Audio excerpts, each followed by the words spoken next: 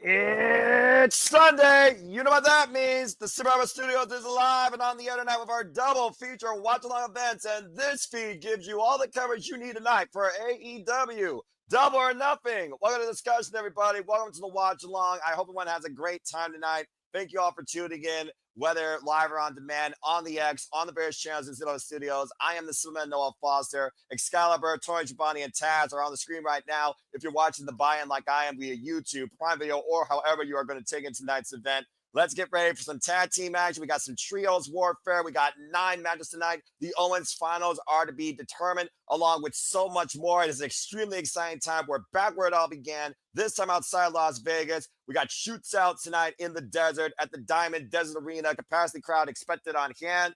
So let's go ahead and get ready to get right into this thing. And again, if you want to dictate the conversation, Super Chat, PayPal of Passions, it's as simple as that. And we're kicking things off with women's tag team action. All hail the Megasis.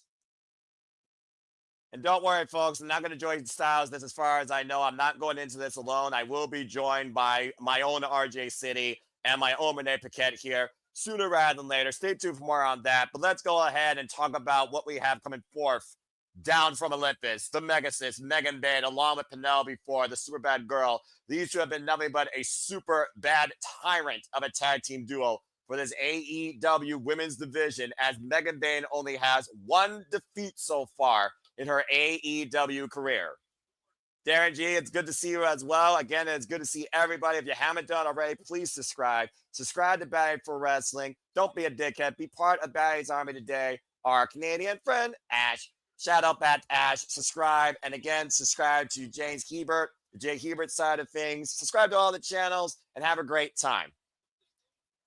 It's one of those things, though, that Megan Bayne and Penelope Ford, ever since they became together as a tag team, we still don't know the full story or extent behind it, but they have been an absolutely effective duo. Currently 2-0, by the way, in tag team action together. Let's not forget, Megan Bayne and Penelope Ford have a win over Timeless Toni Storm and Thunder Rosa, also known as Thunder Tits. One AEW Women's World Champion, the current AEW Women's World Champion. It looks like we're about to feel the wrath and get a little bit crazy with Anna Jay and Harley Cameron. Anna Jay once called, of course, the star of the show. These two are going to be the stars of the Double or Nothing buy-in tonight, both singing their first win over Megan Bayne. They couldn't do it in singles, but maybe they can do it as a duo. And by the way, happy birthday to the Tribal Chief Roman Reigns. We acknowledge that's a fet. Thank you so much for that. Happy birthday to anybody celebrating a birthday in and out of the business. And also, happy Memorial Day weekend to you all. We're glad to bring you in ahead of Monday with our double feature coverage of NXT Battleground and AEW Double or Nothing. Shout out to Walter Cruz and DJ of Rock and Robes that will be covering NXT Battleground. You guys could also find that across all the feeds here at the Super Reliable Studios. I know, Safet, I got you, bruv. Walter Cruz speaks typo, so it's all good. Anna Jay and Harley Cameron are a team that is all about fun. Megan Bayne is just about breaking people and forcing them to bow down. Referee Mike Posey for this first contest. The bell rings. We're officially underway. Continental tie-up here with Megan Bayne and Harley Cameron. You gotta admit, Harley Cameron gave Megan Bayne a run for her money on Collision if y'all watched that singles match. And we've seen Harley Cameron really flourish into her own ever since basically being left on her own since Saraya is no longer all elite. But how do you overcome the strength, the absolute dominance of the Megasis? And Harley Cameron, though, afraid of nobody, will fight like a hell-bent vixen all night long. The standing switch, the waist lock, trying to suplex Megan Bayne. Not sure how much he's going to get out of that. Logan James, you might be on to something, and thank you for tuning in. Pushed into the corner. In tag team wrestling, of course, 101, isolate and dominate. We are 55 minutes and 50 seconds away from Double or Nothing, going officially live on pay-per-view worldwide. Again, folks, you're watching the buy-in, you'll see a QR code on your screen, whether you're watching on YouTube, on all AEW social media platforms, or Prime Video itself. You can watch through Prime Video, through Fubo, Dave & Buster's, through YouTube. Internationally, you can watch through Triller TV, payview.com, and so many other feeds. So if you can, please engage and enjoy us tonight as we bring you in to Double or Nothing on the road to All In, 46 days away. That's Penelope Ford bringing that flexible background. Oh, paintbrush and Harley Cameron. Side headlock here. And of course, Anna Jay, formerly part of the Jewish Society, formerly part of the Dark Order, number 99. Of course, wants to choke someone out tonight with the Queen Slayer. Now in. Anna Jay with a dangerous kick. The flexibility by Anna Jay, of course, a former cheerleader, an AEW original. Nice snapmare, double team. Blockbuster here by Anna Jay and Harley Cameron. The crowd fired up here tonight. I'm loving this so far. I also love the set, by the way, too. Oh, look at that. Strike a pose. Why don't you? Oh, wait a minute. Oh, my word. Well, that's a whole different form of a stink face right there. Oh, I'm Megan Bates saw enough of that when that pumpkin to the side ahead of Harley Cameron. Man, that high kick rocked Harley Cameron back to Australia. And Penelope Ford taking back control here with the wrist. And just booting Harley Cameron in the side of her head. And of course, folks, we have a stacked deck tonight. We have the two finals of the Owen, Jamie Hayter versus Mercedes Moné, Will Ospreay versus Heyman Page, Anarchy in the arena. Nice gut busted there by Penelope Ford. Here's the cover, back press, and gets 1 count. And you can see right now, if you're watching along with us, all the different ways you could actually watch Double or Nothing tonight. Besides Mariah May, let your thoughts be known. Let your predictions be known. Who you think shows up tonight? Who comes out and wins both Owens? Do we get a new signing that's all elite? Who gets hurt? Who leaves on the stretcher? What anarchy ensues tonight? Let your thoughts predictions be known outside DraftKings here, and we'll sure to bring them up here at the Speedball Studios throughout the entire night. On a J now, legal Penelope Ford. Of course, we saw Penelope Ford and the bunny, Allie, of course, now representing Team Canada, and the brawl, border brawl, courtesy of TNA on YouTube. Drop kick, cover, gets a 2 count. And again, our main event tonight, folks, is Will Ospreay and Heyman Page, the men's Owen Hart Tournament Finals. Harley Cameron, though, nice scorpion kick. Harley Cameron, so multi-talented, ventriloquist, singer, artist. And right now, swinging a miss. The agility of Harley Cameron outlasting. Oh, and outsmarting Megan Bain. Nice stun gun across the second rope. And Safet, really? We're going to go with that? You really are going to start that? No, we got Toni Stormy and Shirakawa later. Uh-oh. Look at the strength of Megan Bain with the deadlift German. And right now, Charles, yes, it is just I, the simple man, as my commentary cohorts are trying to figure out stuff once again. I guess I'm the only one that knows how to get stuff done within 5 minutes, but I hold nothing against them. Not the first time I've been here by myself with y'all. And again, as long as I want to enjoy his life, enjoy wrestling, and more importantly, support my friends, then I know I'm doing something right. Big splash by Megan Bain as Penelope Ford flips in the corner with the back elbow strike, rocking on a J. The power. Nice exploder. Now Penelope Ford is legal in the cover. Hook the far leg. Gets a 2 count. Nice try to capture the wind off of Megan Bain's absolute authority over Anna Jay. As again, Megan Bain looks to make the entire AEW roster bow down. Right now, Harley Cameron in no condition to make it the tag, trying to get back up to the apron. And Penelope Ford again, just stun gunning on a Jay across the second rope. Bullyman! Hey, what's up? Good to see you. Thank you so much for tuning in. Matthew, I hope you had a wonderful time last night's Saturday's main event along with Gino. And again, stay tuned, folks, for the No DQ review. Of course, moderated by either Gino, Virtue, and of course, Con Andrew. Shout out to my Florida brothers, Matthew and Gino. I'm glad you all had a great time last night. And I'm glad that those that tuned into our coverage last night also had a fun time. As, of course, we have so much coming up for WWE, AEW, NXT, ROH, TNA, independent promotions galore, including out into GCW, HOD, and some more, and JPW. So stay tuned. Face first on the J right now with Megan Bain. Oh, jeez. Sana J coming back from a Stardom excursion, in case you're all wondering. The same place Megan Bain was with Micah, former Goddess of Stardom Tag Team Champion, Divine Goddesses. Another Explorer suplex in the cover, gets a 2 count. And Anna Jay right now is showing great resilience here in the face of the Megasis. Of course, we saw Megan Bain upset this entire division, getting involved in Anna Jay and Penelope Ford's 4-way eliminator with Timeless, Toni Storm, and Thunder Rosa. Penelope Ford and Megan Bayne doing a great job here, isolating Anna Jay here in the early going so far. You know, with the idea that there could be an AEW women's tag team division, you got Anna Jay, Harley Cameron, Penelope Ford, Megan Bayne, you got the Vendetta, you got Julia Hart, Sky Blue, possibly Toni Storm and Mina Shirakawa, if not Thunder Rosa. There's some good depth here where they actually could really build something out of this. So I'm looking forward to seeing if that comes to fruition, as well as the Ring of Honor Women's Pure Championship. Anna Jay still fighting back against Megan Bayne, who literally just outpowers everyone here, not named Chris Statlander possibly, in this women's division. As Megan Bayne hoists up Anna Jay, unable to escape though, and Anna Jay jumping on the back of the Mega Sis, looking positive for the Queen Slayer. And Megan Bayne immediately pushing Anna Jay into the corner. And Megan Bayne lining up Anna Jay.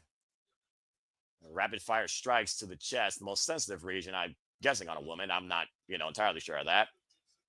Creating distance with the single leg. Can't get a blockbuster. Up the ropes. Tag made to Penelope Ford. Tag made to Harley Cameron. And Harley Cameron looking to make Penelope Ford feel the wrath. Nice clotheslines, arm wringer. Beautiful net breaker. Harley Cameron, Scotty, Megan Bayne, swinging a miss, up and around, looking for the takeover. Where she stops, nobody knows. The Harris. Megan Bayne for a ride and disorientating her opponent. Harley Cameron is such an inspiration for so many young female athletes, including herself, not just in Australia either. Shout out to Jessica McKay. Oh! And Cassie Lee. As Ford and Bayne stepped up in the corner by Harley Cameron, looking for a 2-for-1 There is no way. There is no way. Uh-oh. Yeah, not. Oh, double DDT by Harley Cameron. The pendulum DDT and the cover on Penelope Ford to win. Kick out at 2. Oh, man. That was an impressive counter right there, using her own opponent's momentum against them. A tag made to Anna Jay. Leverage is key, folks. And shout out to Zoe Stark, by the way. I wish you nothing the best for continued recovery efforts. Now looking for a double suplex from Megan Bayne. Stopping that, though, hooking out both Anna Jay and Harley Cameron for a double German. The strength of Megan Bayne. And right now, Megan Bayne dragging Penelope Ford to her corner. Tag made. Megan Bayne now legal. And now what is Penelope Ford? And Megan Bayne hoisting Penelope Ford up on her shoulders. What the hell? Whoa, man! Dropping her on top on a Jan on the camera on the outside. I mean, sometimes the best weapon you could have in a match that's legal or not legal is your own tag team partner. Ford and Bayne control, bringing Anna Jay back in. And now Megan Bayne looking to send Anna Jay for a ride. Send out power bomb. And right now, unable to pin Anna Jay, Harley Cameron, I believe, is not legal, trying to take down Megan Bayne with the DDT. And Harley Cameron, Sky Penelope Ford, Matrix escape into the cutter by the super bad girl. And Penelope Ford right now with Anna Jay, get to the midsection. Anna Jay, swing her around, hoist her up. Glory bomb! Down goes Ford, face first. Well, Megan Bayne, oh my God, flies with the clothesline. And all 4 women are down in this tremendous opening contest. We are off and running hot, folks. Take a look at the strength by Megan Bayne, hoisting up 2 women at once, deadlift German. A double German. And then sending forward freaking flyer miles on top of them to the floor. And now Megan Bayne and Harley Cameron, I believe, are still the 2 legal ones, or it's Anna Jay. I've lost track. I think Mike Posey's lost track, too, if being perfectly honest here. And Megan Bayne might be looking to end things here tonight. Going up to the top rope, possibly. As Anna Jay, I believe, is also legal. Anna Jay able to get up to her feet, though, and stop the Mega Sis ascent. Might be looking to meet Megan Bayne up in the high-risk district. And Harley Cameron coming to the aid of his partner. Harley and Anna looking to take Megan Bayne for a ride. I'm not sure if this is wise, but maybe 2-1 can do it with the superplex. And Megan Payne down the ring on a J with the cover to win tonight. Kick at 2. It's like everyone's kind of still stunned from that earlier exchange here. And kudos to Anna Jay and Harley Cameron. Double team and Megan Payne taking her down here. Again, Megan Payne has only been pinned once, folks, so far in AEW. Trapped in the big package of timeless Toni Storm as she takes both down with a double clothesline. And Megan Payne's fired up here. Tag made to Penelope Ford. As Megan Payne hoists up Harley Cameron. Electric chair position. Uh-oh. Doomsday device might be incoming. Penelope Ford. Whoa! Harley able to flip out of it, though. Eats an elbow, though. Ford right now. Legal. Avoiding pretty predicament. Low bridge by Anna Jay to Megan Payne on the outside. Meanwhile, it's her finishing move! It's her finishing move! Harley Cameron back press! Harley Cameron with the win!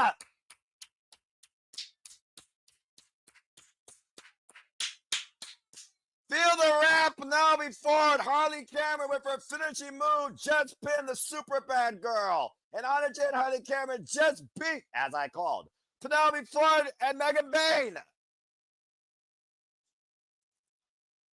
Impressive as we look at the replay here. It's her finishing move driving Penelope Ford down with her own version of Crossroads too. Back press, look at the far leg. Harley Cameron with the win tonight with Anna Jay. Congratulations. About to say, if you can't beat Megan Payne one-on-one, maybe you could do it with a friend. And why she didn't get pinned, that's gotta be embarrassing for Megan Payne and Penelope Ford tonight on the buy-in. Obviously, you can see the frustration on Megan Payne and Penelope Ford. Woohoo! 1-0 so far for me. And again, folks, we're double nothing buy-in. We're off and running. We are 43 minutes away. You still have time to, of course, purchase this pay-per-view if you choose. Otherwise, please be along with us for the ride the entire time as we go back up to the stage with Renee Paquette, with RJ City, and with Double J. Let's go ahead and get your comments up here real quick. Nicholas Ferrante, I don't know. I'm sure they'll figure it out eventually. Maybe I have to say their name. And Matthew saying, did not expect Harley to get the win. Feel the wrath. Don't underestimate two women with a common goal, especially two women named Anna Jay and Harley Cameron. Dwayne Atkins is saying, holy crap, I took a gamble picking this to win. Wow. Dwayne, sometimes I'm right. You just need to listen to me. Or as Okada would say, trust me.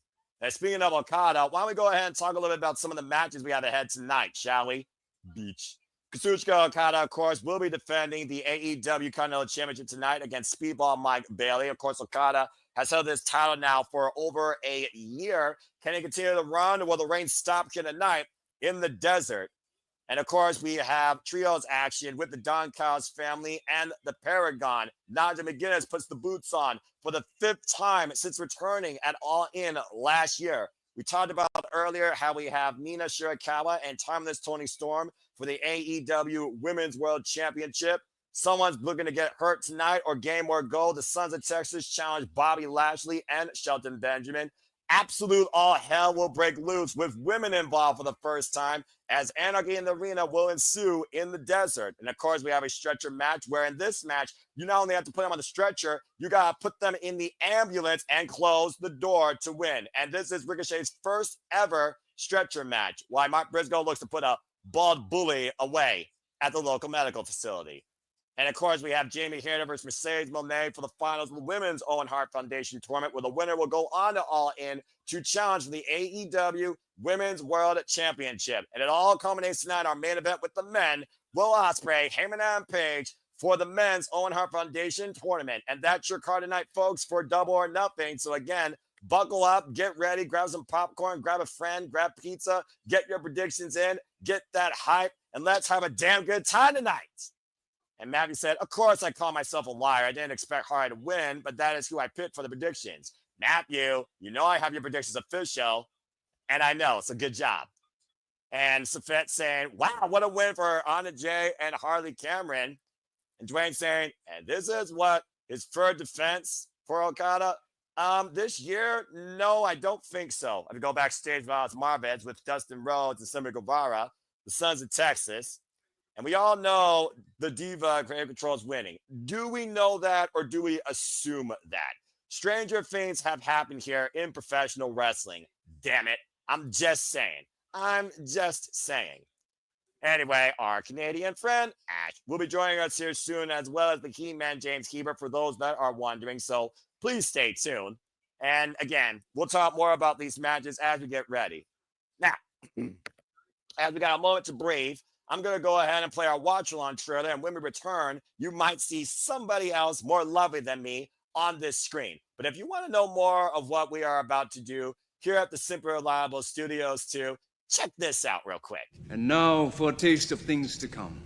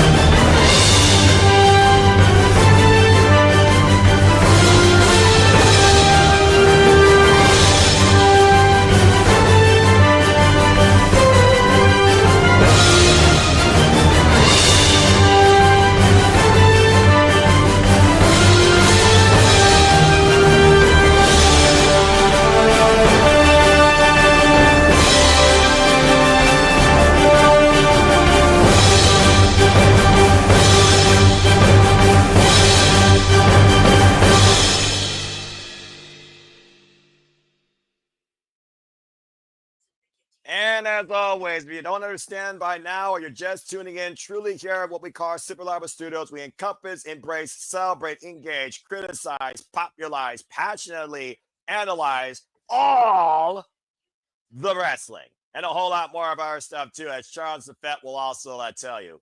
All right. Well, again, we are still waiting for our next bit of action. We are 37 minutes and 30 seconds away. So I want to give a shout real quick to the other side of things with Walter Cruz and DJ covering NXT Battleground tonight. Will Joe Hendry or Trick Williams make history as the TNA Championship is on the line? Stephanie Valkyrie, Jordan Grace for NXT Women's Championship, NXT Women's North American Championship. So Ruka, Kalani Jordan, 6-man tag team match and a battle for the Dawn supremacy as we know it between Tony D, Channing Stacks Lorenzo. We got the Colin. We got Josh Briggs and the tag team champions too. And of course, Obafemi will defend the title against Thundercur's boyfriend in Miles Bourne, looking to prove a point for so many people. Matt Helms, I'm doing very well. Now, that being said, follow me with this jingle.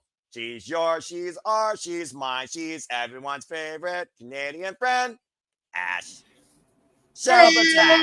Ash. Hello, Ash, and welcome back once again to the virtual commentary booth. I'm looking very forward, engaging, calling, analyzing, humoring, and discussing Double or Nothing with you. How are you?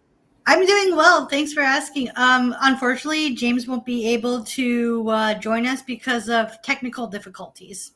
As it happens.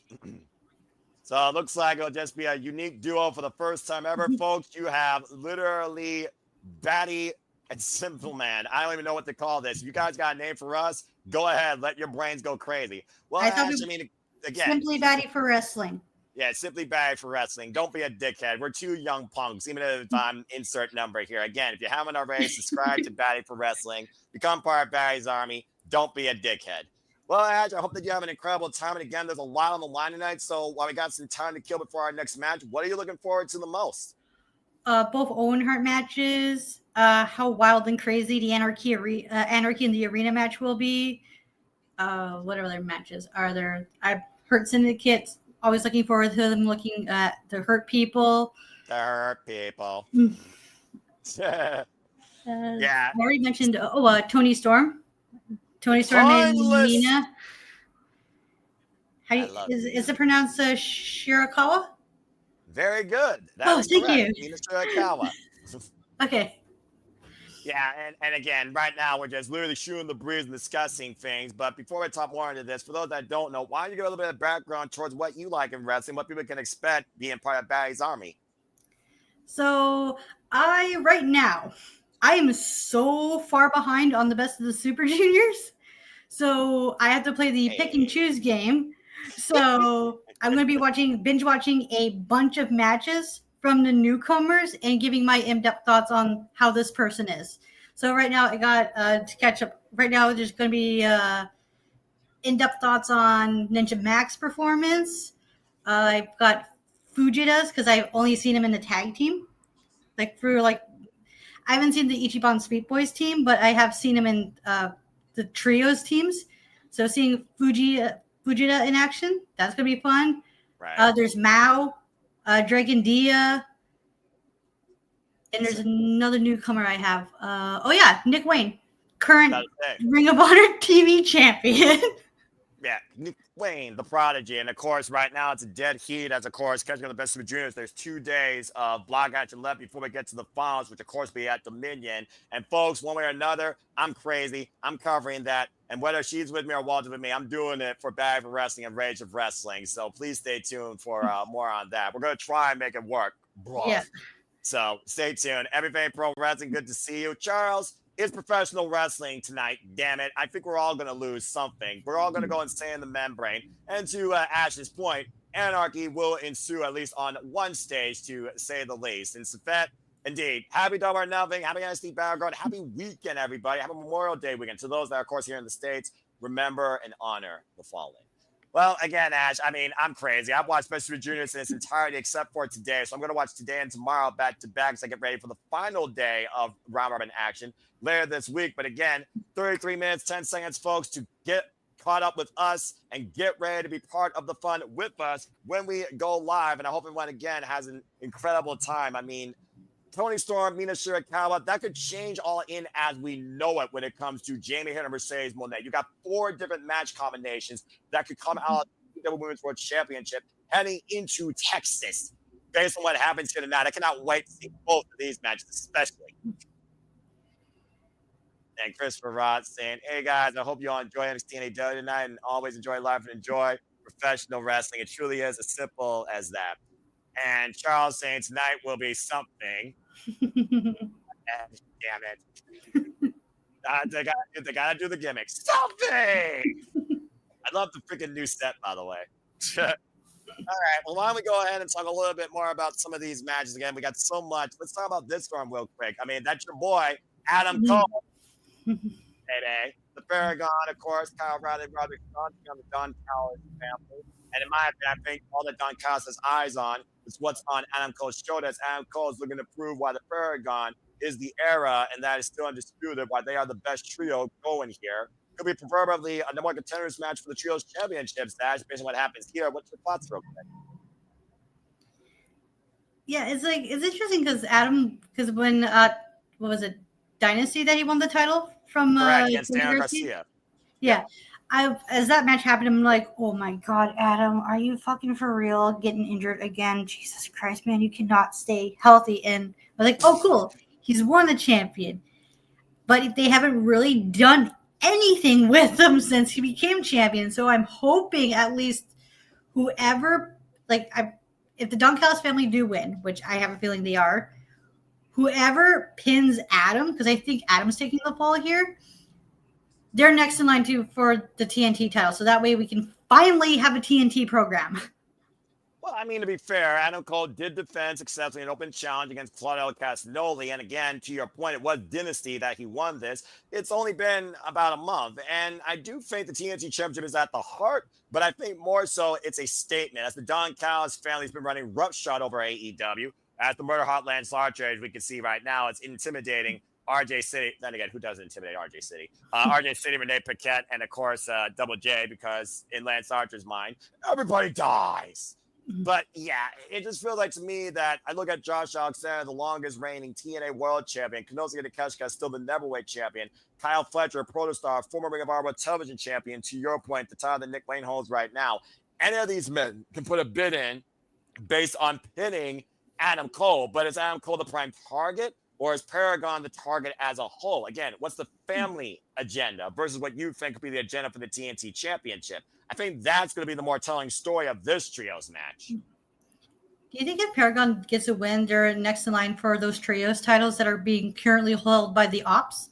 It's entirely possible. And of course, the Ops, they won't be defending the Trios Championships tonight. They'll be taking place ensuing Anarchy alongside Kenny Omega, Swerve Strickland, and taking on the Death Riders and the Young Bucks. I mean, first time we're seeing women involved here. It's the fourth Anarchy in the Arena match since this match inception. Only heels have won every time. But we saw what happened Wednesday night when a person not even involved in this, Gabe Kidd, came in and evened the numbers and even put them in Jon Moxley's favor. So don't think that Gabe Kidd is not on Jon Moxley's push red button in case you need to cause shit here. And if we do happen to see Gabe Kidd, will we see a return of Eddie Kingston, who has been out with injury for a while? Yeah, he's been out of injury ever since Resurgence last year when he probably broke his legs and Gabe Kidd beat him for the strong openweight championship, as we remember, in that last man standing no ropes match. But we know that he's been on the road to recovery, trying to get better. And also Chris Statlander with a very ominous warning in her apology to Little Nightingale, because she could be dangerous. Be careful who you push. Be careful who you're with. Of course, Little Nightingale came in last year as TBS champion, lost to Mercedes Moné, and her friend betrayed her, decking her on the stage. Since then, we saw one of the most violent rivalries unfold at All Out last year with Will Nightingale and Chris Statlander. And while Chris was in the Owen, she failed to get here tonight in the finals. Willow is fighting here tonight at Double or Nothing on behalf of AEW. But again, can her and Chris come back together as the best friends we know them as? Or could Chris Statlander become a factor here that goes against AEW and maybe works with Rhea Shafir for a different purpose? That could be interesting because we don't know Statlander's motives right now, and I guess we won't know until the match starts where she aligns. Is she with Willow or is she with the Death Riders? Because that'd be interesting, like Death Riders having two women in their group. That could cause for an interesting dynamic. Well, with this rumor of AEW Women's Tag Team Championships, and we just saw Anna Jay and Harley Cameron outsmart and outlast the Megas, Megan Bayne, Penelope Ford. Maybe the Death Riders want more control. You get more gold, you get more control. We've only seen the Death Riders win one time, and that's when they lost the Trios Champions to the Ops, to your point. And you know they're hell-bent on keeping control in AEW and destroying it. That's the reason why Gabe Kidd decided to align with the Young Bucks and Jon Moxley's vision.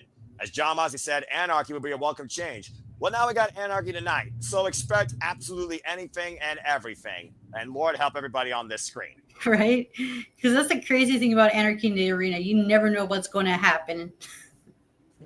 I mean, again, you think you know what's going to happen, and then you don't. Right? And there's a little bit of Canadian love for you, Ash, courtesy of Nicholas. Or Canada.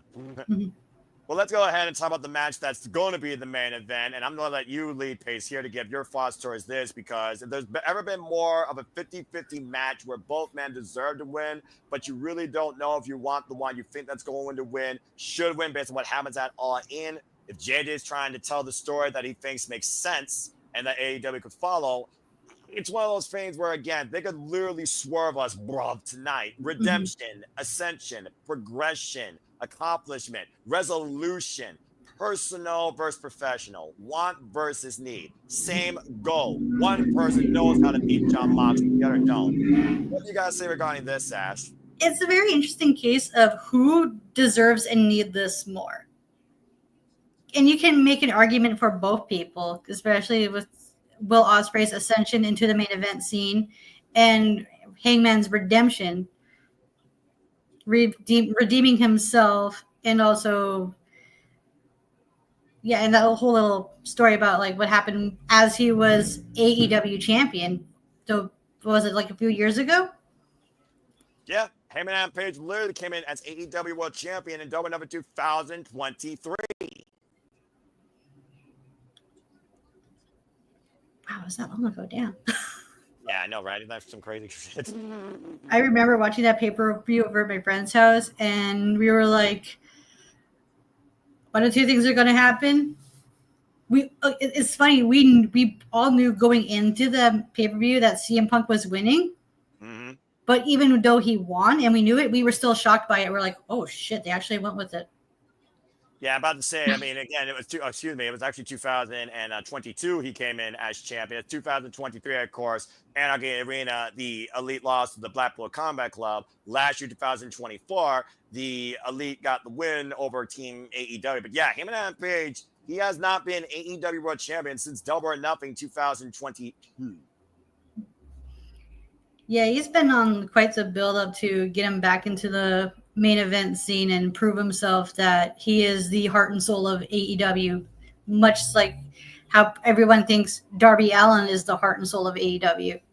Right, and congrats to Darby Allin again, climbing Mount Everest. We'll see soon enough when he may return again, folks. You still have time to join us, to watch along with us. You can watch Double or Nothing by purchasing it via Prime Video, like me. You also have YouTube, payperview.com. You have Fubo, cable and satellite, pay-per-view TV, courtesy of Triller, Dave & Buster's Select, Main Event Australia, internationally, domestically. If you can, be part of the fun. Otherwise, we're happy to be that blind conduit to you. As Ash, I believe it's time for you and I to call our first match together, because here comes the crew.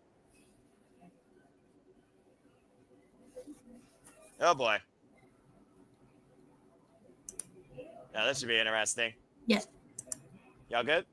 I'm trying to see if I can become live because am I live now? Able on Prime Video just to hit the live button. You should be seeing Crew, of course, right now, who won their last preview match at AEW Dynasty. Lest we forget, they were part of a buy-in match there, and they did get the win. But they lost against the Sons of Texas on Collision, and that's why the Sons of Texas will challenge the Hurt Syndicate for the AEW Tag Team Championship. So the Crew are looking for a little bit of payback tonight. Did their nameplate just disappear? Yep. Okay, we're caught up. That's great. You can look at the clock. Let me know when your clock says 23:20, and that way you're perfectly fine. Mine says an hour and 6 minutes. No, I mean the little digital clock up in the corner, that Double or Nothing countdown. Did you see that? Live 37:12. You have 37:12? Really? I had Double or Nothing. It says 23:10 for me. Oh. You might want to get out of Prime Video and go back into the live feed. Okay. Right now, I'm getting Roppongi Vice entrance courtesy of the Don Callis family. Double or Nothing clock in the top left-hand corner. Countdown clock says 22:55. Let me know. Oh, that countdown clock. I was looking at the StreamYard one. Sorry. You're fine. You're fine, my friend. What's your countdown clock at? Yes, I see the Roppongi Vice. Okay. I was looking at the wrong countdown clock. The wrong countdown. The final countdown to the show versus the onward count up of the stream. So what's your clock at for Double or Nothing? 22:45. What you at? I'm at, for Double or Nothing clock, I am at 22:29. Okay, I'll let you know once I'm there. I'm a little bit behind you. Okay. Only like 7 seconds behind you. You're fine, pal. You're learning, all right? She's learning, folks. She's learning. 22:30. Do you want me to Okay, perfectly in sync. There we go. Okay. Well, now, Ash, you've been a fan of New Japan Pro Wrestling. So in a previous life, we know Roppongi Vice, now Roppongi Revice. They are former IWGP Junior Heavyweight Tag Team Champions, but ever since Rocker Man Trent Beretta, along with the Don Callis family, they've adopted this whole new selfish attitude. Yeah, because I don't think I've seen Roppongi 3K or any of the Roppongi variants as a heel team. So this is like a whole new dynamic for them. Well, maybe it could be a new lease on life. And here comes A.R. Fox, one of the most dynamic athletes. Surprised he was not involved in Best Super Juniors. That knows how to bounce and fly. Shares of Jim Evans and Leon Slater. Also, Ring of Honor OG. He's held 16 different titles across 12 different promotions. Definitely a journeyman of the business, to say the least. Absolutely. I've only seen like a handful of AR Fox matches because I don't follow Ring of Honor as closely as I should. That's fair. I get that. But have you followed Commander any more than AR Fox, the former Ring of Honor World Television Champion that Nick Wayne beat for that title? That was my introduction to Commander. Oh, there you go. So what do you think of Commander out of that one match, and how you think that this dynamic of him and AR Fox may work together with a man that's undefeated in AEW, the ever so exhilarating Hologram? This is my introduction to Hologram. I've seen like properly, because I've seen like little clips here and there, And this appears to be like this is gonna be a fun high flying tag team, and I love me some high flyers because when I was watching that Commander Nick Wayne match, my immediate reaction was, "Oh my god, I like Commander. I want to see more of him."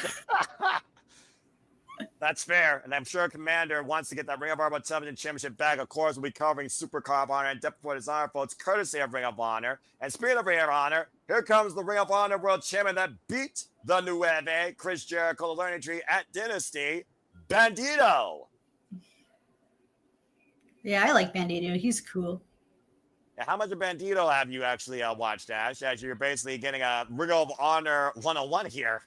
I don't remember like how many matches, but I've seen like a few of them prior to Chris Jericho because I used to watch Ring of Honor back in 2016, and I'm pretty sure he was like a big staple. I don't remember like who he was facing, but I do remember enjoying his work.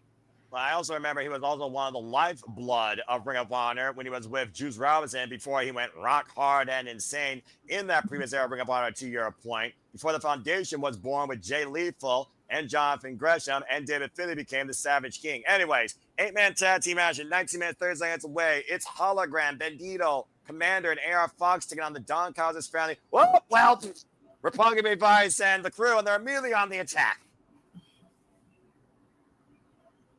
I would say I'm surprised, but I'm not. And to your point, Roppongi Vice started back in 2015 as a team. Wow, that long ago, huh? Yeah, they've been a team now for over a decade. I've seen them in and out of the Tokyo Dome and Dominion. Of course, Trent Beretta, formerly a best friend, Rocky Romero, part of the higher office in New Japan Pro Wrestling. And still one of the strongest going junior heavyweights of all time. Now we got a forever clothesline train here against Bandito. Whoop. Able to get out of the corner was Bandito, the Ring of Honor champion. Super kick to Rocky, and it looks like things are going to try and get organized here. It's, of course, running down the card here tonight, Ash. Yeah. And I would say that you're definitely on point about the high-flying dynamic of this foursome. Commander, Bandito, Hologram, and, of course, AR Fox. Isolating Rocky Romero right now in the ring. Uh-oh, this is not going to end well for Rocky. Oh! And Rocky Romero just got drilled by almost all four corners there. Oh, I think I might be a little bit ahead. Like, what are you seeing on your screen right now? Well, just tell me your double or nothing clock in the top left-hand corner of your screen. 1744. Okay, just pause it. At 1744, I'll let you know when I'm at 1744, and we're fine. We got this, pal. You'll be fine. Again, it's the buy-in. We're just having fun. We're talking Ring of Honor. We're hyping Ring of Honor, and I am at 1744. Okay, there we go. Now we're perfectly in sync. And right now, Commander, the legal competitor for Team Luchador. Commander, of course, you see the title there. Commander and Hologram are known as Los Titanes de Aire. Of course, Titans of the Air. And nice. Oh!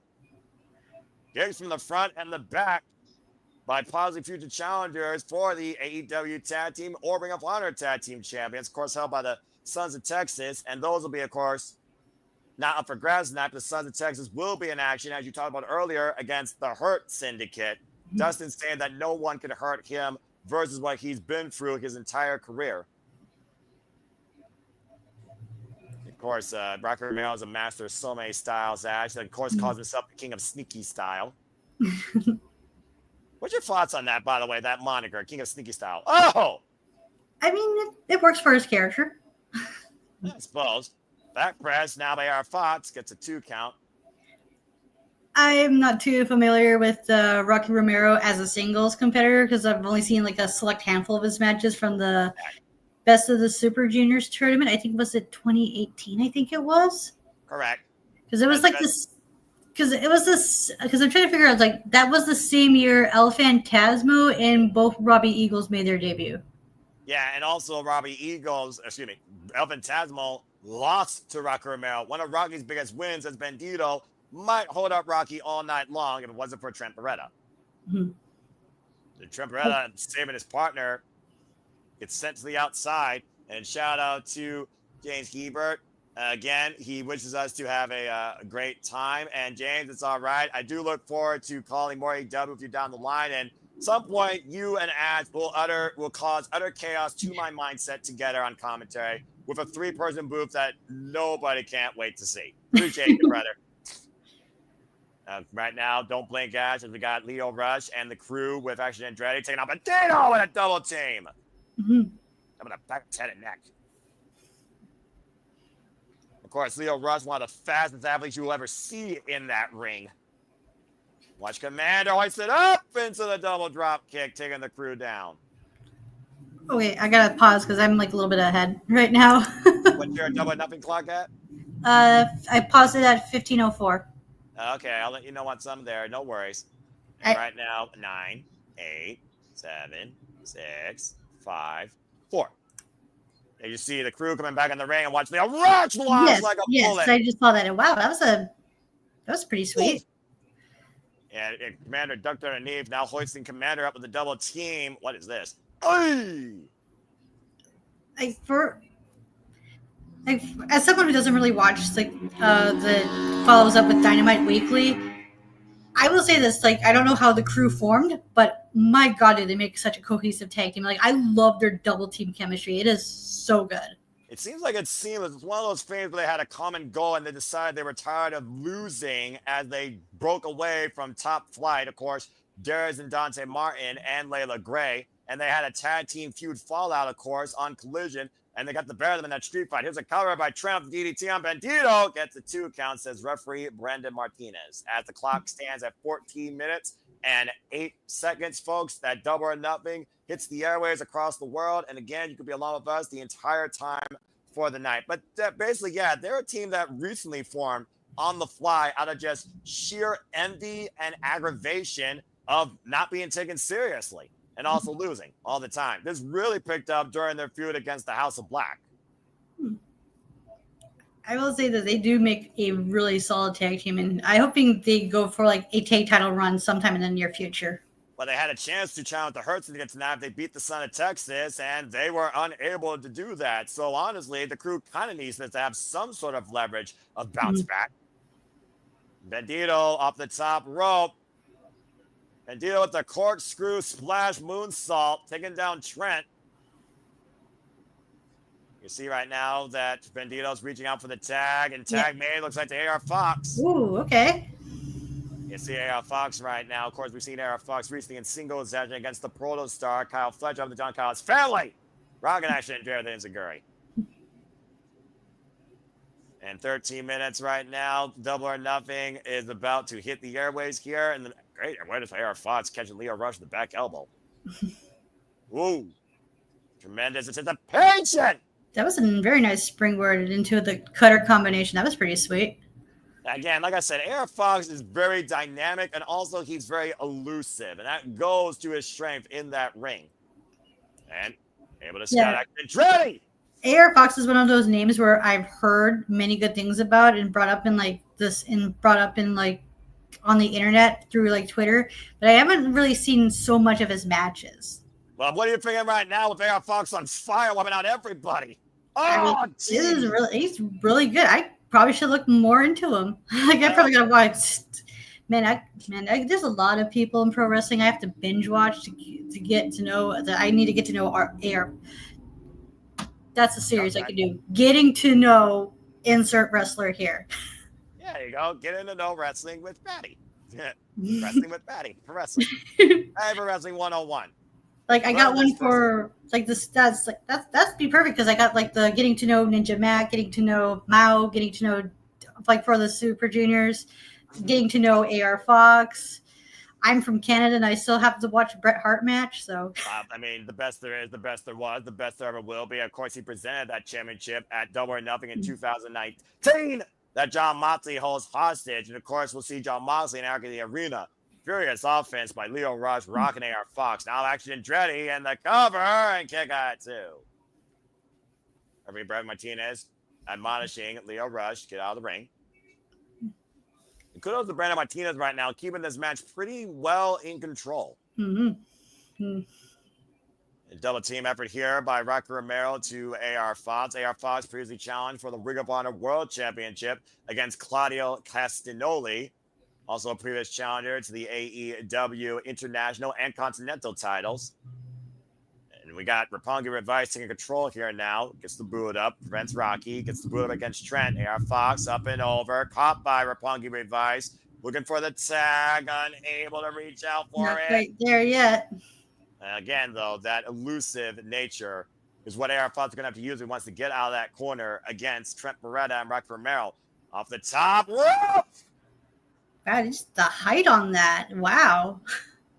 Again, it came down hard on that, though, in his lower tailbone. He may have wiped out Trent and Rocky in the process, but you see how slow he is to follow up to go for the tag.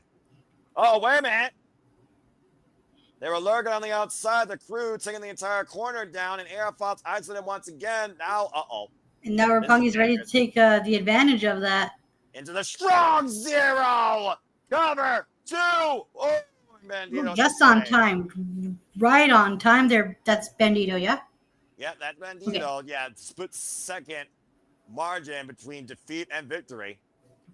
Way too close for their liking. Trent Beretta and Rocky Romero have won the IWGP Junior Heavyweight Tag Team Championships with that move. Yeah, and they've made for a very solid tag team, as we are seeing on this match as well. It's been a while since we've seen them tag together. We've only seen them tag a couple of times here, actually, in AEW. Of course, that was back when Trent was kinder, giving the people what they want, and he was a best friend. Mm-hmm. But now he's got this like mean streak, and it's seemingly working well for him. It's a much needed change for him. Well, considering last year he lost to Orange Cassidy and then shortly went into obscurity, then tried to injure Orange Cassidy, and he got bludgeoned by a monkey wrench, and then he came back literally a few weeks ago to rejoin Don Callis, and apparently Rocky Romero decided to join the Don Callis family. He very well might be onto something. Yeah, Fox still fighting for his team, trying to get out of the way. Tag made a hologram. And like I said, Ash, you don't know much about hologram. Get ready to be impressed by this luchador who's undefeated in AEW. Oh, nice.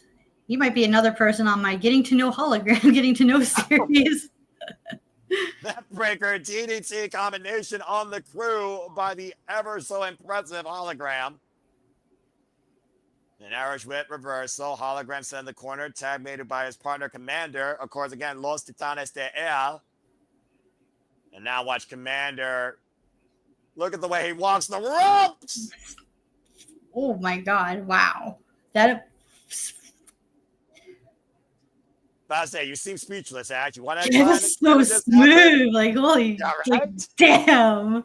There you go. That's what it means. For those that don't know, he walked the ropes and turned it into a rebound springboard deep arm drag.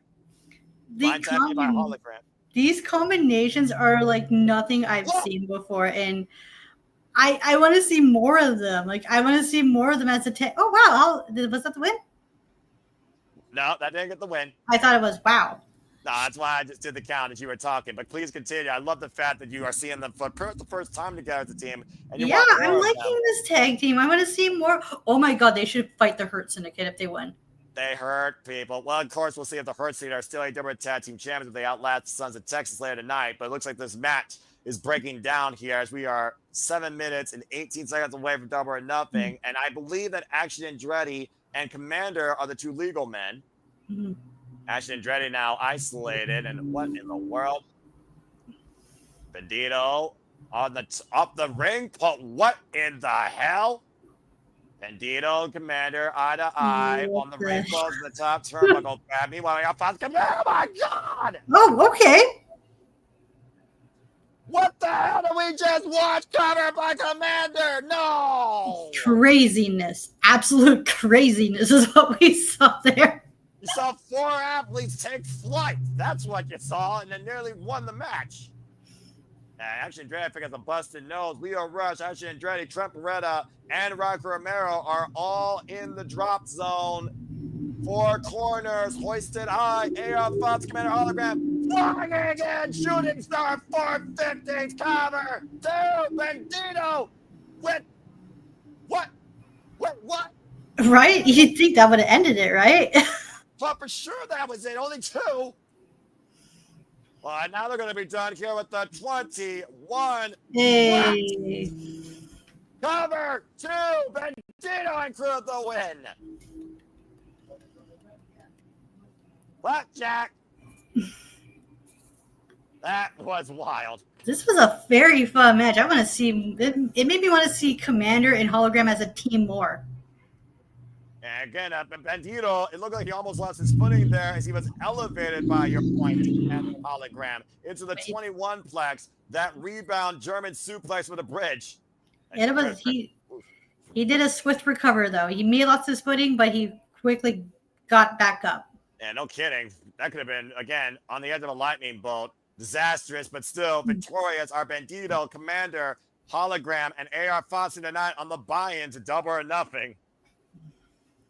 Let's go back up with Double J, Renee Paquette, and RJ City as we'll go back here with our Canadian friend Ash. Continue to get her thoughts not only on that match, but what else is here tonight at Double or Nothing.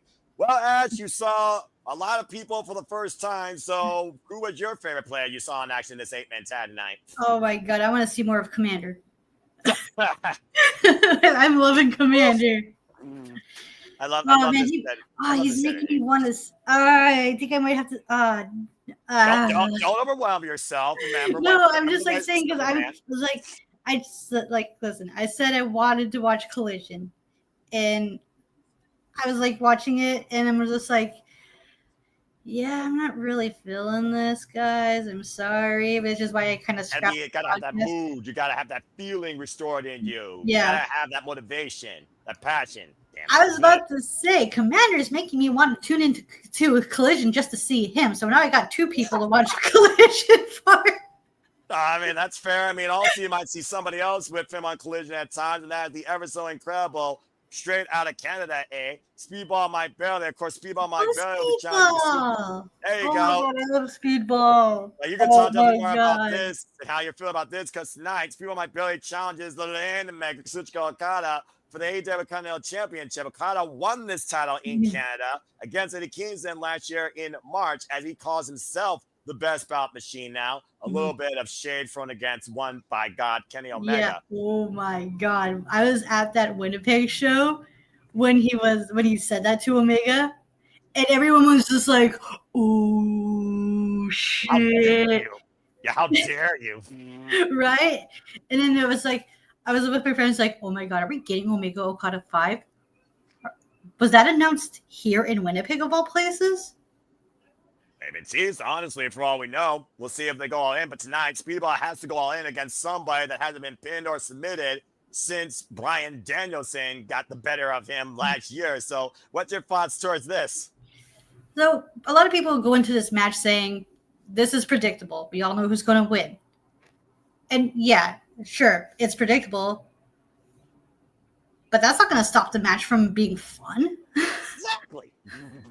It's just like, sure, it's predictable. And the fun about it is, how are we going to get to the predictable match finish? Like, because it's Speedball. Both of these guys, in Okada, both of these are very good at what they do. Each. Sometimes you just watch a match because it's good. Like, it doesn't have to have like not every match needs an angle or a story. Sometimes it could just be a fun exhibition match to see who's better. Amen. And I think we're definitely going to get that here. And again, Spiel My Billy, time adventure. We know that Crescent Kick can knock Okada's lights on. To your point, Okada, he's been working smarter, not harder. Shared the most dirty player in the game, Ric Flair, as we've seen him use a little bit of dastardly deeds. But at the end of the day, it's always been the Rainmaker that's been the thing that has allowed him to beat the likes of Will Ospreay, Buddy Matthews, Mark Briscoe, Konosuke Takeshita, multi-persons, triple threats, singles encounters, the Bastard Pac, just to name a few along his illustrious run as AEW Continental Champion. And most recently, Kevin Knight, who of course is competing in Best Super Juniors as we speak. Of course, Speedball Mike Bailey, though, he has not yet been pinned or submitted in AEW. While he lost at Dynasty, it was Ricochet that was pinned after that Avalanche One Wing Angel. Speedball was not. Now Speedball, coming off challenging for the International Championship, finds himself challenging for the Continental Championship tonight. Like, this is going to be like a testing ground to see how well he holds up against Okada. And depending on how well he does, who knows? Maybe he might be next in line after the possible, most likely title unification match. So whoever wins out of the Okada Omega match that we're probably going to get, who knows? Maybe Speedball's going to be next in line for it. It's entirely possible. And again, folks, if you haven't done it yet, don't be a dickhead. Go to Batty for Wrestling. Here is the link. Go to Batty for Wrestling. Watch the feed there. Give it a thumbs up and subscribe. Become part of Batty's Army today for further fun, wholesome content and analysis, courtesy of yours, our Canadian friend, Ash, at Batty for Wrestling. And shout out to the 20 now you across all of our feeds that are tuning into our coverage preview so far of AEW Double or Nothing, as we are mere minutes away as Prime Video just changed away from the buy-in. And again, it is almost time to go live for Double or Nothing. I'm very curious to see what match will actually open the show tonight. So if you were the booker, Ash, not Madman Tony Khan or Aubrey Everett watching the whiteboard, what match you think should actually start the show off? I've seen a lot of on discourse on Twitter about this online, and I like this idea. So I'm going to piggyback off what most people are speculating. Go for it. Because the main event is the Owen Hart tournament. For the men. We open with the women's Owen Hart tournament. I literally had the exact same idea. As we go back into the arena, if you are on the live feed, let me go ahead and bring us officially in, because Ash and City Predicting community and Survival Studios fan base, it's Sunday. You know what that means. We are live from the Desert Diamond Arena in Arizona. We are live across YouTube and Twitter. Here at the Survival Studios. Welcome to our coverage where it all began outside Las Vegas for the first time ever, as AEW brings us Double or Nothing. Welcome to the commentary and reactions. Hello, everybody. Noah Foster and our Canadian friend Ash. And we're kicking things off. Ash, you freaking called it. It's time to find out who's heading to All In the Challenge for the AEW Women's World Championship. Yay. And Ash, it's good to have you part of the festivities, and good to have everybody here watching. Please like, subscribe, comment, tell a friend if you want to dictate the conversation. PayPal prizes or super chats as simple as that. As the CEO, 3 Belts Moné is on our screen. Of course, making it to the finals of the Owen Hart Foundation tournament, beating Julia Hart and Athena.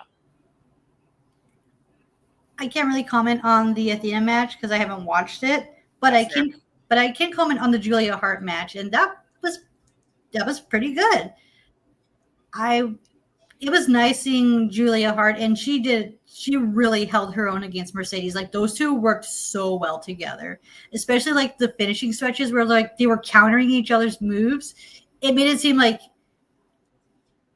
you weren't sure who was going to win, because there was like a couple moments in that match where I was like, oh my God, are they actually going to have Julia Hart win the match?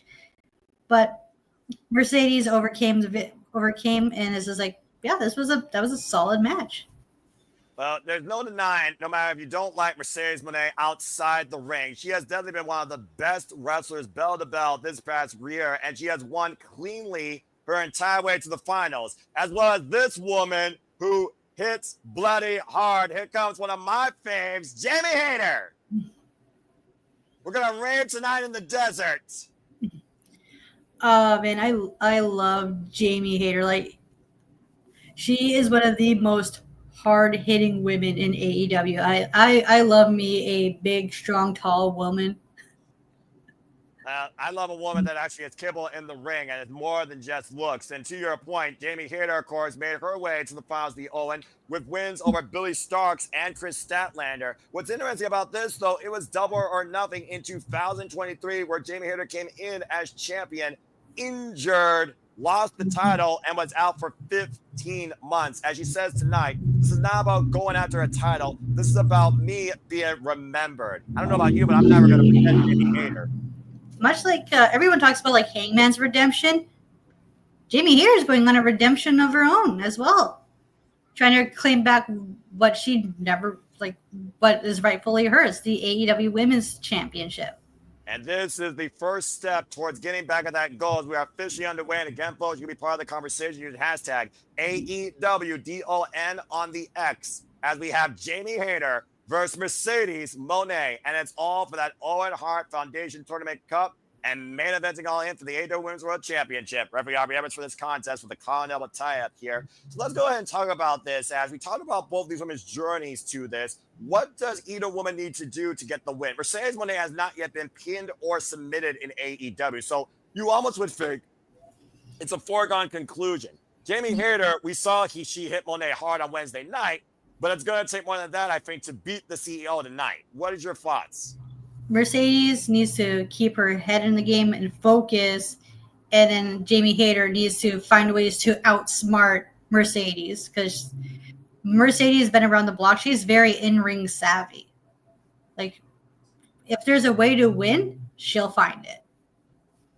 The waist lock applied now in the back, elbow strikes in the corner. I'll be calling for the break. Of course, again, this is a traditional match. Disqualification and countouts are also in play. But pinfall and submission, what matters the most here, if you're going to honor a man that many called one of the best of all time, is, of course, this tournament, this cup, and these two women, for that matter, what they exhibit in that ring is to honor the late, great Owen Hart. Mm-hmm. And you can speak more about Owen Hart, particularly, Ash. Again, we talk about so many great Canadian wrestlers, so many great families from wrestling out of Canada. It's really hard to find another one with more of a legacy than the Harts themselves. Oh, for sure. Yeah. I know about the Hart family, but they were a little bit before my time because I didn't start. Okay. When I started watching wrestling, I started watching wrestling in 1997 after the Montreal Screwjob happened. Oh, I'm so sorry. Yeah. Oh, man, what a plum kick by Jamie Hayter.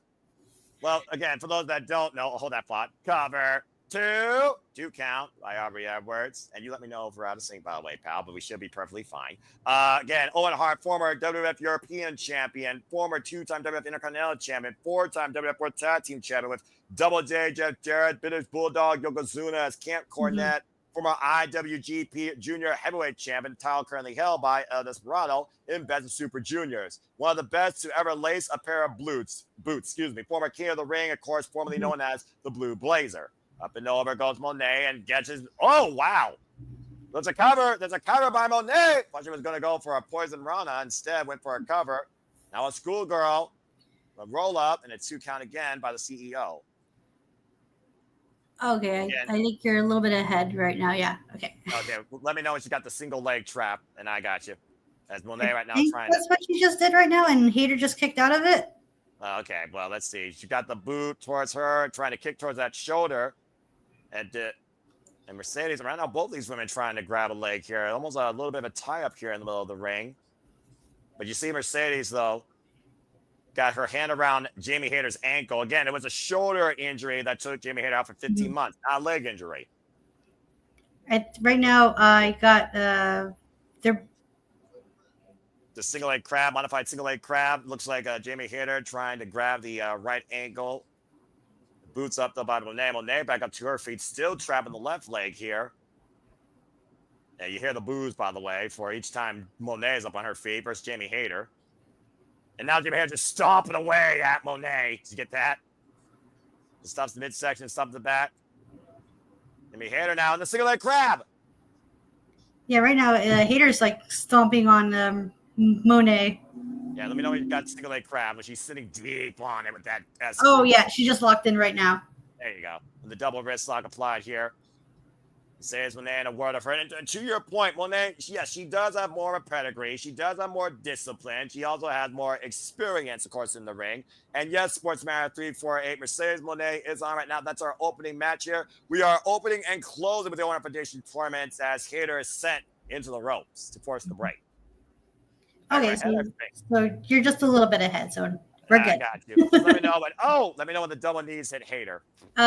Mercedes just hit her right now. Yep, there we go. And Hayter hung out to dry. Through the ropes as Hayter is hung up by her boots on the bottom rope. And that's not a good spot to be in. Oof. Oh, man. Driving her knees down through Hayter to the floor. Back her head and neck, whiplash off the floor there, Ash. That was nasty. It was, yeah. That's quite the tumble. Again, Jamie Hayter nothing to do about it. Yeah, about to say, that Meteora has been one of Mercedes Moné's best weapons in her in-ring offense. It's how she beat Chris Statlander twice to retain the TBS championship. Again, Mercedes Moné still TBS champion now, 1 year, might I add, and she is 25-0 in AEW, unpinned and unsubmitted. Damn, that's quite the record. And also, like the Meteora Mercedes uses, that's what's usually gotten her the upper hand in many of her matches in AEW. Of course, she always ends with either the Moné statement or the Moné maker, of course, the Gory Bomb Face Buster, or the Camel Clutch or STF. And right now, modified bow and arrow here on Jamie Hayter. You see the way she's driving that right knee into the lower spine of Hayter, now bridging and trapping the arms. Well, that's going to play an effect for when she locks in that submission move of hers that won her many matches. And think about the pressure. There's a cover by Aubrey. Gets a 2 count. The pressure on that right arm, too. She might be trying to neutralize that Haterade, that ripcord lariat. Mm-hmm. We saw Moné took that on Wednesday and got rocked. Right. Like taking out the arm, she forces Hayter to find another way to win the match. It's one of those things, though, that I think each match Jamie Hayter has won with a Haterade, but we've seen her evolve at that move as well. Out of the ropes, off a springboard, here's a cover off the body slam, and 2 count for Moné. And right now, Moné on the back of Hayter again. And to your point, another submission hold, applying more pressure to that lower back, a camel clutch. Yeah, she's working on that upper back, so that way when she does lock in that submission hold, it's going to be very nasty on Hayter. I can't imagine Jamie Hayter tapping. I can't tell last time Jamie Hayter did tap, but I know Mercedes Moné can't wait for that because in 48 days, we go all in, and she can go all in if she does that here tonight, submit or beat Jamie Hayter. As you see the all-in schedule there with Dynamite, Collision, Supercard of Honor, and of course the big event itself, Saturday, 12 p.m. Eastern Standard Time at Globe Life Field, AEW All in Texas. A straitjacket hold here by Mercedes Moné now. Yeah, she's really working on that back. Again, that's got to be extremely brutal on both the arms and the back of Jamie Hayter. And of course, Moné literally on the back of Hayter, in between her and the ropes. Jamie Hayter trying to get back up to her feet while Moné is trying to maintain her grip. And pushing Moné up in the corner. Finally forces the break. Back elbow strikes now, rocking the CEO. Oh! And ripped down by the hair. Right? Just when you think Hayter finally got the upper hand, nope, Mercedes is like, nope. Meteora sits in the cover. Yeah, about to say. And Mercedes with Jamie Hayter now with the roll up. Ooh, it's just a 2 count. And throat thrust, and Jamie Hayter pushing Moné in the corner again and launches in with the shotgun drop kick. This might be the opening Hayter needs. Jamie Hayter, of course, former AEW Women's World Champion, beat, of course, Hikaru Shida at Full Gear to win that title. Up and over. And right now, of course, not just earn a shot at the AEW Women's World Championship, but to go all in either against Timeless Toni Storm or Mina Shirakawa. Mercedes Moné, though, outside AEW has not been perfect. We saw her finally lose a piece of gold at Resurgence to Asume, thanks to Mina being pinned in that triple threat. Again, whiplash effect to the head. Here's the cover. Hook the far leg, back press, and the 2 counts. Yeah, that was like a nasty tumble on the turnbuckle there. Then it's, of course, targeting her upper back area. Yeah, upper back, of course. Excuse me, my apologies. It was actually Toni Storm, Rock and Roll Motley Crue Toni Storm that Jamie Hayter beat for the title at Full Gear 2022. My apologies. Lost it to Outcast Toni Storm at Double or Nothing 2023. Can Double or Nothing 2025 be a one-of-a-kind memory on a way to get back to that glory? Again, the knees just being driven into Jamie Hayter just over and over again. Constant work, the back and the neck. Mm-hmm. Mercedes Moné scouting Jamie Hayter again. Jamie getting out of the way, though. Now hooking Moné. Oh! Scooped up into the backdrop suplex by Jamie Hayter. Jamie Hayter not only hit hard, but she lifts up those boots and fights her hardest, Ash. Mm-hmm. Now Jamie Hayter up in the corner on the second turnbuckle. I recently saw Jamie Hayter go back under pro wrestling. and face Alex Windsor in a 25-minute banger. Oh, nice. Nice drop kick there. Shout out to Pro Wrestling Eve. You can follow them folks on YouTube. That was where Jamie Hayter cut her teeth. A little bit of mocking there. And follows them with her own double knees in the corner. I like it. Mm-hmm. Up in the fireman's carry goes Moné. Moné fighting back, though. Oh, and a stiff shot to the spine. Oh, she's going to hit the Three Amigos. Possibly. And again, homage to one of the all-time greats, of course, Eddie Guerrero. The rest of that inspired Mercedes Moné amongst countless others, but literally Moné has been, quote unquote, saying that is her idol. Mm-hmm. Of course, she says this is about her legacy. Still, of course, the undisputed Rev Pro British Heavyweight Champion after beating Kanji in Rev Pro. And of course, has been TBS champion now since beating Will Nightingale last year at Double or Nothing. Oh,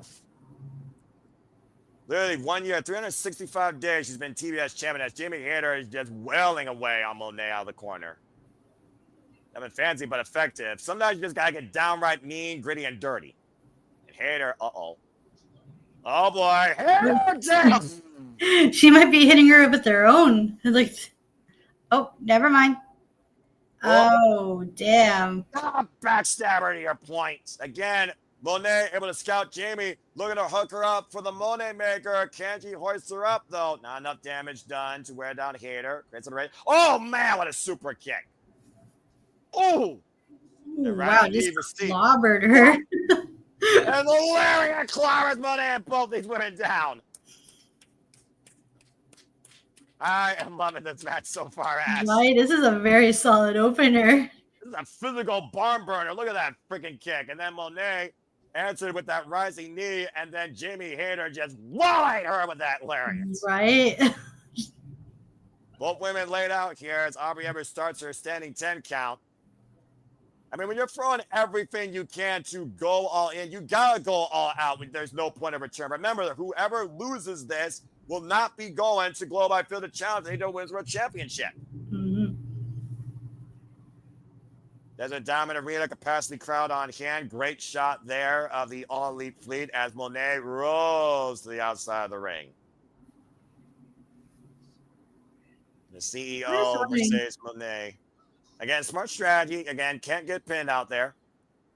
I mean, a lot of people went into this match thinking Mercedes is going to win. I'm loving how they're making it like any of these two women can win. Well, that's been the story of the Owen every match. Look how hard, to your point, that Moné had to fight. Oh man, against Julia Hart just to get her in a small package to beat her at Dynasty. Well, Jamie Hayter losing her footing, but still caught with the step up lariat. Still was able to get that close. I'm not sure if you got enough of it.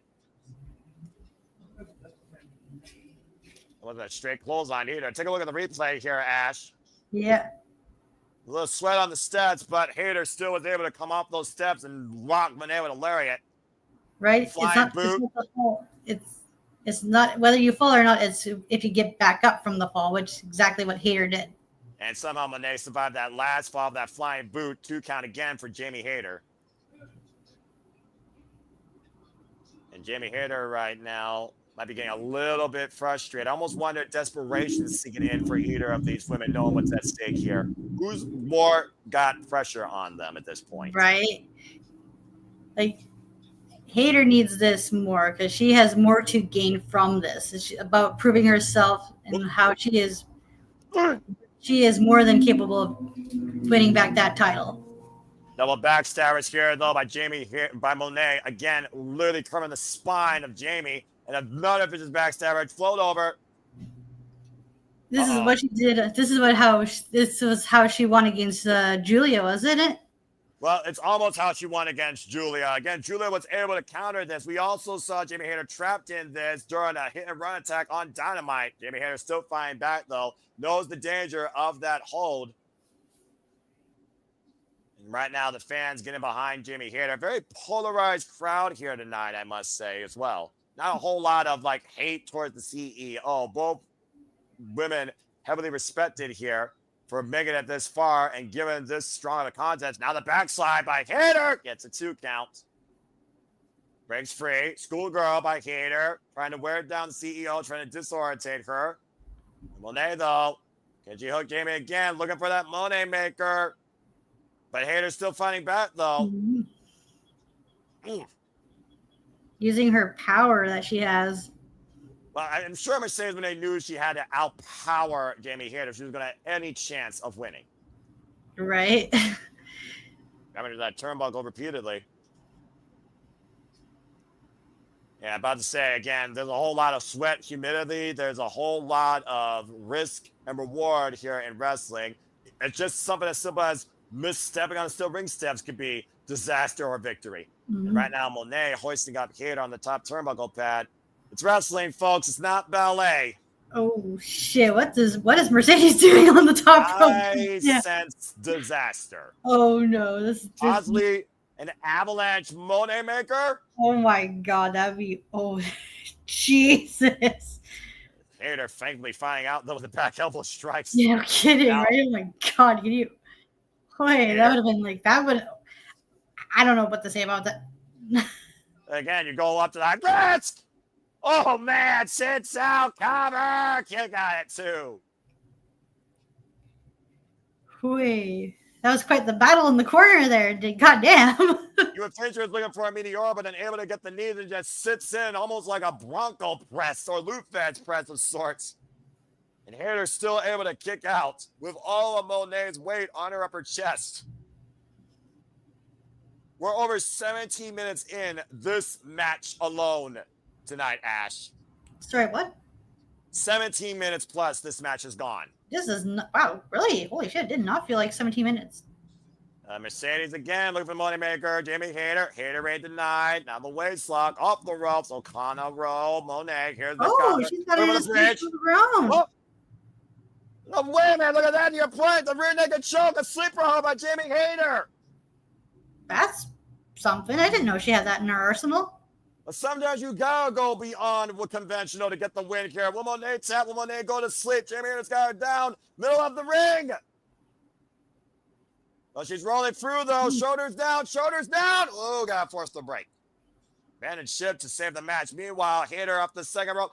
Oh, went for the springboard. Hayter, Moné, though. Mercedes, the takeover. Into Hayter and Moné, the cover. Able to kick out. Immediately kick to position. Uh-oh. Statement maker, center of the ring.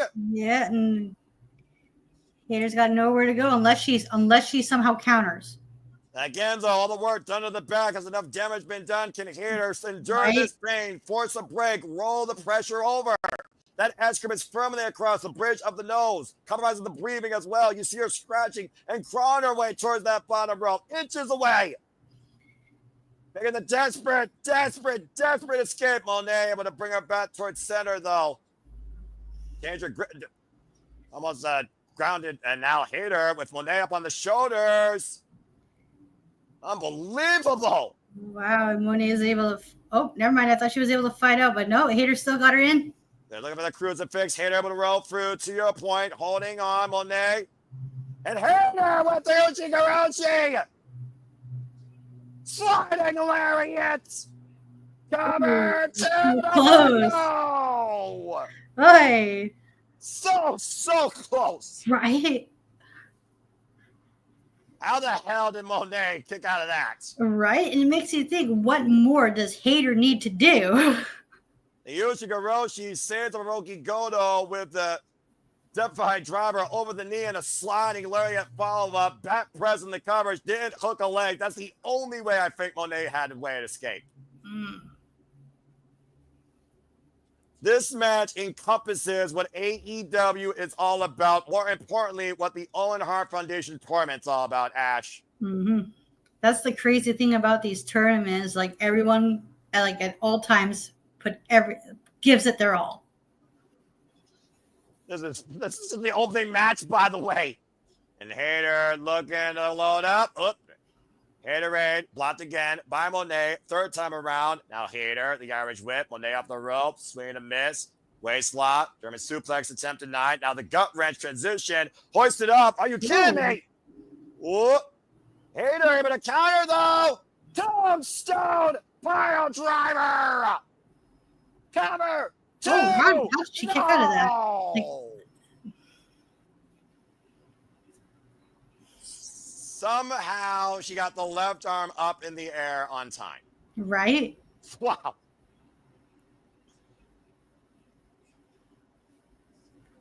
I don't think we discussed enough again when it comes to bell to bell what Mercedes Moné can endure versus Dish, Ash. Right. She just provided tombstone pile driver.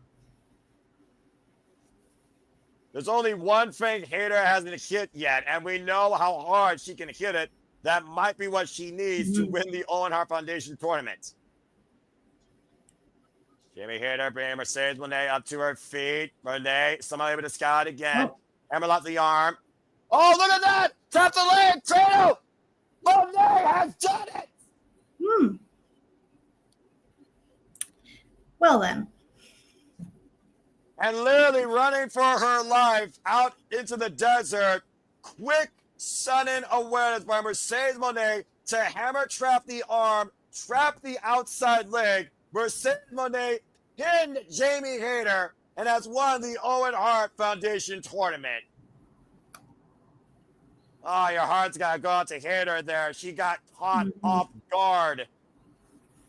But congratulations to Mercedes Moné on a hell-fought win here tonight in the opening of Double or Nothing. Let's look at the replays here, Ash. Again, I thought Hayter had her dead to rights, folded over into that tombstone pile driver, but somehow Moné got the left shoulder up. As she was looking for the Haterade, Moné captured the arm, handled out the other arm, and simply trapped Jamie Hayter in a modified cradle. Yeah, that was like a really good counter to that to Hayter's finish.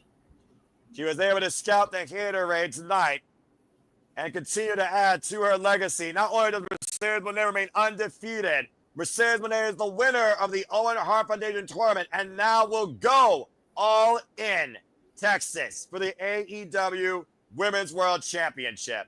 Congratulations, but Jamie Hayter, you have nothing to be ashamed of, and I'll be damned if you're forgotten. Oh, that was so damn good. My heart goes out to Hayter, though. Yeah, it was damn. I'm not a big fan. I'm not a fan of the outcome, but that was a damn good match. This was a wonderful way to open the show. And at the end of the day, Ash, she won fair and square. Mercedes Moné won this entire tournament fair and square. She literally earned it.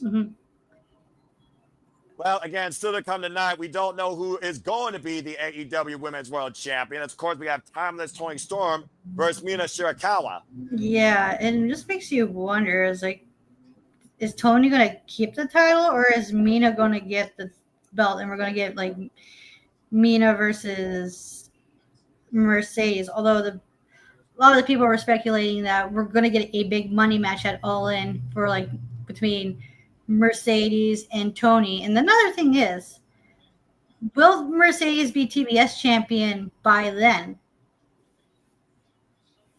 Yeah, and again, before we continue on here, congratulations, incredible effort by both women. I want to give a shout out to the Voice of Professional Wrestling, good old JR Jim Ross. Our thoughts and prayers go out to him, who of course is facing colon cancer right now. So again, if you can, please show some love. JR, of course, has been such a huge influence in all of our lives and storytelling and commentary and timeless moments. Jim Ross is, of course, with us in spirit. He was there at the very first Double or Nothing in 2019. I wish he was there tonight with them. And again, JR is the reason that I love professional wrestling. So shout out to good old JR Jim Ross. Please get well soon. Take care.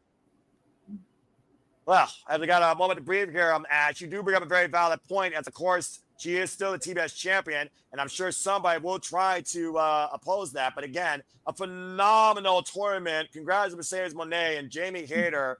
It was a hell of an effort all the way down to the end. If that Hayter would have hit, that would have been the difference maker. But somehow Moné was able to scout it and trap it, and that was the end of it. Yeah, she outsmarted Hayter.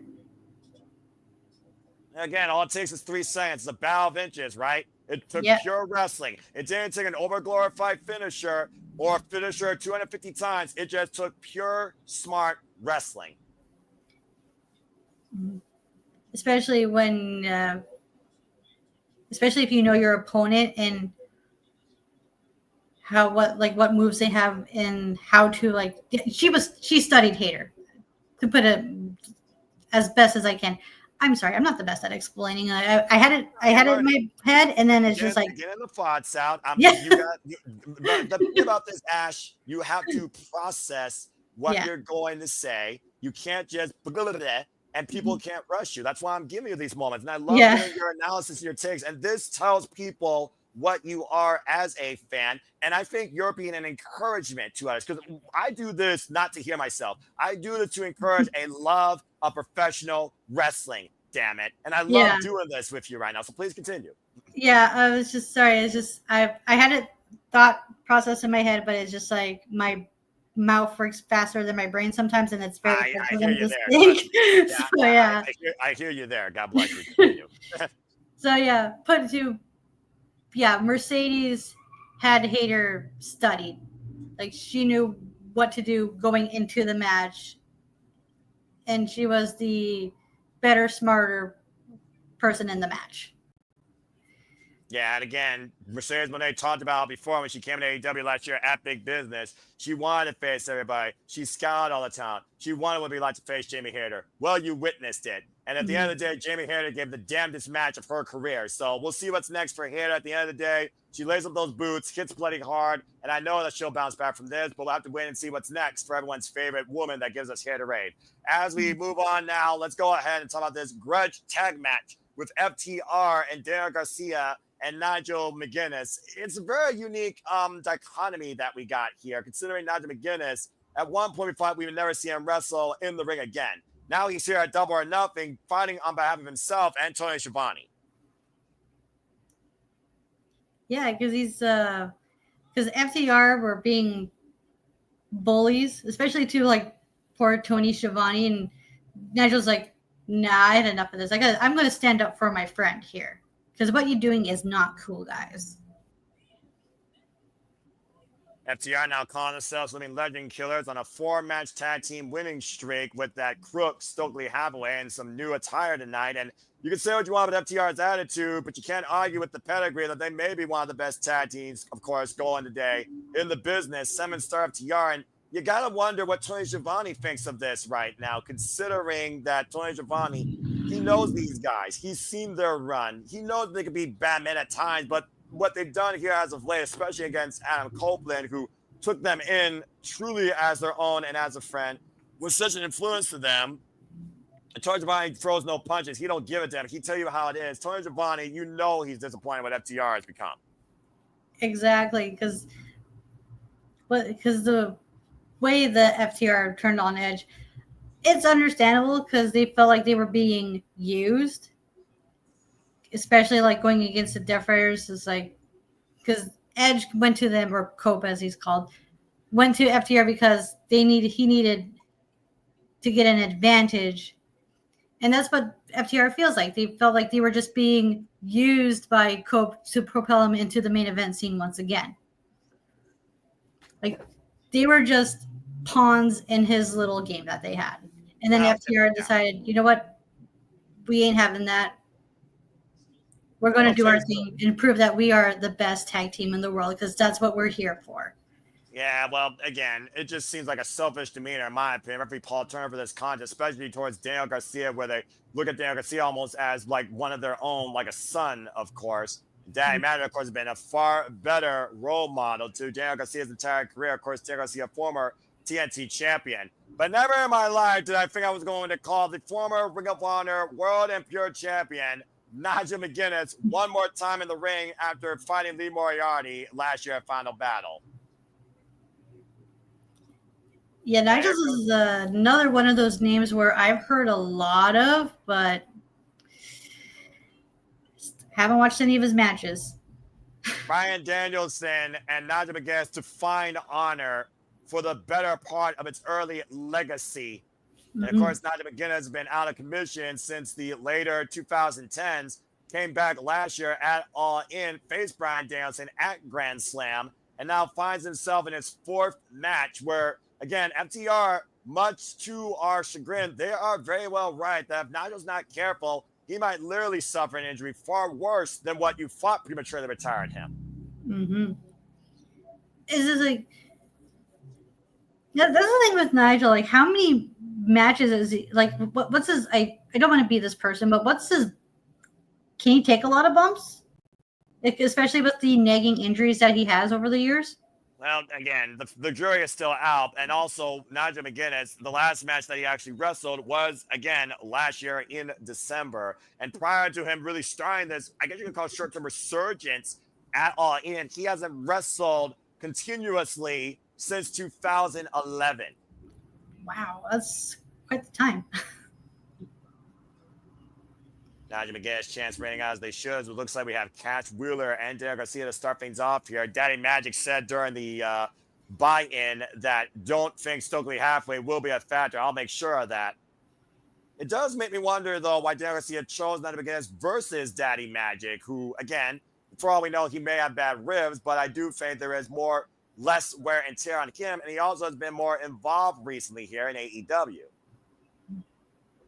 We'll type here again with Daniel Garcia and Cash Wheeler. Again, as we got a moment here, I want to thank everybody for tuning in. All 36 of you so far, in and out of the Super 11 studios across all the spaces. If you aren't watching on Batty for Wrestling, please show some love to Ash down there. Subscribe, follow her channel. Again, that's Batty for Wrestling. You can look her up on the X. And of course, again, you can find her right here on YouTube. Just put in Batty for Wrestling. That is 4 FOR, not the number 4, Batty for Wrestling. Right now, Dax Harwood and Cash Wheeler. It almost makes me wonder if Dax Harwood and Cash Wheeler wants to do this against Daniel Garcia. Is there a little bit of resentment in Daniel Garcia's decision that FTR might feel bad for him? Side headlock right now, and the hammerlock exchange here. Headlock takeover, though, by Cash Wheeler. The almost disrespect right there. Yeah, it's almost like he's playing with Daniel Garcia, not taking him seriously. Right? Say what you will about Daniel Garcia, he's not to be taken lightly. No. Again, though, he also has a hothead, though, and I think FTR knows how to exploit that hot-headed temper. Remember, it was Daniel Garcia that says, I don't care which one of you I face. I'm going to take both you guys out for what you did to cope. Mm-hmm. Nice shoulder block there, though, by Cash Wheeler, taking Daniel Garcia down. There's a drop down. Cash off the ropes. Good agility here. Pushes Garcia off the ropes. Cash Wheeler swinging a miss. Garcia takes down Cash with a vicious shoulder block. Whoa. Stop that momentum dead in the tracks of Cash Wheeler. Almost took his head off. Yeah, I don't understand the woo, and I never will, but okay. I mean, it's a thing, I guess. And I suppose, just like the gritty or whatever our TikTok dance crazies want to do with tag. Every wrestler has that certain thing that helps them stand out. And I guess that's Daniel Garcia's way of standing out is I got this fun little dance that can get the crowd going. I suppose that's true. Wait a minute. We got Dax Harwood in the ring right now, and oh boy. Whoa, okay.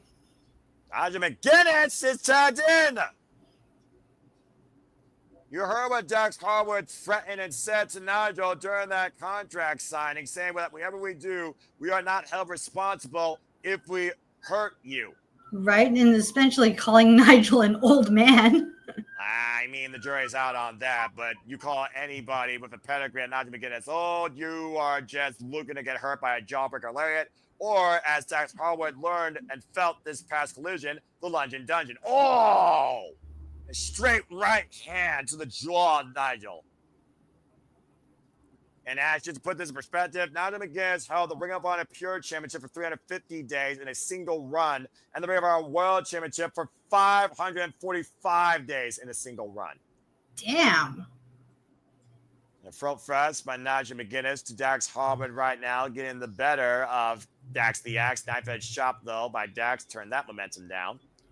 Yeah, I've heard like Nigel McGuinness is one of those names where when you think Ring of Honor, who's like one of the first names that pop in your head, and a lot of people go Punk, Joe, Brian, Nigel. Yeah, Nigel's like, I would say, a founding father of honor. Knife edge chop there.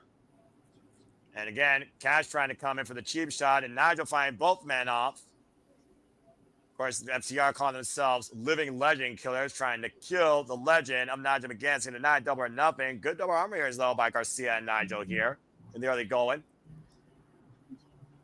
both very technically sound. And here's what happened on Collision. We saw this on Thursday night. Well, I did. As both men go outside.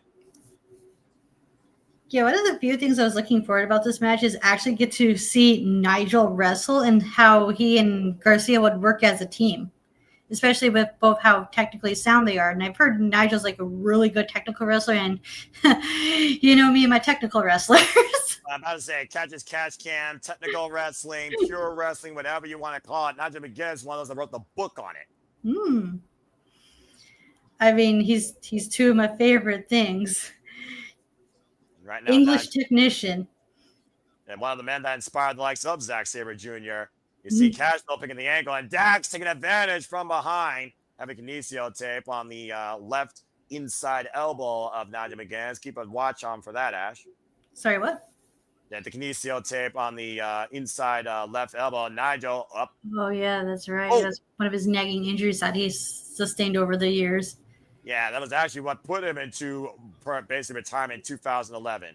Damn. And Nigel with the combination on the corner. Boy, look how ready he is. God damn. Damn, a number was done on Nigel. Yeah, but how about that 1-2 combo by Nigel to Cash for the fall? Right. Like, say what you will about Nigel being a technical wrestler, but man, he's a bruiser as well. Well, I mean, when you live out of the UK, you know a thing or two about fighting. I'm just saying. I mean, yeah, the hooliganism is a thing there. Yeah. From what I've heard. And not just by young punks either. No. From London, England. Nigel falling in as Dax saves his partner, and Nigel goes hard back first into the turnbuckles as Cash Wheeler takes advantage. How often do you think Nigel's going to wrestle? Is he going to be like one of those special attraction wrestlers? It's hard to say. I didn't think we were going to see Nigel in the ring again. Whoa, rebound back elbow to Dax. Great scouting there by Nigel. Again, I thought Nigel was done after he faced Bryan Danielson and maybe finally put away that rivalry. Looking for the Tower of London. And Nigel pushed torso first into the ring table and back first to the apron. And, oh boy. Into the table again, ribs first. But wait a minute. And Cash Wheeler checking on Tony Schiavone's hair.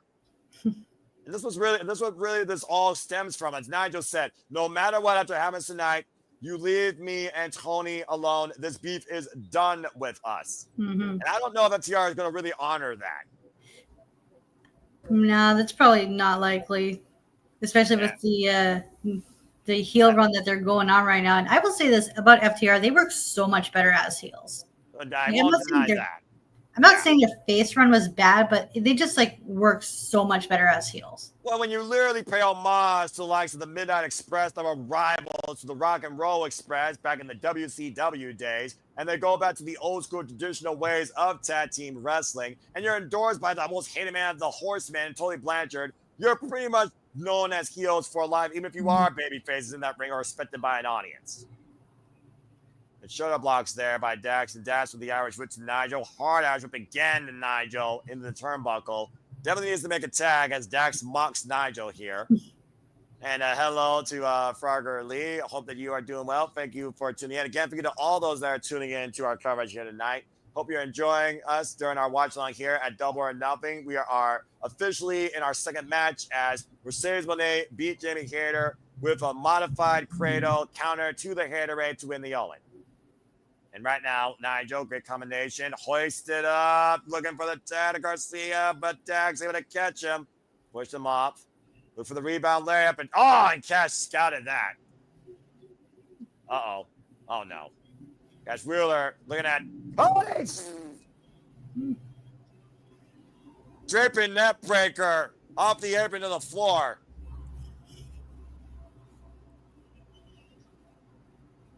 And Tony Schiavone calling him a jerk. He's not wrong. Do you think FTR is too much focusing on like Tony Schiavone that is going to end up costing them the match instead of like? Again, yeah, hubris could be your own downfall. We've seen it how many times in the business? Right, and we've seen it at Dynasty between Megan Bayne and Tony Storm.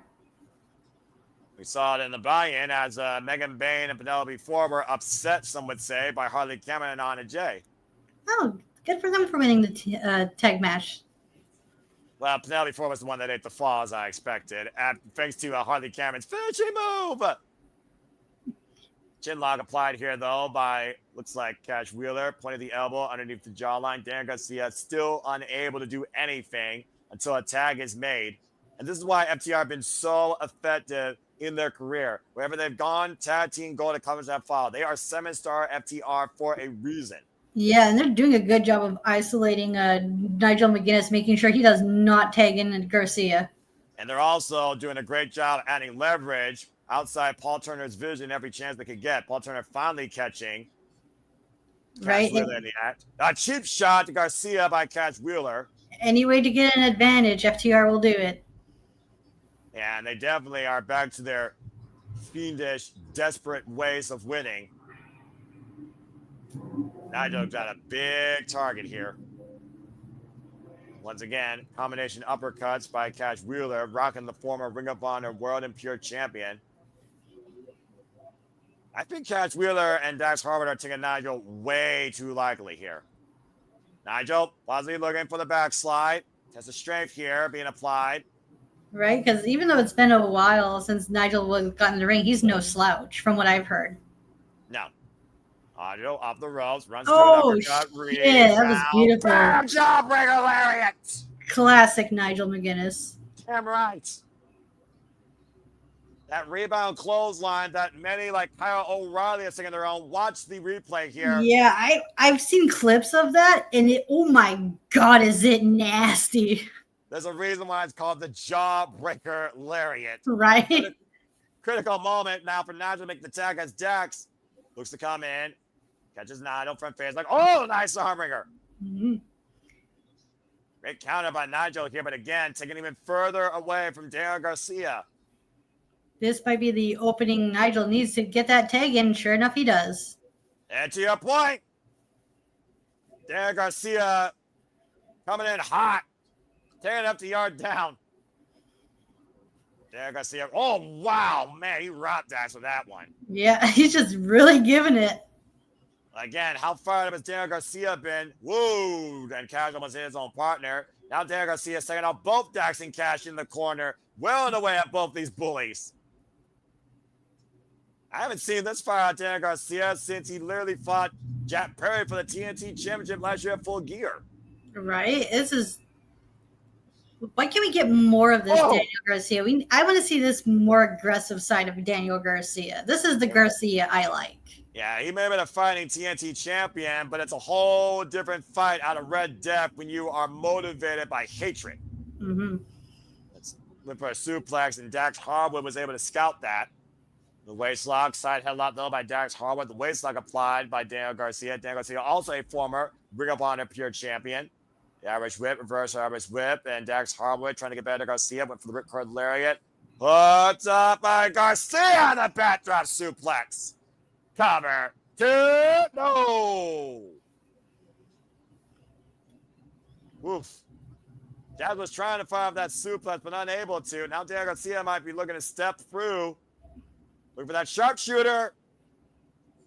Called the Dragon Tamer. Beat Brian Danielson with that move. Cash Wheeler going in a partner. Takes him down with a short-range clothesline.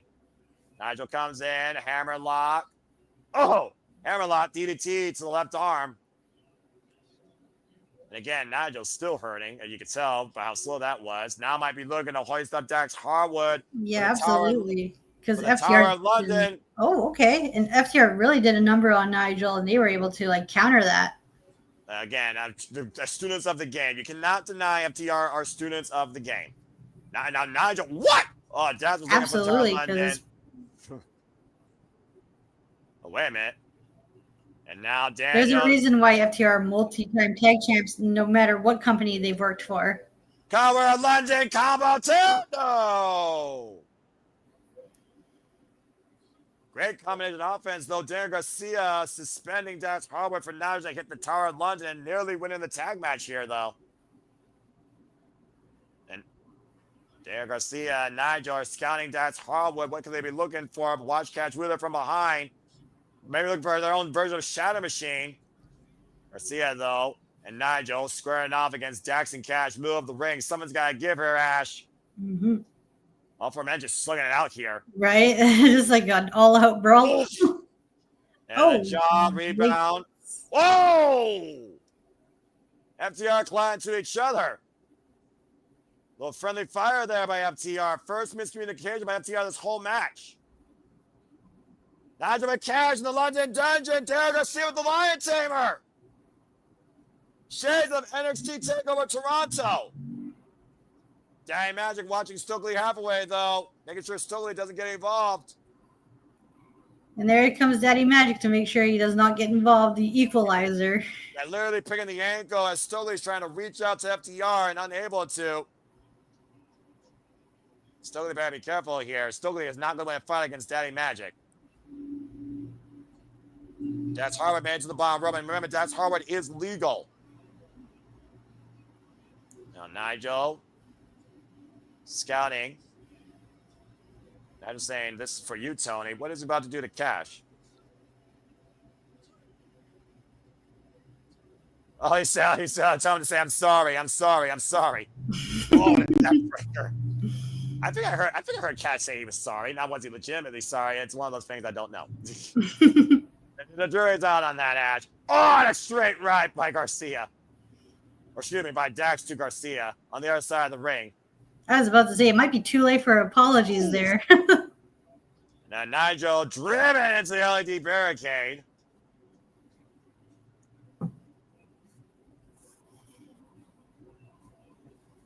Fingers across. Tony's behind to it a mile away. And Dax Harwood now at the top rope. Garcia stopping Dax on the ascent. I believe that's still Garcia and Dax Harwood are the two legal men in this match. Uh-oh. Might be taking top rope superplex here. Garcia!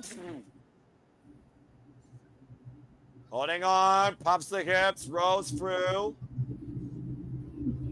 Hoisting up Dax into the opposite corner. Is he looking for another superplex? Is it going to do like a superplex on all four corners? I don't know how wise this is. I know you're looking for revenge, but how much does this take out of you? Right?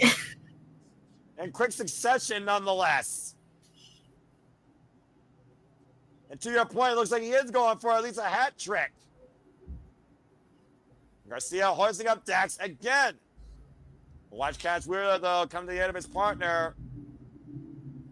Cash saying that's enough. Again, Cash is not legal. Now Cash and Nigel on the apron. Oh, man, and a clothesline on the apron of Nigel. Hardest part of the ring. Yeah, but Woodmate still. Meanwhile, oh, man! Oh! Beautiful reversal and a smash by Cash. A bit of power and glory gives the cover back. Preston Nigel. That's new. I've never seen that before, and Nigel just barely makes the save. That was like a modified power and glory as Dax countered the third attempted superplex. To your point, what's the replay here? Right? He turned it into a twisting, almost brainbuster. Damn, that looks pretty sweet. Like, I don't think, I can't recall I've ever seen that move done before. That's new. Well, innovation definitely has helped TR won the IWGP, Ring of Honor, AEW, SmackDown, and Raw Tag Team Championships, NXT Tag Team Championships, their illustrious career, and the AAA Tag Team Championships, lest we forget. Yeah. Dax out to the floor once again, fighting with Nigel. Now hooking up Dax, possibly. Maybe another dungeon. Oh. Take out the credentials alone. You can make an argument that FTR are one of the best tag teams in the world. Shadow Machine on the floor to Nigel McGuinness, countering the Tower of London. And that might put Nigel completely out of the equation. Exactly. Just leaving Garcia by himself against FTR, one of the most decorated tag teams in the world right now. Garcia is still legal, by the way, in case folks are wondering. And I believe Dax is still a legal man for FTR. Referee starting his 10 count, though. And everyone's hurting out here, though. You see Cash coming to small of his back. Up to 5. Take a look at the replay here, by the way. Watch Nigel McGuinness take that Shadow Machine on the floor. That knee straight into the chest. And to Toni, what's Tony Schiavone doing? Toni, you need to get back to the commentary booth. You're not a legal competitor. This does not look good. Dude, Tony, what do you got yourself into, man? Just no. Tony, no. Tony Schiavone's been in this business for 50 years for a reason, Ash. I'm just saying. I know, right but now, he's literally looking at one of his closest friends here getting hurt. I know, but at the same time, if he gets involved, it's not going to end well for him. That's what I'm trying to get at. I agree. I can't say the last time I saw Tony Schiavone throw a punch. Tony right now checking on Nigel McGuinness on the outside, while FTR isolating Garcia on the inside. While that's unfolding, we got to focus on the match inside the ring here, Ash. Mm-hmm. Garcia now taking on FTR, 2-on-1 to your point, all by himself. He's going to go down. He's going to go down fighting again. Nigel even said, if we're going to do this, we're going to go down finally against For Our Lives. Open palm strikes by Daniel Garcia, line up the chest of Dax Harwood. Overhead shots. Ooh. Just don't punch yourself out here, Garcia. Trying to look up for a pile driver, back body drop, counter, roll through. Oh. Here's on. Now Dax. And the pile driver by Dax Harwood. Ooh, that might take him out. Number 2. No! Incredible Hart, though, by Garcia to kick out of that pile driver. But now FTR might be looking to flick him away once and for all. Oh, no. Stuffed pile driver! FTR going to take it here. It's a whoa! Oh, wow. That's nice ring awareness on Garcia's part. Yeah, literally grabbing the bottom rope with his foot. 2 and 9 attempts on that pinfall.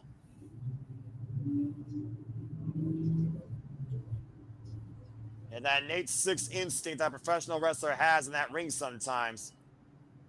Exactly. Like, you need to know where you are at all times. And that's Harwood now with his own version of the sharpshooter. After 2 consecutive pile drivers, think about the wear and tear on the neck and on the back. And also that shadow machine on the floor. Nigel trying to will his way back in this match. And dang, Magic just got clocked. Meanwhile, catch Wheeler! Oh. Garcia on the verge of tapping out while Cash Wheeler just tope suicide into the barricade, wiping out himself and Dang Matt in the process. Garcia's got to get there, though. So close to relief. Catch Wheeler, though, preventing Nigel from getting in. Kick right to the top of the head. And that hold has to be excruciating right now, Ash. Oh, absolutely. I think Garcia's going out. I think his body's giving out. That's it. That's it. Walter is gone. Victory stoppage. Okay. FTR wins as Garcia's spirit didn't give, but his body did in the submission. Wow. What an insult it is like to beat Garcia using his own move. Yeah, again, there's a lot of pride, though, in Daniel Garcia, why there is no freaking humility in FTR anymore. And Nigel right now might have sustained possibly internal injuries. Yeah, they did a really good number on Nigel. Really. I feel bad for Nigel McGuinness, and more importantly, I feel bad for Daniel Garcia here tonight. But FTR are proving why they are one of the greatest tags of all time. With no remorse. We look at the replay here. This is what really turned things, Ash. That savage on the floor straight into the chest of Nigel McGuinness. Right. He basically was a non-factor after that. Yeah, it's exactly what FTR needed to do to isolate Garcia and make sure that they have him one-on-one. Just him by himself. But Garcia, to his credit, though, to your point, great ring awareness and Hart finding the bottom rope up the stuffed pile driver. But there was nothing he could do inside that sharpshooter, his own version of his Dragon Tamer, as his body gave out. He didn't tap out. He passed out. He just faded away. I will say this to Garcia's credit. He did put up a really good fight, though, in those closing segments. Well, yeah, I don't think they have no shame. I just hope that Nigel McGuinness is okay. And as far as your question earlier about Nigel doing another match, Nigel has nothing further to prove. And FTR, screw you, as Tony Schiavone helps his friend backstage along with Daddy Magic. And Daniel Garcia truly left alone, but again, commendable effort by Red Def here. FTR with the win. Good grief. And Matthew saying the match didn't need to go that long. Garcia is never going to get over no matter how hard they try. Matthew, perspective is 20%. Perspective and hindsight is reality. Well, from a brutal tag finish to something absolutely ridiculous. It's AEW's first ever stretcher match with Mark Briscoe and Ricochet. As we got a moment to breathe, let's go ahead and take a look at some of the comments here. And Ash, any further thoughts regarding what do you think's next now for Daniel Garcia? Does he continue to go after FTR, or maybe he finally just leaves this alone and try and find something new on his own? I don't think his feud with FTR is over yet. He might find himself another partner, or possibly he might find partnership with the Paragon, because they both have a common enemy in FTR. That's true, and Adam Cole does have respect for Daniel Garcia, so that's a very fair point. As we continue, thank you to the 43 of you that are watching. If you haven't already, please subscribe, comment, tell a friend. As we do this for all the biggest shows, previous specials across all things wrestling, whether it's me, Walter, Ash, James, JJ, DJ, everybody here that brings you in tune with our passion, highlights, and our takes on all things wrestling. Thank you all for tuning into this feed for Double or Nothing. Shout out to DJ and Walter, who, of course, covering NXT at Battleground.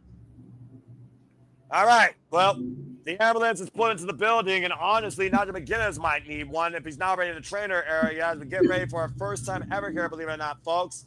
This is a stretcher match. The way this match goes, the only way to win is to incapacitate your opponent, put them on the stretcher, and put it in the ambulance with the doors closed. As we go down to Dapper Yapper, Justin Roberts, who will now also explain those rules. As here comes the most hated ball man in the business, Ricochet. Oh, boy. This is one of those matches where people could probably lay out. You'll be in a different mood here, that's for sure. This is one of those matches where I'm just like, okay, don't get me wrong. I don't, like, Ricochet versus Briscoe is fine, but the gimmick wasn't needed. Yeah, I understand you want to injure a bald-headed bully, as Mark Briscoe said, and for those that don't know, Mark Briscoe has never been involved in a stretcher match either, but if you followed his career in Guevara like I have, he's had enough times in ladder wars and bludgeoning his head against his own brother, rest in peace, Jay Briscoe, where he might have needed a stretcher. So how do you hurt a man that literally will fight till he can't fight no more and keep fighting again? With or without scissors. That's what this match is going to come down to. Especially with how wild and crazy Briscoe is, because he's no stranger to these hardcore matches. And to your point, this match has no rules. All you got to do is incapacitate your opponent on a stretcher and put them in an ambulance. It's as simple as that, ironically. And that could be given an advantage to Briscoe, who's an absolute madman himself. Right? Although we've seen Ricochet bring out the madman in him with a pair of scissors, let's not forget, he recently stabbed Anthony Bowens in the head with those pair of golden scissors. True. It's just how much punishment are they willing to dish out on each other? Exactly. This match and is at literally what about lengths injuring. are they willing to go? This match is about literally injuring your opponent. Yeah. Well, this is going to be fun nonetheless, because anytime I see that boy on my screen, he was also the last wrestler to beat Ricochet April 23rd, in case you forgot. Ricochet is that on Dynamite or Collision? Yeah, right. And Mark Briscoe, of course, the man that keeps on fighting from Sandy Fork, of course, Sandy Fork, Delaware. Say he's going to rip that guy's head off. I'm not sure what the word of the day is going to be, but either way, it's going to be a unique fight with this boy on your screen. Our referee Spawn Smith for this contest. And Sandy, God bless you. And again, Nathan Banks, good to see you as well. And yeah, well up, bell rung already, Ash, and we are underway because Ricochet don't give a damn about anybody loving Mark Briscoe. Taking advantage of the early going. And hashtag AEWDON trending on the X. I'm going to give it to you. If you want to be part of the conversation, use that. And again, please tell people about our feed. Please tell people about what we do here, of course. And if you haven't already, subscribe to Value for Wrestling. Subscribe. Mark Briscoe right now. Oh, man. Lining up Ricochet. It's almost one of those things where how much fighting are we going to do before one of these men pull out a weapon to try and injure the other? Right. And also, like, what weapons are they going to use, too? Yeah, I'm about to say medical scissors. We got steel chairs, kendo sticks. What else do we have underneath that ring? What else can you pull out from the desert? Wrenches. Don't give Mark Briscoe ideas. They're right now literally punching Ricochet's bald head, and There's that ambulance. Oh, can you believe of how many sort of crazy ass type matches AEW has given us as first and as unique reinventions? This is the first ever stretcher match since AEW existed. That's something. You're right. Something! Oh, Ricochet did something out of the ambulance. Ricochet right now. Notice the stretcher, by the way, not only by ringside, there's a stretcher right at the ambulance. A smart idea for AEW to end this thing quickly, possibly. Right? Maybe. But you can only hope, right? I mean, the Ricochet running away like a bald-headed coward he is. Running for higher ground, back to the ring. He can run, but there's no escaping. And Mark Briscoe, he gonna find you. He gonna find you, and he gonna hurt you. He gonna hurt you. He gonna hurt that boy. I love Mark Briscoe, all right? Mark Briscoe makes me smile. And Mark Briscoe giving some of the damnedest fights we've seen in AEW against the protostar Kyle Fletcher. Whoop, watch Ricochet. Oh, big uppercut by Mark Briscoe. Nicely scouted there by Mark Briscoe. Again, you call Mark Briscoe a brawler all you want. There's a reason why he's a 13-time Ring of Honor Tag Team Champion, a former Ring of Honor World Champion, all right? Respect the Briscoe name. Oh, obviously. And if you mentioned like earlier, when you talk about like founding fathers of Ring of Honor, you can make an argument that the Briscoes are as well, especially what they've done for tag team wrestling. The only Ring of Honor tag team in the Ring of Honor Hall of Fame. Oh, wow. That's quite the, no pun intended, honor and distinction for the team. And Brock Briscoe right now squaring off against Ricochet. As Briscoe plants Ricochet on that stretcher and might be looking to channel some Cactus Jack. We are in the desert, so why the hell not? Aww. Exactly. Never mind. Ricochet getting him off the stretcher again. Swing and a miss. Oh, man. Thunderous knee strike. So far, the only weapon we saw right now is the stretcher. Well, I mean, it's the literal weapon you need to win the match, so maybe they shouldn't use that as much. I'm just saying. True, but I'm just thinking, like, are they going to use more weapons, or are they just going to solely use the stretcher as the only weapon? I think that comes down to Ricochet's moxie and Mark Briscoe's imaginary insanity.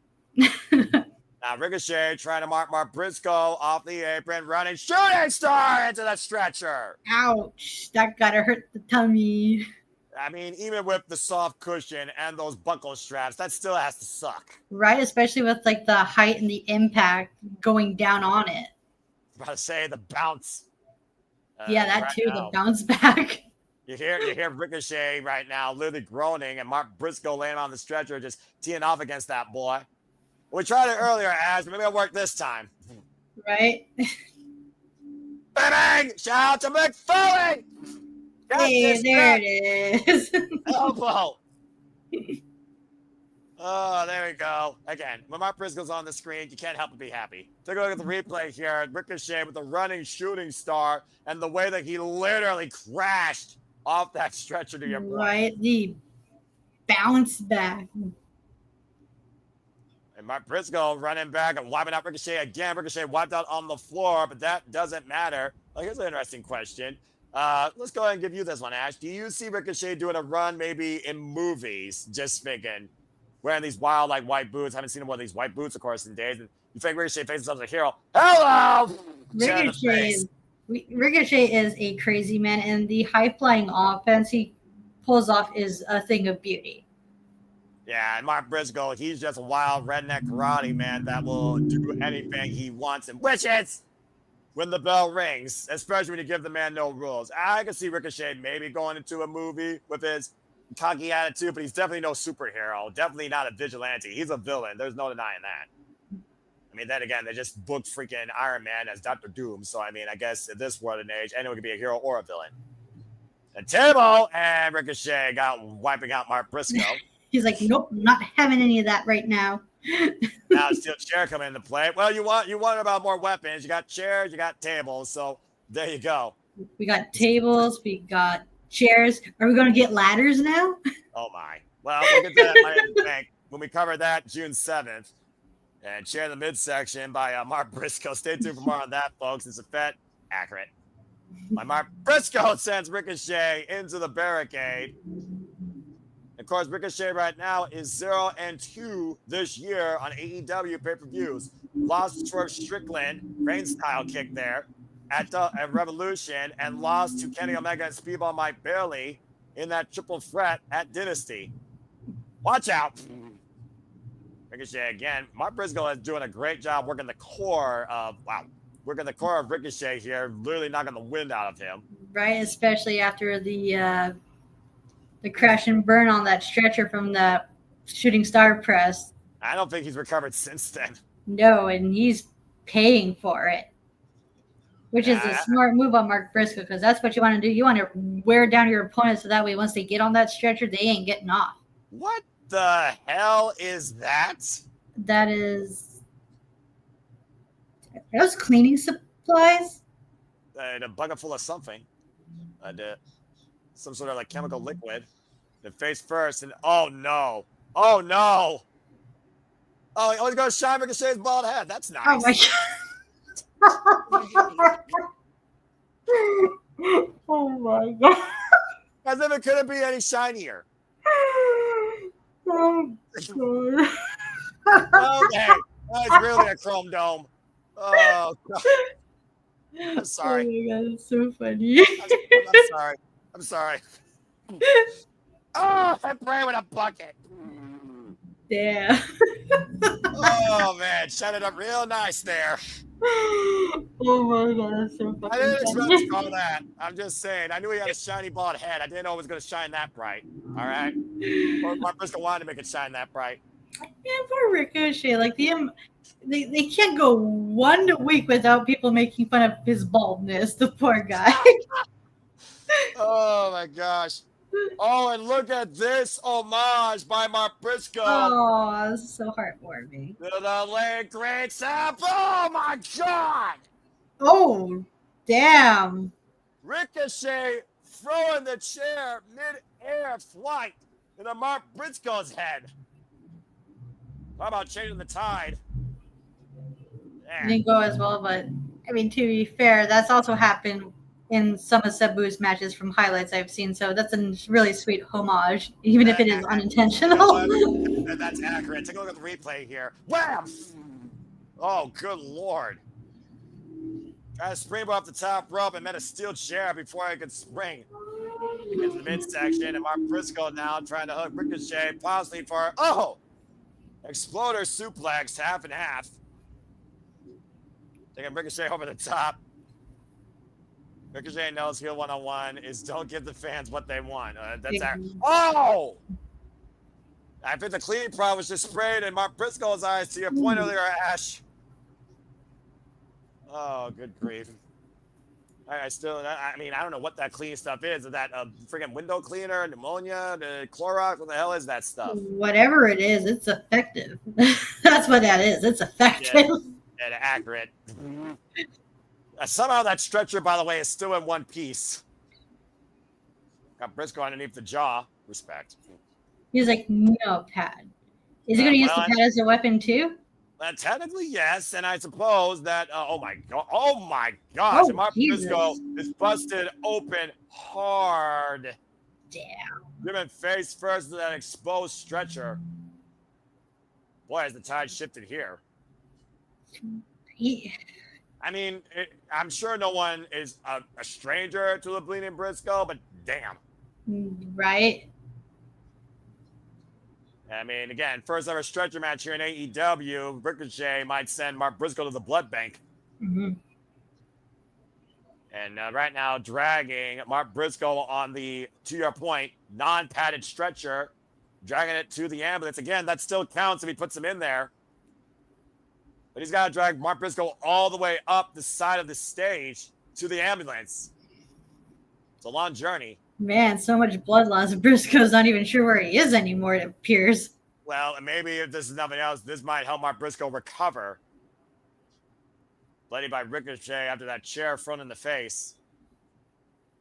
And Ricochet again just teeing off against Mark Briscoe here. Just picking him up and planting him on the stretcher that is literally suspended up against the ambulance entrance. I mean, again, if he pushes him into that ambulance and closes the door, this thing's done. And Ricochet pushes Mark Briscoe in, and all we're just one closed door away from this thing ending. And now Ricochet, aware that Mark Briscoe's got a clutch. Can't close the door with a clutch in the middle now, can ya? That never count, especially as a bleeding Briscoe out. Right? Oh my god, that's so funny. Just like I don't know, we're at the crutch and now And a fire extinguisher for extra measure, cooling down Ricochet's hot momentum. Oh my god. You said what we could use here. Anything in an ambulance is legal. I was surprised he hasn't busted out the first aid kit and used that as a weapon. I'll be honest with you, Ash. I don't think Mark Briscoe's ever used a first aid kit in his life. Right? Bandages, what are that? Right? We don't need those. We don't need no bandages in this ring. We're a real man fighting. Whoa, man, what that was hilarious. Takes Ricochet down. You thought Mark Briscoe was fired up at the bell. Now Mark Briscoe's even more fired up on adrenaline, seeing his own blood. Mm-hmm. Looking for the double pile driver, the J Driller. That's a nasty combo, like Madman seeing the sight of his own blood and how much of adrenaline rush that could give him. Yeah, as he gets the J Driller, shout out to his brother, Jay Briscoe, looks to reach for the sky, boy. Take a look at the replay here. Watch the way that he drops Ricochet. Double underhook pile driver. Damn, that's such a nasty, beautiful move. And apparently Mark Briscoe's not looking to put Ricochet in the ambulance yet.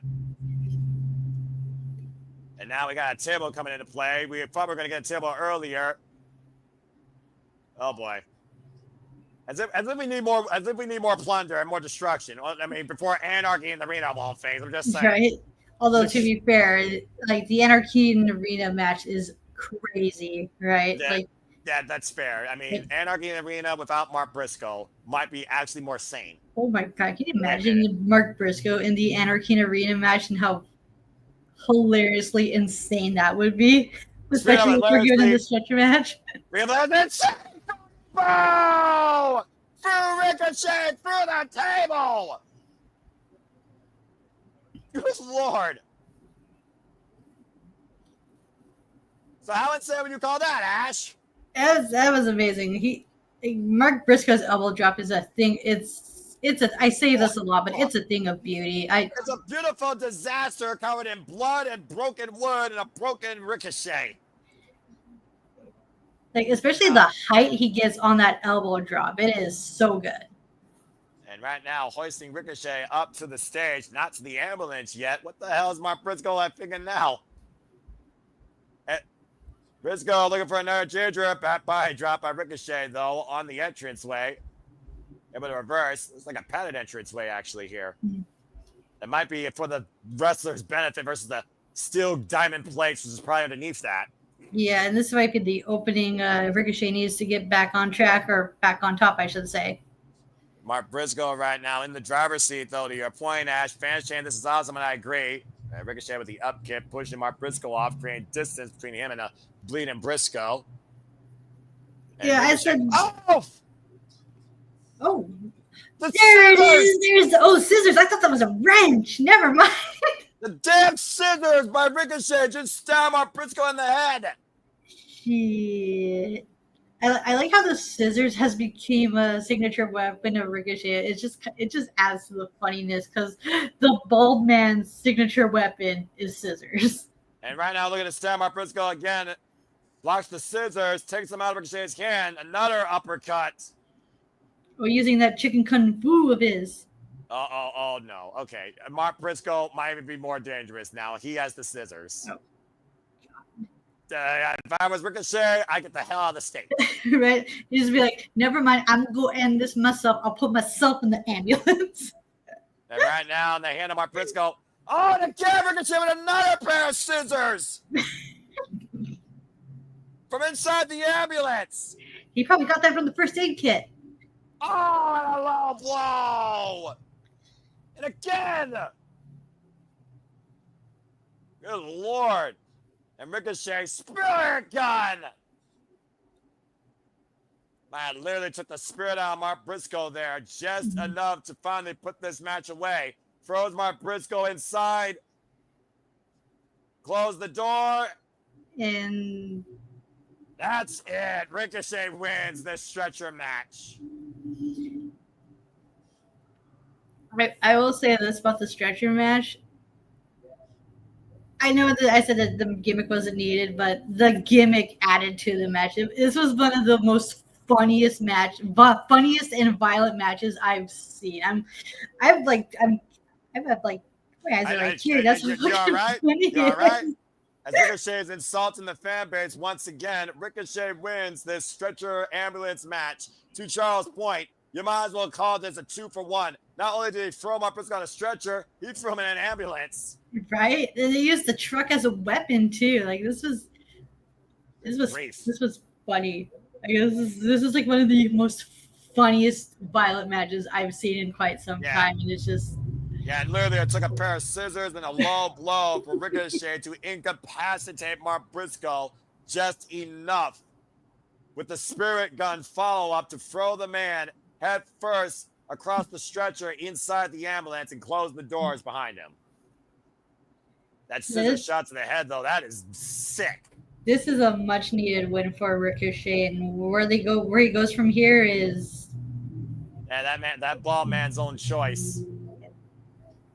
Ricochet, of course, doing anything he had to beat Mark Briscoe tonight and stand tall at Double or Nothing. What's next for Ricochet, do you think? Really? You see the bloody scissors. That's the visual. Well, again, we got Forbidden Door. We got All In. There's gold galore. I imagine Ricochet probably still has golden ambitions. Mm-hmm. Do you think he goes after the international title like Speedball is? Or whatever the title's going to be called after the unification?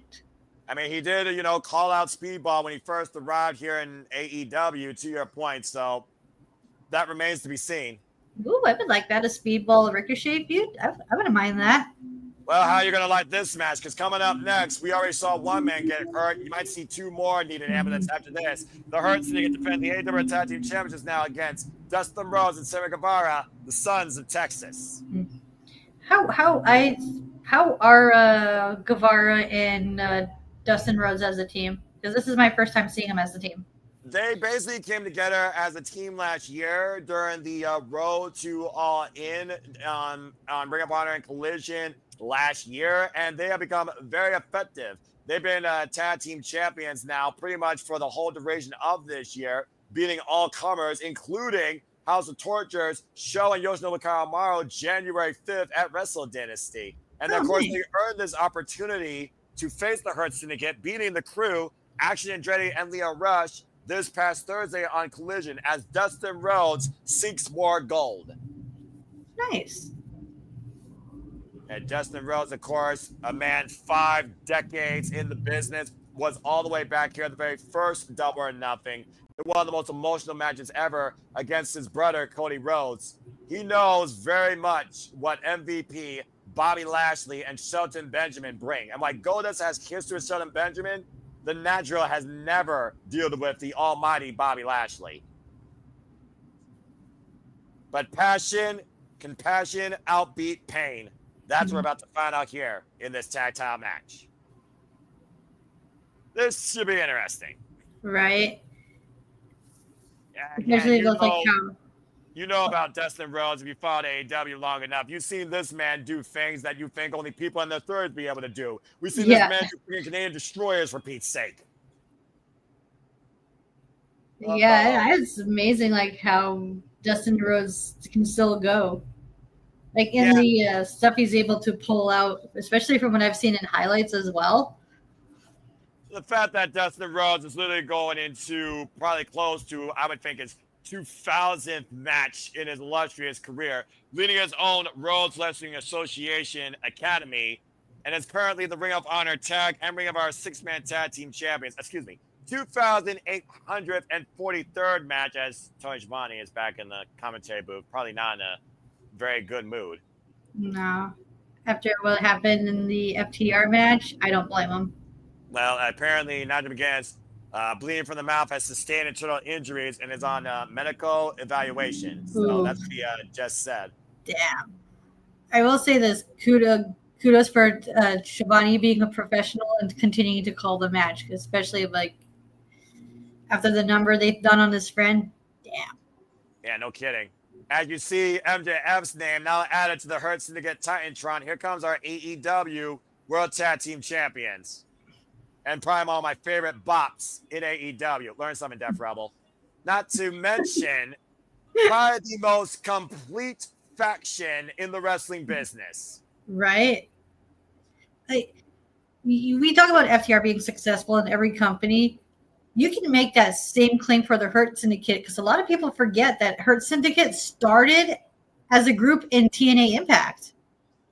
Yeah, when MVP came in and started to try and take over against Dixie Carter with the American Wolves, and then, of course, Bobby Lashley and him took over TNA as the TNA Impact World Champion. They hurt people. They hurt people. They hurt people. I love this fame. Anyway, to your point, though, we're also seeing for the first time ever in the almighty Bobby Lashley's career, we're seeing Bobby Lashley dominate as a tag team champion. Right? Because he's usually as like a solo dominator, but it says something about Bobby Lashley as a wrestler, how he's not only dominant as a singles, but he can also be just as equally dominant as a tag team partner as well. AEW Tag Team Champions on the line. Of course, the Hurt Syndicate remain undefeated ever since breeding Private Party for these titles. The almighty Bobby Lashley and Shelton Benjamin have held these titles now for 124 days, going into their sixth defense tonight. That's quite the impressive run. And no kidding, referee Aubrey Edwards for this contest, after overcoming the learning tree, the gates of agony, the outrunners, the guns, and of course beating Private Party. MVP now here at ringside alongside MJF. Of course, MJF was officially signed into the Hurt Syndicate this past Wednesday. But to my friend Sandy's point, will Cedric Alexander show up, or is that a long game? Remains to be seen. The reigns are underway. If we don't see him tonight, do you see him on Dynamite? I should see him before All In. I'm just going to leave it there. But I do think Cedric Alexander will come here to pick up business. And it will be at the expense of MJF. Pick up where he left off? Exactly. Look at this face-off, though. First time ever. Dustin Rhodes and Bobby Lashley. Goldust never even met the Almighty. Oh, it's the midsection. Of course, Dustin Rhodes will never be intimidated. As this one last ride is still going 6 years later, to your point, Ash. It's amazing. And stiff carnival tie-up here between Bobby Lashley and Dustin Rhodes. It's amazing what you can accomplish when you stay healthy and you take really good care of yourself.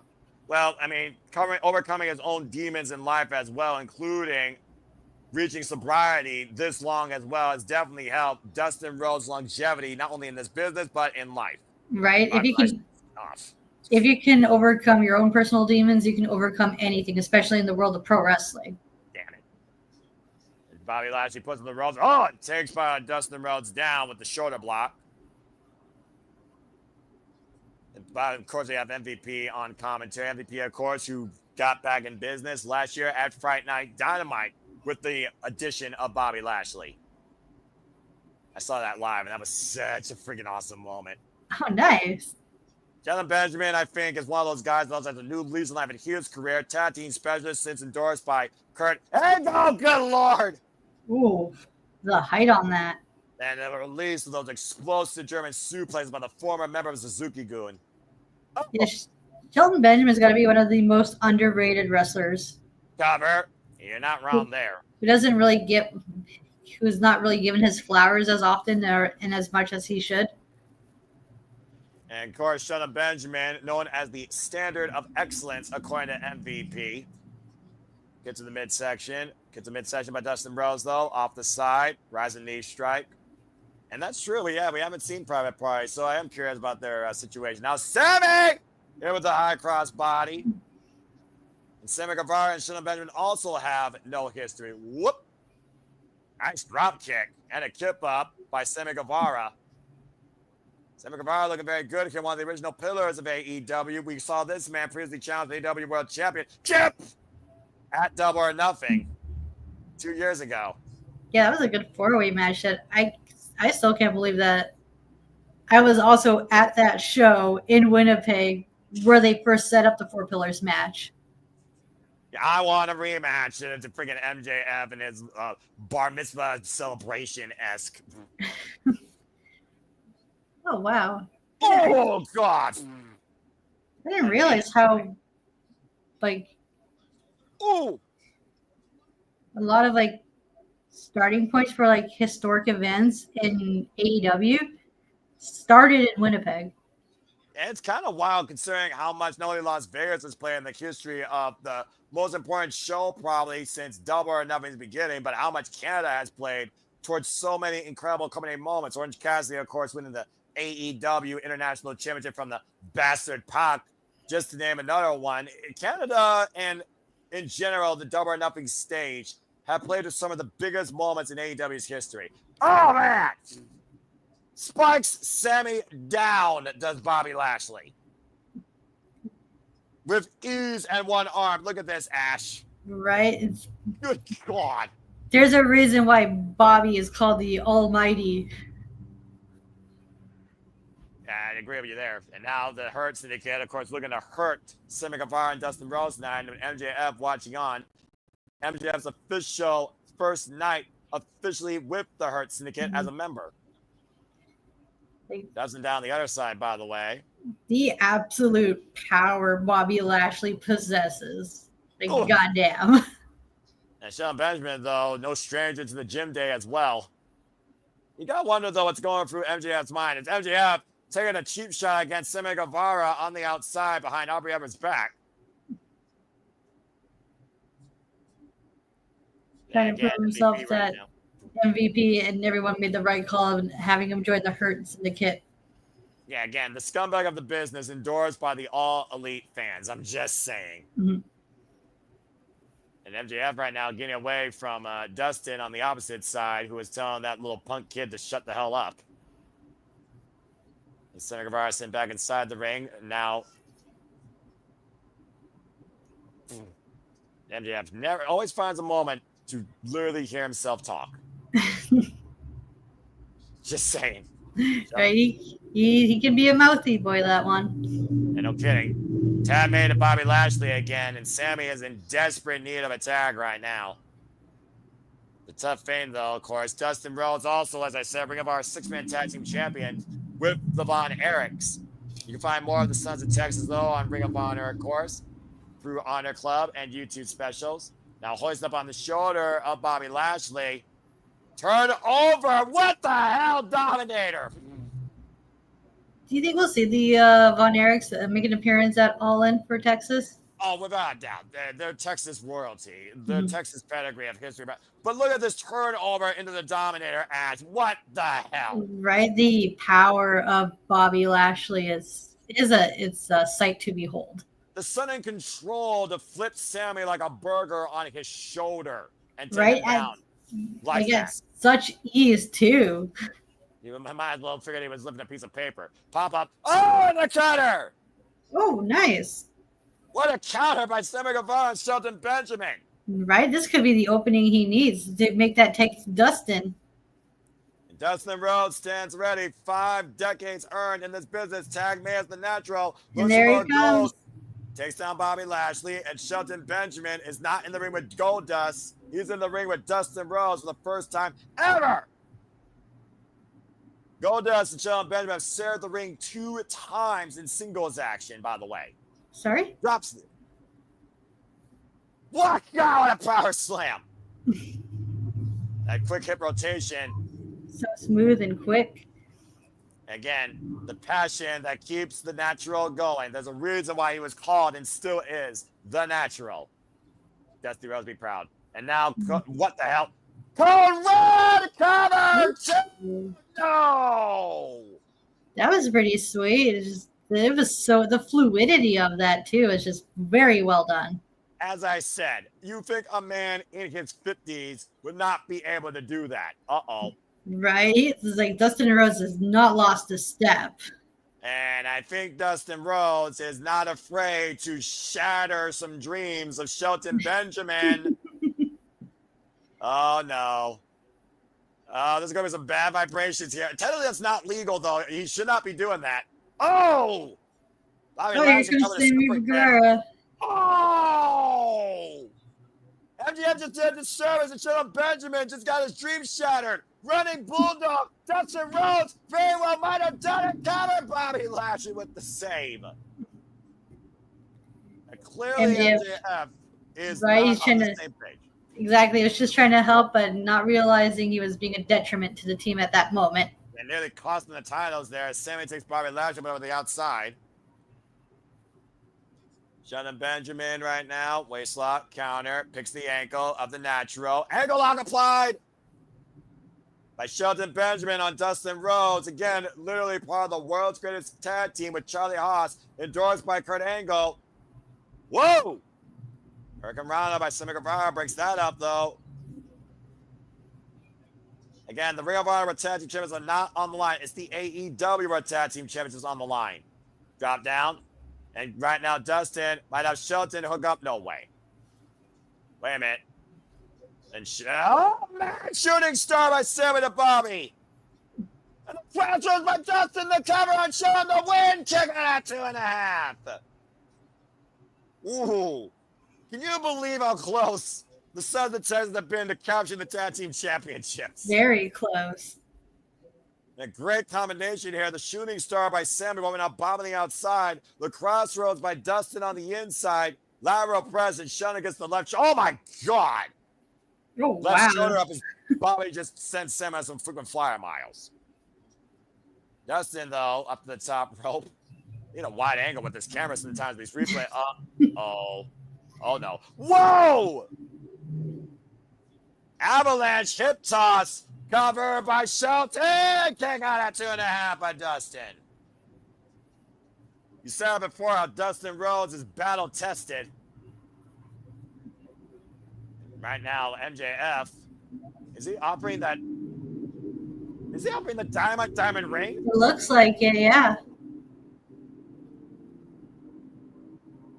That is not legal in front of Aubrey. Bobby Lashley right now has had enough of MJF's involvement here. And clearly, Bobby Lashley, MVP right now. MJF, you need to really know your role. Yeah, even though he's now part of the team, Bobby doesn't trust MJF still. And right now, MJF is the worst thing going for them during this tag team championship match. Sammy Guevara legal with Bobby Lashley. The springboard. Bobby catching Sammy. Oh, went for probably another dominator, able to escape. What a spear! Just turned them inside out. Cover, Shelton still legal. Dustin pulls Shelton Benjamin to the outside, though. Face first goes Shelton Benjamin into the ring post. Dustin Rhodes bringing up the pinning predicament. And oh, good Lord, Bobby Lashley was running around the world and almost caught Dustin there. MVP right now, a little bit average, and MJF trying to catch Dustin. Now, Reagan gouging the eyes of the Naturals. MJF is scouting Dustin Rhodes. That right hand loaded. Bobby stopping MJF. And this is a very unique situation. Aubrey Edwards distracted by MVP on the opposite side. And Lashley, I guess Lashley wanted to spear Dustin from the barricade. Good God. Well, I guess they're all on the same page, Ash. Sorry? I guess they're all on the same page. Oh, nice. Guess MJF finally earned his crush. It took a while, but we got there. I was about to say the barricade spot is we don't really see that in AEW. Well, watch Sammy. Oh, good God, Shelton Benjamin. Oh, wow, right on time. Just stopped him perfectly. Yeah, just come off at the pass. And Sammy was looking for the tope suicida to Bobby Lashley and MJF. Shelton Benjamin still legal. Running, rising knee strike in the corner. Guevara's got to be on his feet. Thrust kick connects. Cover by Benjamin. Hurt Syndicate retains. And there it is. There, people.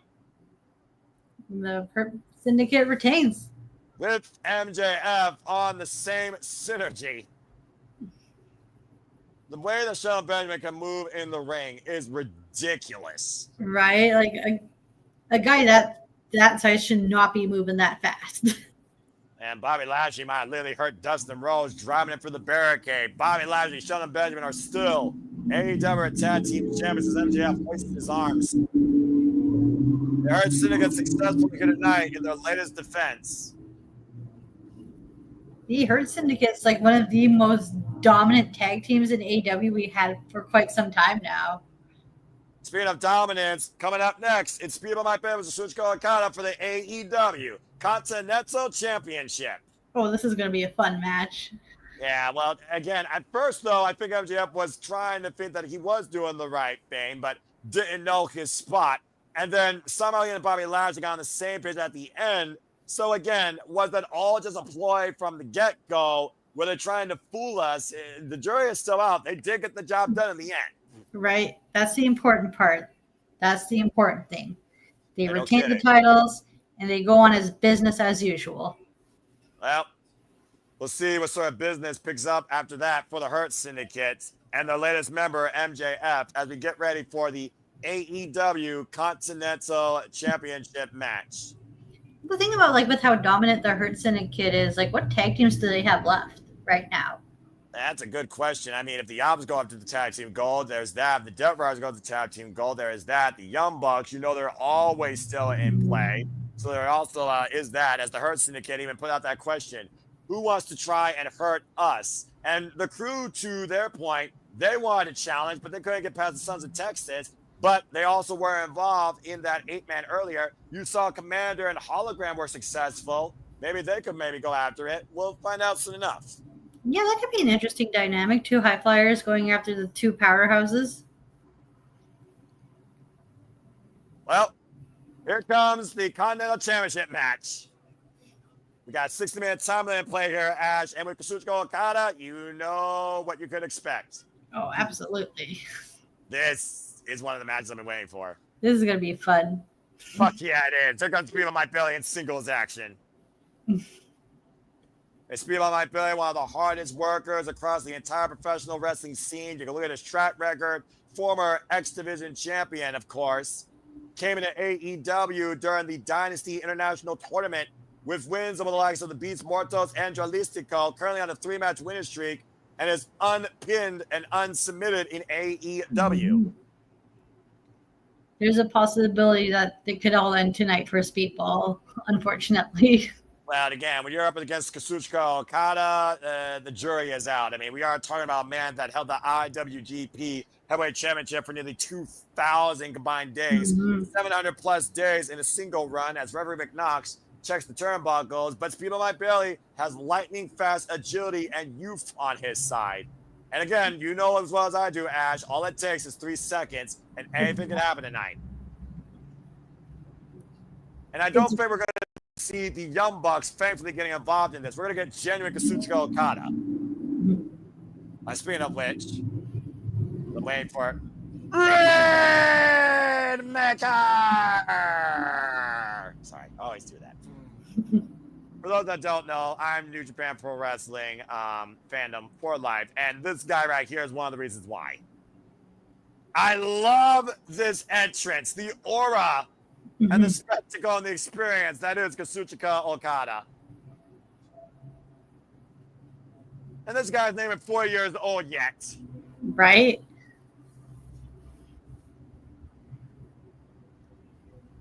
Kazuchika Okada, by the way, Ash, he has been AEW Continental AEW Continental Champion now for 432 days. Wow. Going into his 13th defense tonight. With only That is one amazing. pinfall loss in his AEW career. There's so many things you can say about Kazuchika Okada besides the word beach. When it comes to anybody that stands across from him, that's the best sign of the night so far. I mean, a lot of the internet discourse is about like about Okada, like how he's phoning it in, but like every pay per view match I've seen of his, he brought his A game. Yeah, no kidding. Again, you can show respect for Kazuchika Okada, even if you don't know necessarily his wrestling, but you know the name if you followed him in New Japan Pro Wrestling. Mm-hmm. Literally defined in New Japan for over a decade, trained by Ultimo Dragon, coming back from excursion down in Mexico, and Rocky Romero, endorsed by Gato, and of course went on to own the Tokyo Dome for nearly a decade after being Tanahashi. Bell rings and Ash were underway for this bright match of the night. The Omega Okada like series of 4 is what got me into New Japan Pro Wrestling. And you can use the hashtag AEWDLN to talk more about that or call someone else a beach. And also, of course, be part of the conversation. It's one of those things also, though, that we've noticed since Okada's been part of AEW, like I said, he's adopted a more aggressive, methodical style in the ring. And Stiff Con of a tie-up here tends to work smarter, dirtier, not harder. Right. And that's the thing about Okada. He knows a thing or two about slowing down those fast high flyers. And to your point, the last time we saw Kazuchika Okada defend the AEW Continental Championship, or at least give an eliminator match, was to Kevin Knight. And to Sandy's point and your point about Kenny Omega, it was unlucky number 13 during his longest reign that he lost to Kenny Omega at Dominion in a 2 out of 3 falls match that went 63 minutes. Yeah,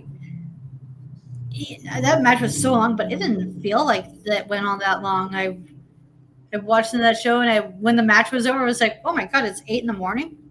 Well, that's because you literally were invested in the story and they weren't phoning it in. They were literally giving everything they could.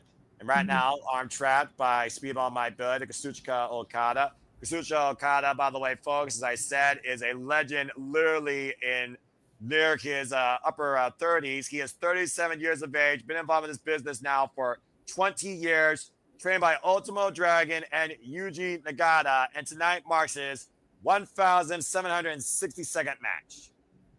Oh, big elbow strike to the side of the head. Rich with Speedball, hand, spring, whoop. Okada able to scout it. Again, the speed of Speedball. It is more than a name. It is a lifestyle for this 4th degree black belt in Taekwondo. Up to over. Whoop, lands on the apron. Oh, drop face first. Anticipation, Okada. Uh-oh, might look for that DDT. Drives Okada still ring steps. Man, this is Speedball. Like, ooh, that got to do a number on that ankle. That Taekwondo background, Okada. Wait a minute. Oh, this isn't karate, kids, Speedball. What are you doing? Fucking trade style. Uh-oh, and Okada. Oh, I can't believe that worked. Right? I guess his ankle's fine. And triangle moonsaults. Ooh, that was nice. Shades of Kota Ibushi. That crane kick thing, I thought that only works in cartoons, but apparently it works in real life too. Well, I guess your name Speedball Mike Bailey, the jury is out. Again, I will say that was smart of Okada to like have him ram into the steps. Yeah, it gets rid of like one of his Speedball's biggest weapons, his feet.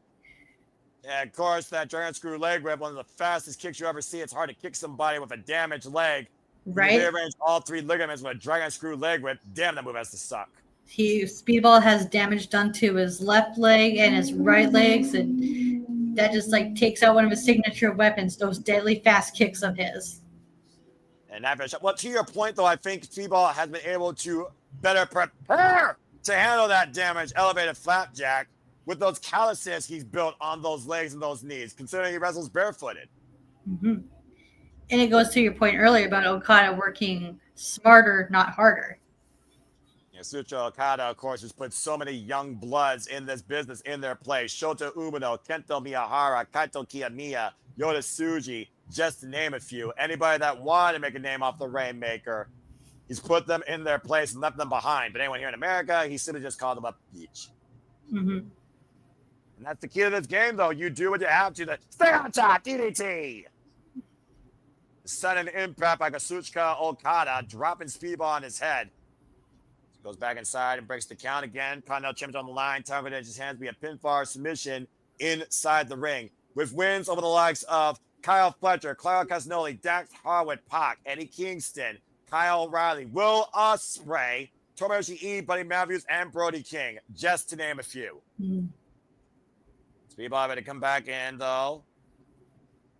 A shout out, by the way, to the Blatro gear. DDT! That Speedball's wearing. Shoot the half. Here's the cover at the far leg. It's a 1 count. It's going to take a lot more than that to get rid of Speedball. Well, considering this man went Iron Man lanes with Josh Alexander for the ENA World Championship, you very well might be right. You want to talk about Okada having fighting spirit. You can't say that Speedball Mike Bailey does not have that as well. Oh, without a doubt. Former 3-time X Division champion, former C4 champion, former DPW Tag Team champion with Jake Something. Something! I never heard of that guy. Irish whip from the corner, and Okada runs in with a jumping elbow. Takes Speedball down.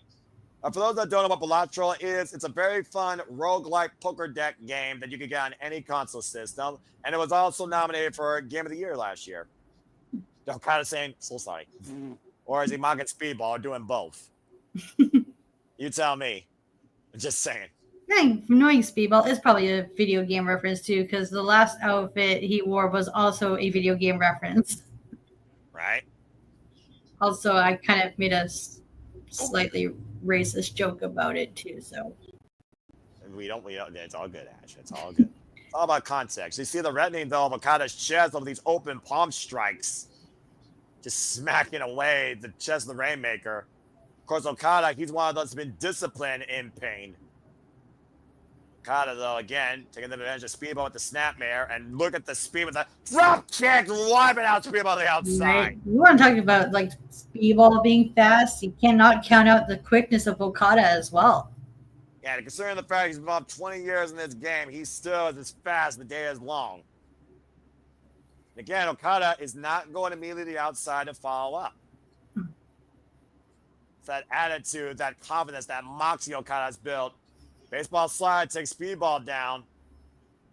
He is literally neutralizing anything that Speedball could try and do. Gotta get so he's like neutralized his legs. He's trying to neutralize his quickness. He's trying to take out his opponent. Oh wow! Yes. You were saying as misjudged there off the springboard moves off the top rope. Hey, if I'm proven wrong, I'm gladly to be proven wrong on that front because that was a wicked ass moonsault.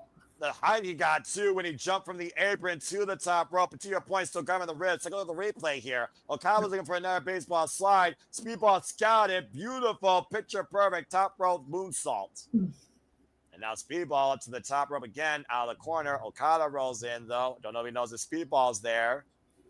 Back into the ring, missile drop kick takes down the champion. Now Okada about halfway across the ring. Speedball taken to the skies. Sobat kick, axe kick, big round kick, takes down the Rainmaker. And the thud. Now Speedball right now running, shooting star press. Cover, 2, no. Oof. Now you see that, you hear the heavy breathing though. Speedball might barely still clutching his ribs though. Yeah, that might have taken quite a bit out of him. Well, you got to consider this high-octane offense that Speedball's known for as well. Takes enough out of him to begin with. All the damage done to the point earlier by Okada. All that compression to the ribs for those DDTs. Okada now on the top rope. Whoop. Fends Speedball off. Lands on his feet. And Okada, hooks Speedball. And then neck breaker over the knee. That counter wrestling. We called it before. One of the greatest strengths of Okada is his mental game. The way he counter wrestles. Remember how hard he fought against the ultimate counterpuncher in the business, Switchblade Jay White, who's still injured, by the way. Nice scoop slam by Okada. Yeah, those were some like crazy ass matches. Now, Okada loves to use this top rope elbow drop. I thought he was going to go for the splash, but the elbow drop worked too. Hold that thought, Ash. Wait for it. Yeah, fuck you. Right. Oh, never Hold mind. that thought. Roll up, Oh, okay. Speedball. Ooh. Wow, that was pretty Bastard. close. Yeah, no kidding.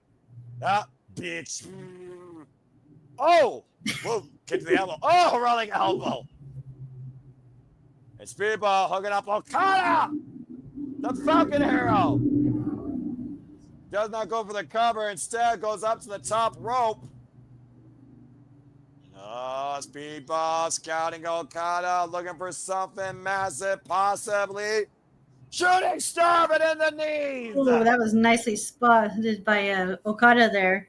Yeah, but how much did Okada take out of himself as he winces in pain? Literally, you could call it defense. You could also call it offense. Damage to both men there. Yeah, you see the poker face of Okada. How fitting we talk about poker while Speedball's playing Bellatrix. We're going to be playing Bellatrix after this show is over. I'm going to tell you that right now. I've won 2 games in that. Anyway, Speedball right now. If the win was not happened before, it definitely is now. Oh, absolutely. Both men squaring off, elbow strikes, middle of the ring, and Okada refusing to go down. I was about to ask, who did that take more out of, Okada or Speedball? The jury is out right now, but we have yet to see Ultimate Weapon, Time Adventure, or the Rainmaker. After that, I think we'll get an answer. Fair enough. I'm just saying. They're talking about the best in the arsenal. Both of these men right now just teeing off with these elbow strikes. And again, Okada just is somebody that just keeps coming back for more and more and more. But you can say the same thing about Speedball here. Maybe getting the better of this exchange. Whoa, man, Okada with a body shot. Ooh, damn. Stopped in dead in his tracks in the uppercut. Oh! Those countless feet with that super kick. Looking for that tornado kick in the corner, but Okada scouting it. Able to intercept, like the boot. Oh! God! And barely up to second. Drop kick by Okada. It barely crashes down. Damn. The way Okada has been countering a lot of Speedball's moves is just like, makes you wonder what does Speedball have to do to get the upper hand on Okada, who's outsmarting them in every way possible. You can say that to everybody not named Bryan Danielson since Okada's been here in AEW.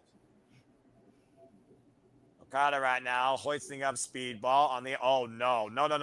Not part of the apron. Speedball just got it, sweeps the legs. Okada lands hard on the apron, back first.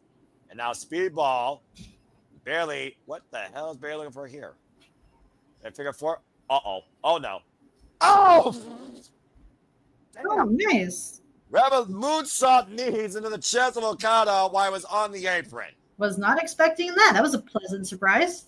Yeah, not for Okada. Pressure on the back and the chest. Mm-hmm. And again, Speedball looking to square up the Rainmaker for the tornado kick in the corner. Up the second rope, Okada in position. Ultimate Weapon scouting it. Oh, man! Shotgun drop kick. Irish whip. Speedball scouting the drop kick by Okada. Big PK. And now Speedball. Oh, man! The rolling knee drop this time inside the ring, Ash. This is a beautiful sequence right there. And he might be looking for what won him at Russian Pro. Little time adventure. Okada scouted with the drop kick. Now it waits control. Right. Oh! Looks like Speedball got that spotted himself. Hell of a counter for the Rainmaker. And Speedball again scouting him. Time adventure! Drops him, cover, hit the front leg, new shot. Oh, Okada grabbed the rope. Right, that ring, like much like the Garcia match, that ring awareness. And again, to your point, Speedball though thought he had it. He actually grabbed the closer leg to the rope, but he didn't capture the arm. That time adventure, that crescent kick, whatever you want to call it, has knocked out many of opponents for championships. and very well could have stopped Okada's run as Continental Champion if he captured the left arm. 2 9/10. This match is everything we thought was going to be, and then some. And kudos to Rick Knox in per position, by the way. Oof. A Speedball now, stomping on the hand of the Rainmaker. Got control of the wrist. It's dangerous, though, to try and keep control of the wrist with Okada. Making sure that he does not get a chance to use that Rainmaker of his. Yeah, that ripcord lariat that's literally cut through baseball bats. Okada, though, in trouble right now. We haven't seen the Rainmaker worn down like this to quite a degree. Not since his match with Brody King. Uh-oh, wait a minute. Oh! Okada just decked him with a short range. And hoisting him up in another Rainmaker. Not the full force, though. He didn't get the full torque. Okada right now on a motion. Ripcord. Nope. Speedball's counter. Standing switch exchange. Both arms trapped. Straight jacket hold. Roll up. Cover. 2. Woo. And Okada reversal Speedball. He's got the leg strap too. Oh my God. Nearly had a new champion. Wow, that was very close. Oh, and another kick to the head. The back heel kick that time. And Okada right now, again, very prone for Speedball might barely to drop those knees in the back. Trying to get his balance. Looking possibly for Ultimate Weapon. Oh my God, drop kick down midair. Oh, wow. And Rainmaker. Cover. Okada retains. Just like that. It only takes one, Ash. Because that's all Okada needs is just that one Rainmaker. Damn good match, though. The audience approves. It was. Oh, my God. The amount of counters both of these men did was awesome. It was especially like the little, like the sequencing they did, especially for like those roll-up counters was just well done. Yeah, and look at the countermeasure here. He went for Ultimate Weapon and caught Speedball out of mid-air on rotation and immediately dropped him with the Rainmaker. Floats over, hooks the leg. Okada gets the 3 count. Clean as a whistle in the ring. I mean, I don't remember the last time I saw Okada counter somebody with a drop kick out midair like that. Right? It's been quite some time. This is why Kazuchika Okada is so damn dominant. He said, trust me. Do you trust him now? Well, now we move away from the Continental Championship to something else I know that you're ready for. Lights, camera, action, and Mina now. It's time to Toni Storm versus Mina Shirakawa for the AEW Women's World Championship. Toni Storm wearing all black as if she's literally messaging her own eulogy, saying that it's the good that die young, but if she's to die here tonight in this title run, she'd rather die than Mina Shirakawa. They've laughed, they teamed, they danced, they loved, they fought, and why timeless Toni Storm is timeless, Mina is now. Tonight, Toni Storm said, simply put, Ash, they live. But who lives to still see themselves as AEW Women's World Championship? Oof. You can make a case for either woman, but I think Toni's walking out as champion. But I would like to be proven wrong. Because although you look at it as like the big money match is Mercedes versus Toni. And this is also the thing, like, can Toni, or not Toni, well, Mercedes lose that TBS title before going into All In? Of course, we saw Mina Shirakawa, to your point. Continue. Or will we have Mina get the title, and so that way Mercedes can avenge her loss for her New Japan Strong title? Because she, even though she lost the title, well, she didn't get find pinned. out. And even though, yes, it was Mina who ate the pin, but she was still part in that decision, which cost Mercedes her match. Anytime I see Mina on my screen, I'm happy. That's all I'm going to say. Fair enough. You want Mina? Well, Mina's now. Mina Shirakawa, who literally is starting over, pinned Toni Storm 11 days ago on Dynamite. first time Toni Storm was pinned in Eliminators after 12 Eliminator matches. After counting her big package, Mina Shirakawa has earned this opportunity to challenge Toni Storm for the AEW Women's World Championship. And Ash, this is a rematch from Forbidden Door last year, but both women have extremely grown differently ever since. Will we get a repeat tonight of Mina beating Toni? Yeah, well, again, Mina Shirakawa's already hurt the champion with that figure 4 leg lock glamorously tied around the ring post this past Wednesday on Dynamite, so we'll find out soon enough. In the meantime, time to get timeless! As here comes the AEW Women's World Champion from Warner Brothers Studios. Give me a fucking break.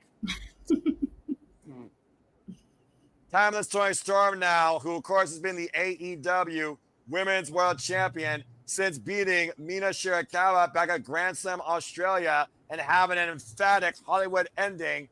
This is her 100th day as AEW Women's World Champion in her 4th run, and tonight she goes into her 3rd defense after surviving Megan Bayne at Dynasty.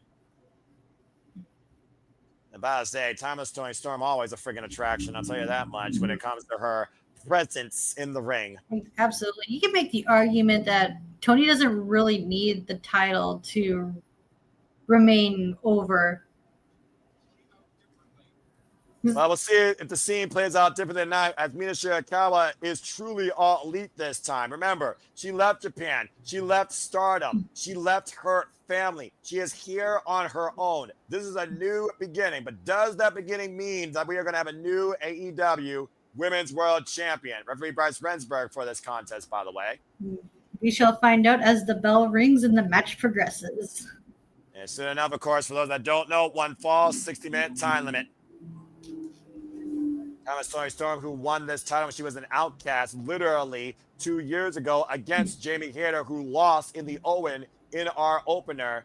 And to your point, we're underway, and I'm curious to see what approaches we get here. How well have these two scouted each other? How well is that leg since Wednesday? Dueling chance for Mina, dueling chance for Toni Storm, and rightfully so. This is women professional wrestling, goddammit. Right. It's also good to know, like, how has enough time passed for that leg to have, like, healed up quite a bit. We'll find out here momentarily with the waist lock applied. As you saw Mina immediately going for the figure 4 to your point. Able to slip out from underneath and damage the knee, roll her over. Looking for the figure 4 leg lock early here, and that might play to her benefit. And kicks her on the hamstring.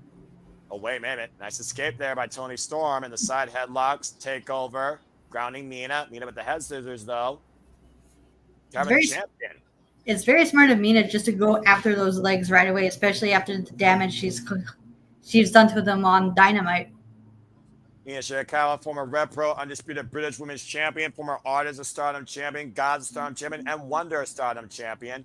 Timeless Toni Storm, former SWA World of Stardom, Wonder of Stardom Champion, a Stardom idol in her own eyes. Side headlock applied by Mina. Outside headlock takeover there. And again, both of these women jogging for position down on the mat. Not looking to necessarily outshine one another, but out wrestle one another. Good head scissors. And Mina escapes. And oh my.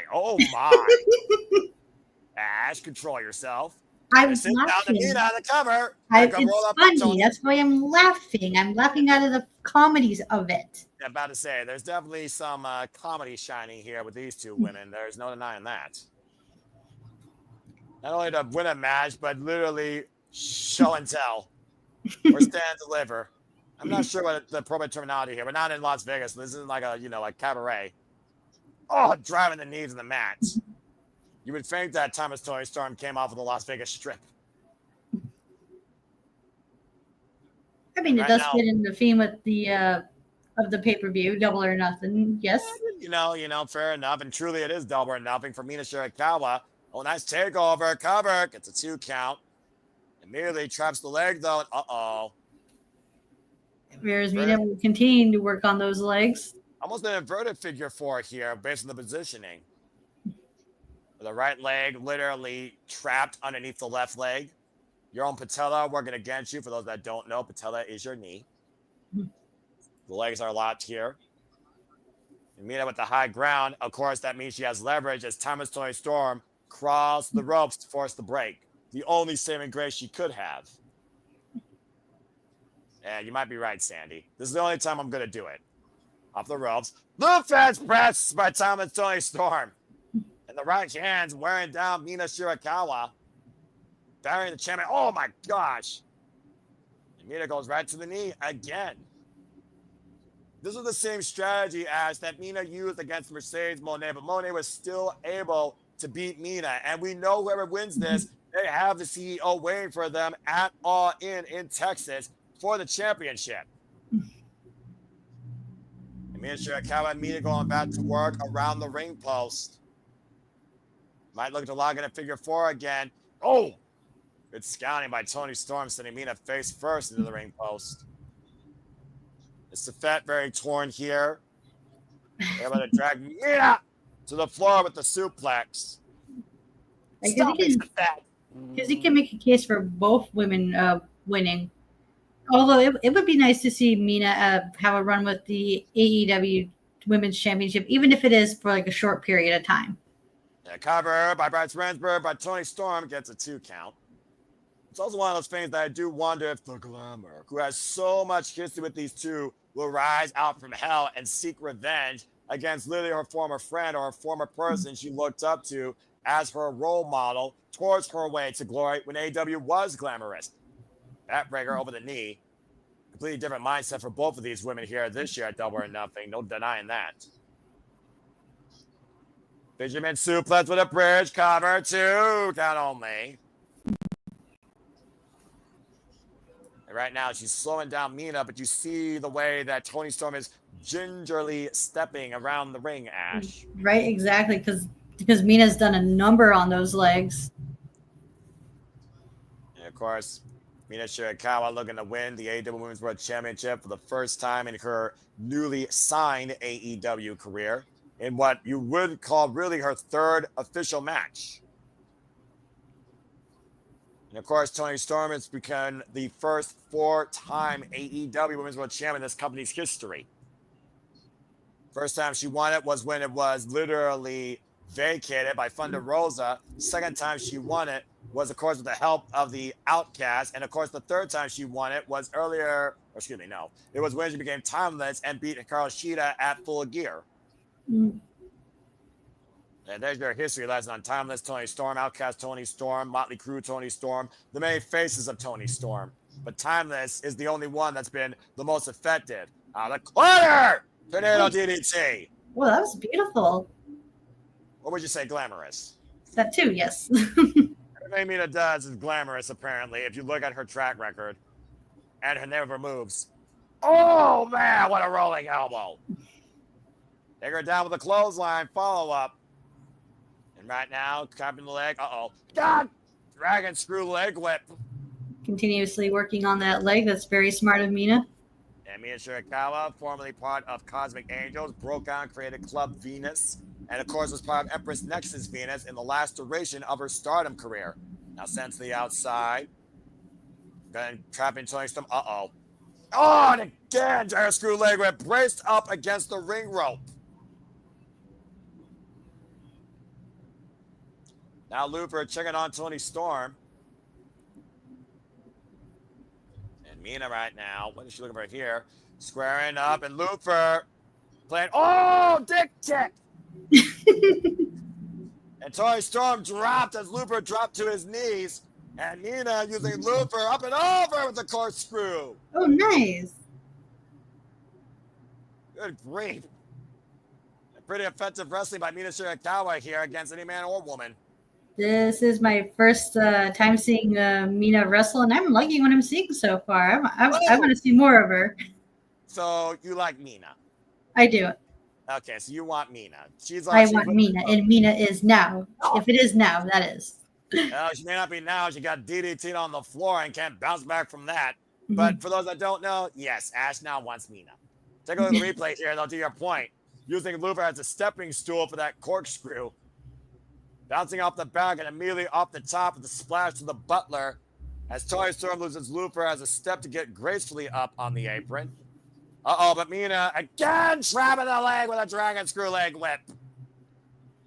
Man, this is a bit of a relentless attack on that right leg, to your point, Ash. I mean, Mina's, you were saying earlier, Mina's finisher is a figure 4 leg lock, right? And to your point, there it is, and Toni Storm immediately rolling to the ropes for a saving grace. And one of her finishers, the figure 4 leg lock. The other finisher is, of course, the glamorous driver Mina, high angle reverse DDT. Again, Toni Storm does not want to find herself locked in that figure 4. No. Oh, and a headbutt. And Mina unfazed. Oh, back elbow. Toni down, Mina down, everybody's down. What a stiff exchange. I love when women fight in wrestling. Freaking get your head out of the gutters, folks. And look at this overhead shot here. Both women worn out, both women down. This is what it means to be the AEW Women's World Champion, held by the likes of Hikaru Shida, Topbreaker DMD, Jamie Hayter, Thunder Rosa, and of course, the glamour, Mariah May. 4 different championships, of course, for both Mina Shirakawa and Timeless Toni Storm in their illustrious careers. We saw Mina Shirakawa and Toni Storm come together as a tag team in Stardom in the later half of the year. Right hands from Mina, right elbows from Mina, right elbows now from Toni. And Mina fake out. Ooh! And a kick right to the knee again.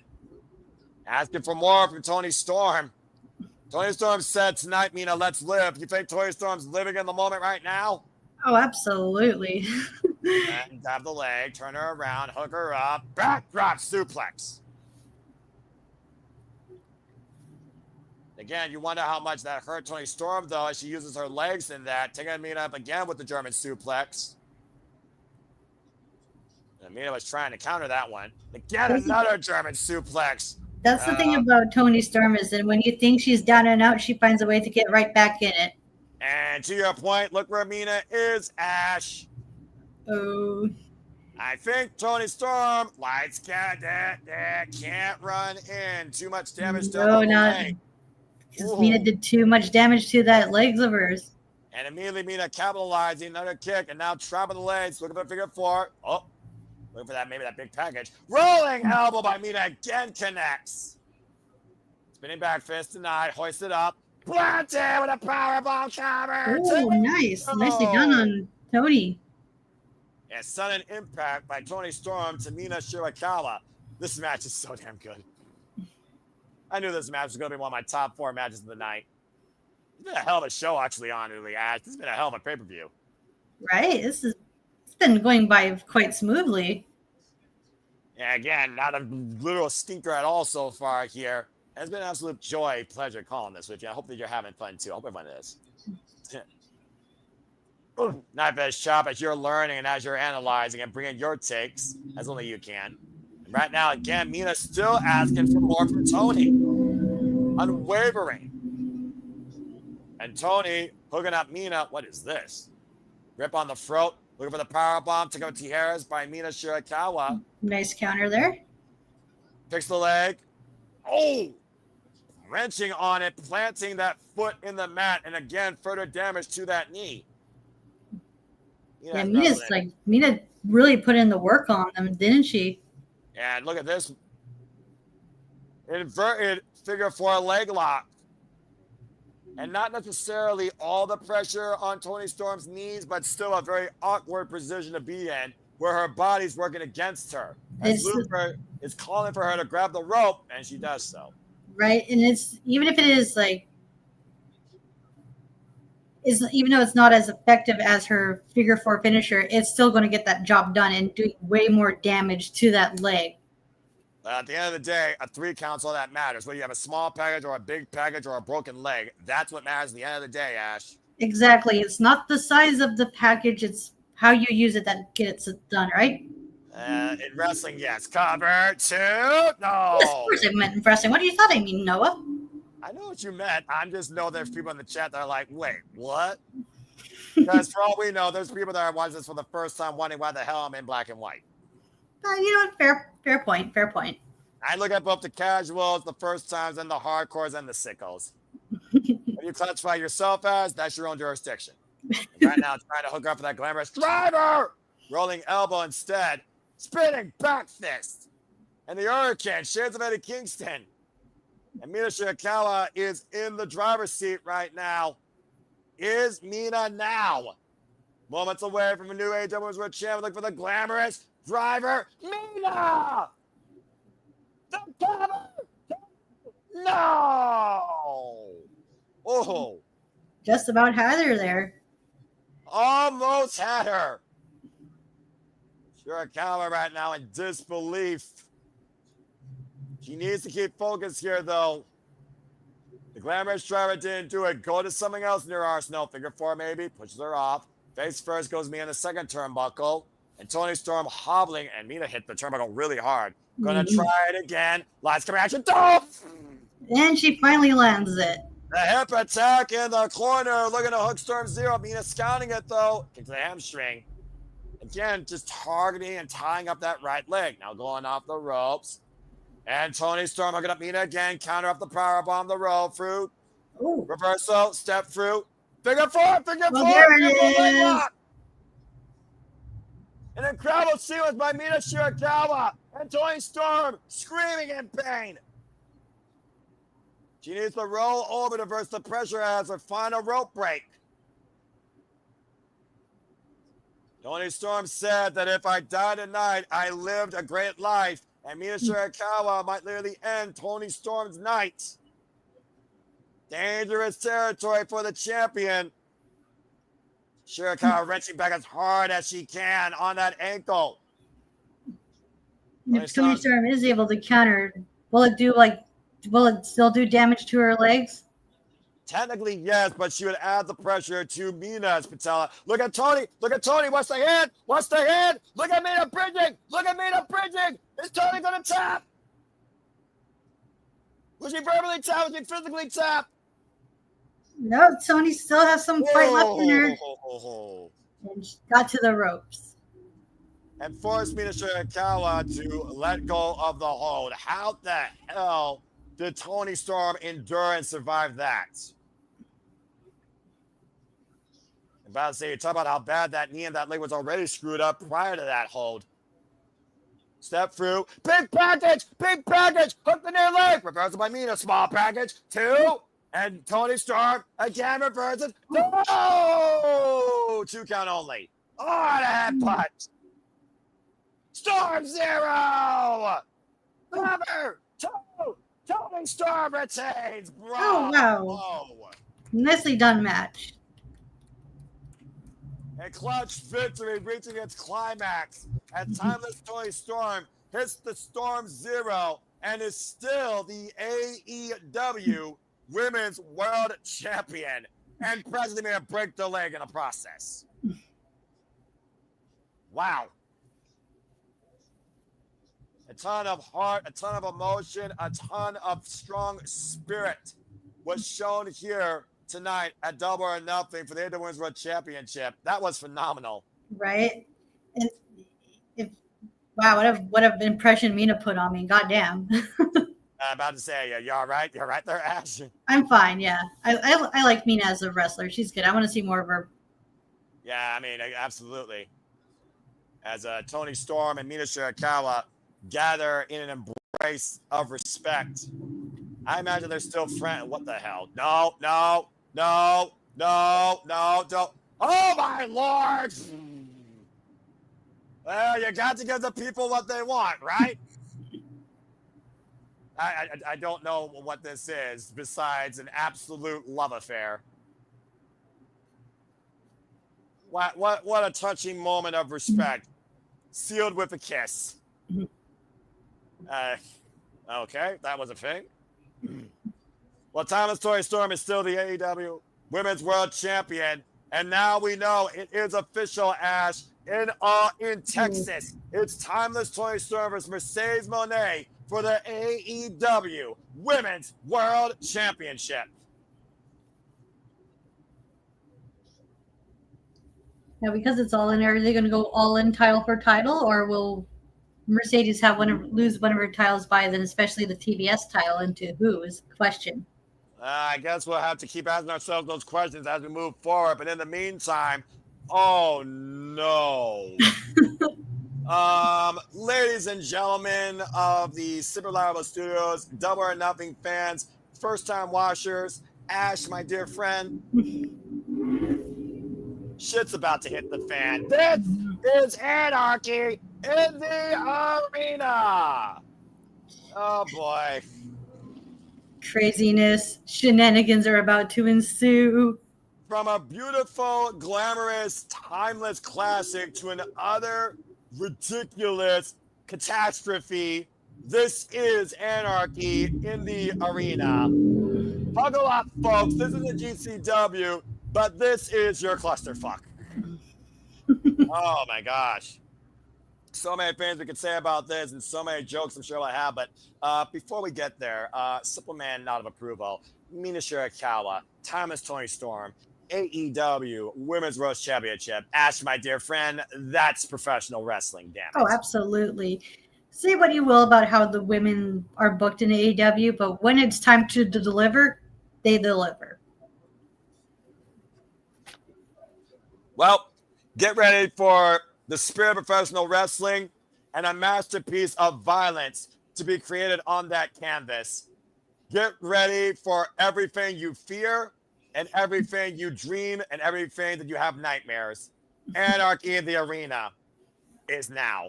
Oh my God, the chaos, the absolute chaos. The audience is coming to their feet, and rightfully so. Let's go down to Justin Roberts. Give us the word.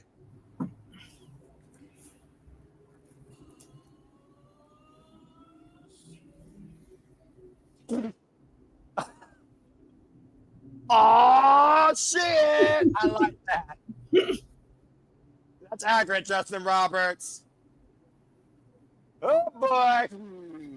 Man, the match hasn't even started yet, and I already feel bad for Ospreay and Hangman having to top this. Well, here's the nice thing about this, Ash. There's one more match before that. But in the meantime, whose house? Swerve's house. And this is where everyone gets to do the meets. Whoa, look at Swerve Strickland coming in as the Predator. Remember, he said he was going to go buck hunting. Well, I guess he's got more than one elite target on his mind tonight. Swerve Strickland is out for blood. The former AEW World Champion. You can get the new Reebok Swerve Answer 3s available now at champsports.com on Wednesday. Scan the QR code on your screen. Oh, wow, arguably, Ash, Swerve Strickland has called himself the most dangerous man in AEW, and based on his track record, he has anarchy in the arena. There's no telling what surprises, what depths, what evils Swerve Strickland will unleash and endure. Exactly, especially with his matches he's had with Hangman, how he took out Pac single-handedly. This man is crazy. He thrives on the craziness. And right now, embrace the insanity, embrace the anarchy. Gabe Kidd says, avoid all hope or abandon all hope. Swerve Strickland abandoned all hope long ago. Right? Might be looking to literally have a head on a trophy case at this point. I love the Predator entrance, by the way. That is an awesome nod. Right? It's Predator of AEW tonight in Anarchy in the Arena. That looks super cool. And of course, this is our fourth Anarchy in the Arena. For those that have tracked AEW as long as I have or don't know, only the heels have won this. And Ash, how fitting that you are here on the call. It's the first time ever women are involved. As here comes Willow Nightingale. Oh, I love Willow. Willow herself has an extreme edge to her as well. No doubt. She's not afraid to go to. I've seen it, and it is amazing. And Willow Nightingale knows how to bleed and create blood. Remember, her and Chris Statlander were part of probably the most violent match last year in AEW for the women at All Out. And of course, she has made her purpose to be the biggest problem for the Death Riders. Mm-hmm.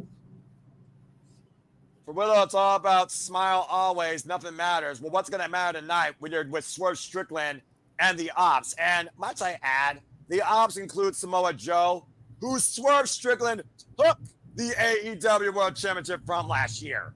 Mm-hmm. And that was a very solid match, too. Katsura Shibata, Powerhouse Hobbs, Big Black and Jack. That's a hell of a shirt right there and accurate. and of course, our current AEW World Trios Champions. Oh, good Lord.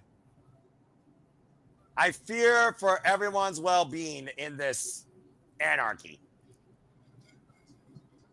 We've seen these people attack backstage. We've seen these people attacking the entranceway, parking lot. Kazuchika Shibata was literally neutralized on a steel chair, ribs first. And right now, it looks like 1, 2, 3, 4. Wait, where's Samoa Joe? Where's Joe?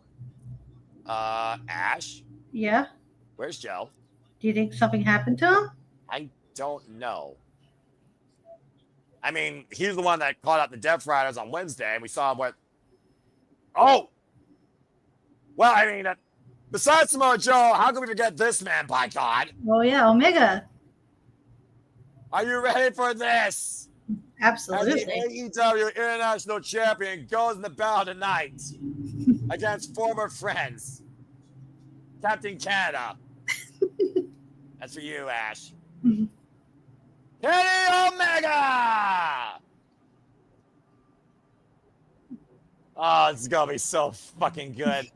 Now, before this gets underway, again, let me remind you folks again, if you haven't already, don't be a dickhead. Subscribe to Barry for Wrestling. Follow our Canadian friend, Ash, on the X. Become a fan today. Become part of Barry's Army. She's been wonderful. She is a wonderful person. You would love to get more wrestling tips from her regarding New Japan AEW. Subscribe.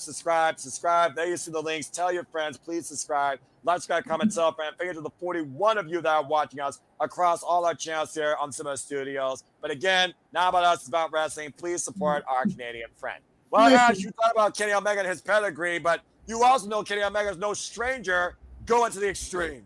Oh, no, not at all.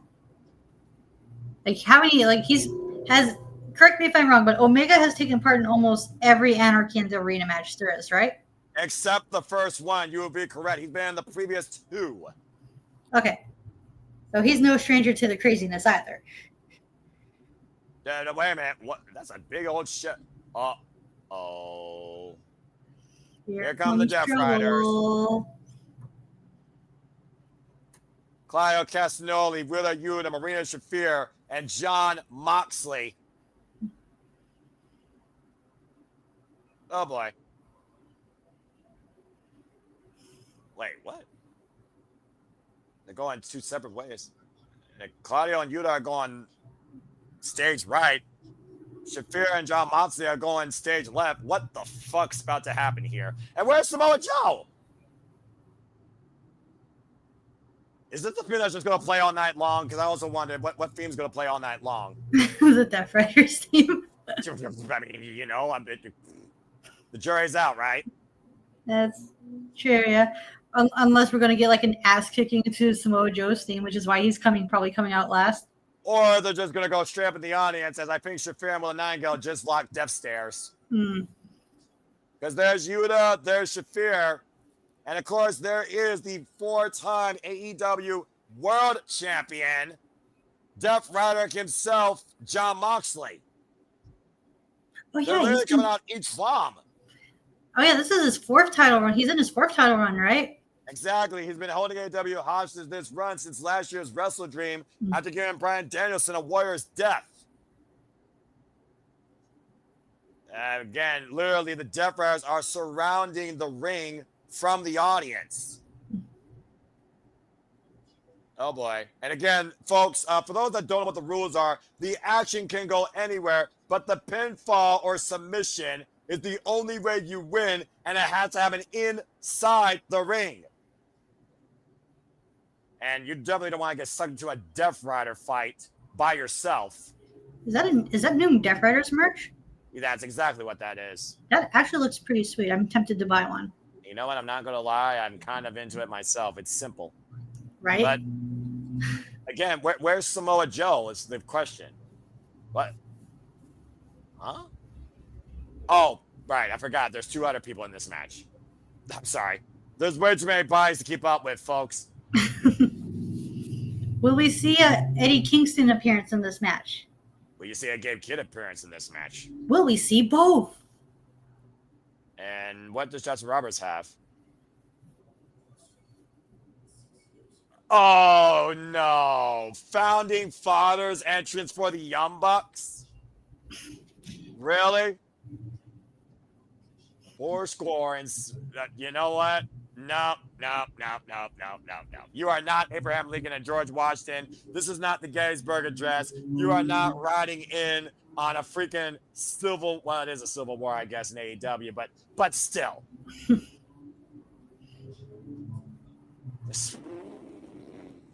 want to talk about being full of yourself, Ash? It doesn't get more full than this.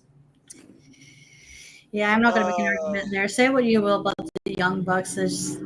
I will say this. I don't get, like, a lot of people have soured on the Young Bucks. Yeah, people are, Me, I enjoy their work, but in small doses. Which is why I'm okay with them being special attractions. Like showing up on the pay-per-views, showing every now and then, because...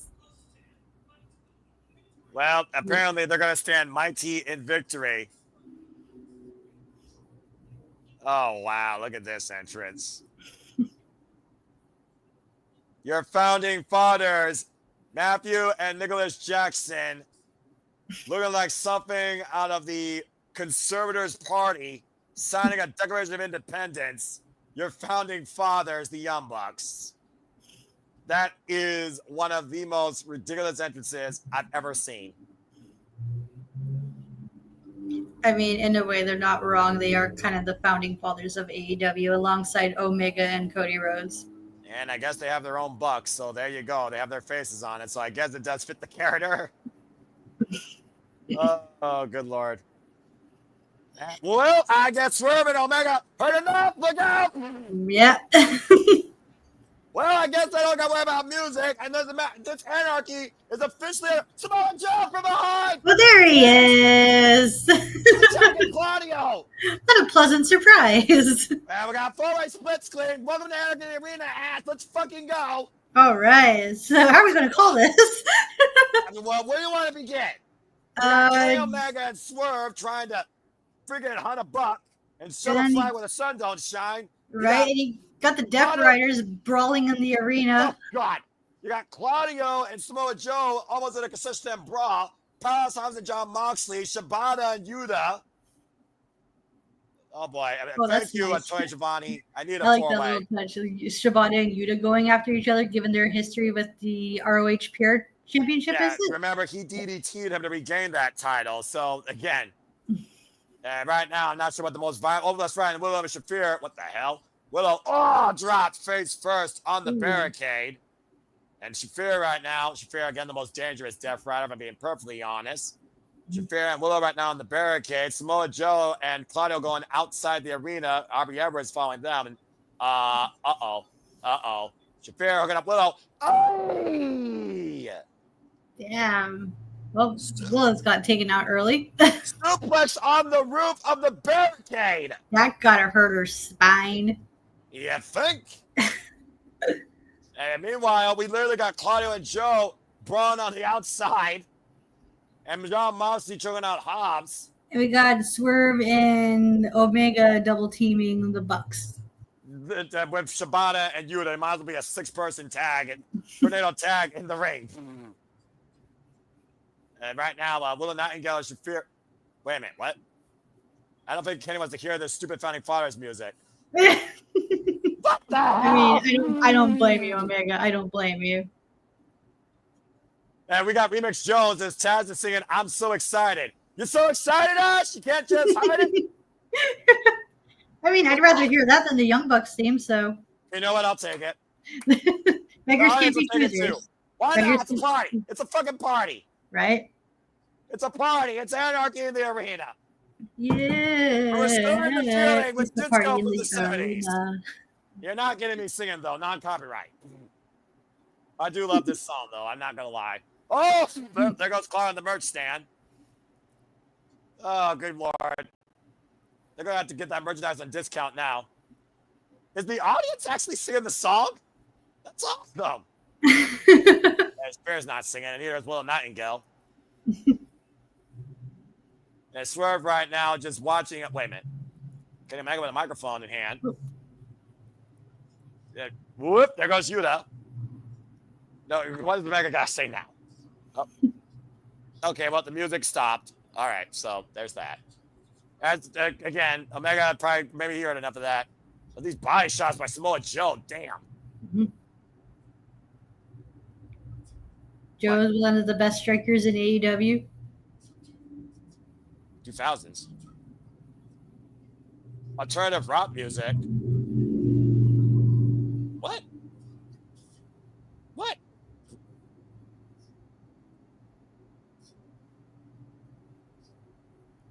Well, Alternative 2000. Oh, God, let the bodies hit the floor. They're playing Savage. I mean, it's fitting for the match. It's fitting for the match. Welcome, AC fucking W. This is completely unglued. This is extreme. I'm fucking for it. ECW lives for AEW. And right now, Jon Moxley, what the hell is that fork? Out in the eyes with Powerhouse Hobbs. For those that don't know, Black can crack.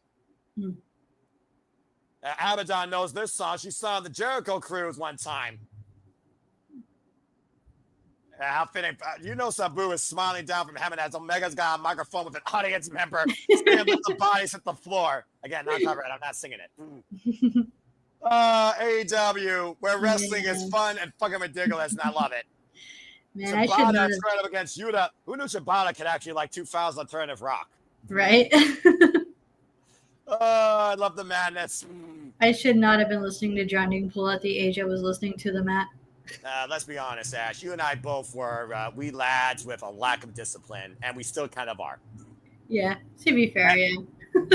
It is what it is. Who gives a fuck? This is professional wrestling. Right, exactly. I guess some young punks never grow old, right? Amen to that, sister. Jon Moxley literally skewering Powerhouse Hobbs on the floor. And, ladies and gentlemen, Powerhouse Hobbs is bleeding. I repeat, Powerhouse Hobbs is the first man that is bleeding. Right now. It's a Jon Moxley match. We're going to find blood. It's come to be expected at this point. Jon Moxley trying to stab the throat of Powerhouse Hobbs with that fork. I hate to sound like I'm desensitized by this, but it's just come to expect it. I mean, to be fair, it's Anarchy in the Arena. You're expected to see blood, madness, craziness, and other stuff. The name of the match is fucking Anarchy in the Arena. Exactly. That's why I said it's come to expected with the type of match. Exactly. I'm not complaining. If it sounded like I was complaining, I didn't mean to come across that way. No. You didn't come across that at all. To me, you're just having a fucking good time. And right. What is Omega doing? Omega, what the hell? And Yuta there. And Yuta right now from behind and taking Omega, who's up there in the was he gonna do like some crazy ass dive? Because you know Omega gonna do that. Well, I mean Omega and Yuta. Well, no. Yuta. Trying to hook up Omega. It's dangerous here. Up on the balcony. Oh boy. Bodies might hit the floor. Right? I mean, it is the song. Like, yeah, shit, but we don't when we say let the bodies hit the floor, we don't mean literal, guys. We don't mean literal. Well, I mean, this is AEW, okay? You'd be surprised what's taken literal. I mean, situation with Kenny Omega Proud. How was the body shot though to Wheeler Yuta? Wheeler Yuta being double teamed. Yeah, like when he comes to letting the body hit the floor, asking that. Oh, okay, that was fine. Proud Hobbs made Yuta hit the floor, threw him off that balcony. Look at the eyes of Omega. I fucking love this shit. And Omega, well, I get Omega looking to join the party. But Omega off that. Yeah. Omega wipes out everybody. Meanwhile, Joe and Claudio are at the announcers table, just continuously brawling. What the fuck not? We don't need a fall yet. It's way too soon. And Swerve right now.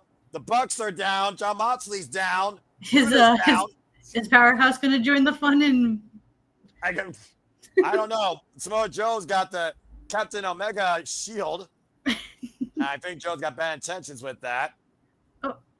And right now, Swerve and Hobbs. Oh, God. I think he just decked him over the head with it. Okay. He's just still going after Claudio. Samoa Joe is subtle when he's lethal. I'm just saying. Subtle when lethal. How's that for an oxymoron? That's what we love about Joe, though. That's one of the main reasons I love Samoa Joe. I don't care who I piss off by saying that. Aubrey Everett's, I guess, is following Joe and Claudio. Couldn't stop by Moxley and Hobbs, I think. And John Moxley and Powerhouse are the only two men inside the ring. These two challenged each other for the AEW World Championship back in Cleveland. Or Columbus, excuse me. Swerve stricken with a buck. John Moxley literally skewering Powerhouse Hobbs with that fork. Where's that dude with the butcher? Mox is harkening back to his Combat Zone wrestling days. Yeah, no kidding. CCW Moxley's back. Good grief. Powerhouse Hobbs is a bloody fucking mess. Oh! Sidewalk slam on a chair by Swerve Strickland to one of the founding fathers. And Joe with the jabs to Claudio. Got table coming to play and Bryce Redsburg. What the hell? Man, Joe just does Joe's got his sight set on Claudio and he's like, no, I ain't leaving you. I'm not done. Yeah, Joe has picked his target. Yeah, that's what I said. Yeah, he's got his target. He's like, I'm not going to change until I'm officially done with you. Oh, and Hobbs drives Moxley through a table. Well, is Hobbs done with Moxley yet, Ash? What was that? Is Hobbs done with Moxley yet? Nope. The bodies have hit the floor, hit the wood, hit the steel, and hit the fans. Bring us the ladders. Oh, God. A running knee strike through Swerve Strickland, a seated Swerve Strickland. Or am I asking too much for ladders? You're not asking too much when it's anarchy in the arena. I'm just saying you may not be asking for enough. Oh, and the jabs by Kenny Omega, the MMA background coming into play. Oh, no, you know what we should do? We should get, Eddie Kingston show up and set a table on fire. I love the way you think, Ash, and I agree as an arsonist. Spearing up the second row, moonsault, you can't escape, and a cover by Omega to win. Check out that too. That was the first. Also, it would be a good callback spot to the other Anarchy arena, which Eddie Kingston brings out what was it, the jerry can of gasoline? Someone tell me as Swerve hits the gritty, he wants to see a buck burn tonight. I'm just saying. Mm-hmm. The bodies have truly hit everything except something comfortable. As Willow and Shafir are all the way outside the building at a concession table. What the hell? It's like the production area. Oh, and face first in the Will Ospreay on the truck. What's Shafir looking for? Foreshadowing. Yeah, possibly. And Shafir is throwing trash at, Willow is throwing trash at Shafir. And that's a glass beer bottle in Willow Nightingale's can. Oh, Shafir's running back, though. Oh, my God! Did she? Oh, my God. Willow just bashed a beer bottle on top of Shafir's head. She might have cut herself, too, in that. Oh, God. Power slam on a table, and the table didn't break. Willow is using everything, including the kitchen sink. Right? And right now, we got Shibata and Yuta falling out. Well, they got 5 officials, so they got more than enough perspectives. Well, never mind. I guess Shibata wants to take it back inside. We talked about earlier, you mentioned Joe having his target on Claudio. Shibata has not lost sight of Yuta at all. And Willow Nightingale has not lost sight of Shafir as Shibata just took out the trash. I mean, that's why Willow is in this match to neutralize Shafir, who's also, no pun intended, had a problem with Willow Nightingale. Oh! And Yuta with some bad vibrations as Shibata pushes him into a giant garage door. Good Lord. And who knows Shibata could be this violent, considering he's a former neverweight champion. We knew he was nothing futz. Yeah. John Moxley just got thrown off the announce table by Powerhouse Hobbs. My favorite looking for a paradigm shift, and Shibata, does Shibata have barbed wire? That's exactly what that is. And he's wrapping it around his leg. Oh my God. Shit. Is he going to freaking kick Yuta with that? That's exactly why I planned to do the exposed chest of Yuta. Oh my God. Never thought I would say barbed wire and Shibata in the same sentence. And fake out Super Kick Party. DDT on Swerve Strickland by the Founding Fathers. The freaking double or nothing is insanity right here. And they're mocking right now is Swerve Strickland by the Young Bucks. And hi, Walter. Hope you're doing well. We're facing anarchy and losing our fucking minds. AEW just became ECW. And I think that the bars at the floor is still playing. And double bicep pose by the Founding Fathers here. And Kenny Omega branding the Bucks with a trash can. Another Founding Father, probably the most important Founding Father. And Kenny Omega hoisting up. And lands on his feet. Super kick caught. Oh! Love is going to catch it. Bang! V-trigger! Oh, God! Hello! Oh. Trash can thrown in the face of Omega. Up kick by Swerve as the Bucks are firing Omega and Swerve on the stage. The rolling, jumping flatliner. You know. Living flatliner. God, Canadian Destroyer. Oh, wow. This was. Jesus, this is like craziness right here. And house call. To your point, Swerve fitted that off. Right? That was quite the sequence. That was. God. That left shoulder. That was craziness. And about saying, you see right now, Clark, Casanova, wiping out Powerhouse, Hobbs, and Swerve. Hey, Ash, this is Anarchy, right? You want to add more craziness to the fun? Say hello to Walter Cruz, everybody. Hello. And we got a giant swing by Clark Casanova and Swerve Strickland. And Sarah, speaker. Oh, damn. And then hi guys, good music. Oh God, I pound through stage cranks. Oh, shit. Claudio. Hello, Walter. How the fuck are you? I'm great after what I just saw. I just wanted to say hi. I'm gonna stay backstage. I'll pop in after the match. I'll see. Oh my God in heaven. Thank Absolute you, Walter Cruz. mayhem. This match it's fun, wild, and crazy. Everything you expect an Anarchy in the Arena match to be. Yeah, look at the way Powerhouse Hobbs crushed Claudio by friggin' Founding Father flew and dropped Powerhouse Hobbs. The music officially died, by the way, after being thrown through a speaker. Was first Strickland. That was a hell of a way to kill the music this time. Right? And right now, we got Willow and Shafir. Shafir is busted open. I repeat, Shafir is busted open. Oh, how did that And happen? Willow and I got a frying pan. Was that from the beer bottle? Yeah, and that was a judo toss by Shafir. Let's forget she has a background. And Shafir with a frying pan in hand. Right. Oh, wailing away at Little Nightingale. I mean, why would you give Shafir a weapon? Exactly. Her hands are her weapons. Her whole body's a weapon. And so is that steel chain. We're about to see how lethal Shafir could really be, I think. Boy. What the hell is she going to do with this steel chain? Judo toss. I don't think you'd want to know, Noah. I don't think you'd want to. I kind of do. The match kissing me wants to know. I think she's ragging it across the eyes of Willow. And meanwhile, there might be a rise of a T1000 here tonight at Double or Nothing. It's Kenny Omega, a Terminator, has risen. And Kenny Omega picks up speed 0 to 100 from the other side of the ring. That's Kenny Omega. Whoa! Intercepted by lame poopy. Wait a minute. What the hell is this? Matthew now. Oh, my God! Jesus! Oh, that double stop, rebound, power bomb through the table. Oh, wow, that was actually pretty good. Holy shit! Wow. And Will Nightingale's been pierced and chained to the ring post by a locked steel chain. Yeesh. That's utter insanity. Look at this, Ash, to your point. Double stop, slingshot, power bomb off the top rope through a table to the floor by the Young Bucks to get Omega. They're probably going to use that in their in their moveset now. Meltzer driver to Shibata. Like that slingshot powerbomb, they're probably going to use that way more often. Oh, and look at the way John Moxley's using a piece of that table to grind the back of Kenny Omega. Again, for those that did not hear me, Marina Shafir just locked Little Nightingale down on the ring post via a steel chain piercing. Literally locked her down. By her ear. Yikes. Eee. Oh my God, that's going to get so stretched out. That takes piercing to a whole nother level. No kidding, right? Wait. Hobbs and Yuta from the outside. John Monster Shafir scouting Katsura Shibata, using him as a kickboxing bag. You talk about the weapons that Shafir has being her own body. Shibata's been a weapon his whole life. Right?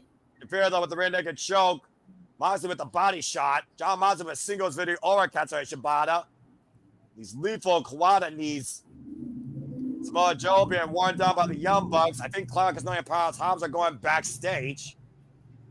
This is absolute insanity. Moxley and Shafir work so well as a team. I wanted to see him more in intergender matches, working as a team together. It's incredible how much Shafir has bought into John Moxley's mission. And I said it once, I'll say it again. The most lethal Death Rider. She said herself, she's the protector, like a mother. She's willing to die for this ride. And I think she's literally willing to do that. Right? Especially the crazy bumps she's taken. I'm about to say, Swerve Stream was going to JMO driver her ass. John Moxley didn't want him to do it. Shafir's like, do it, bitch, do it. And in that mixed tag, they didn't do it. Right? She's like, do it, you won't.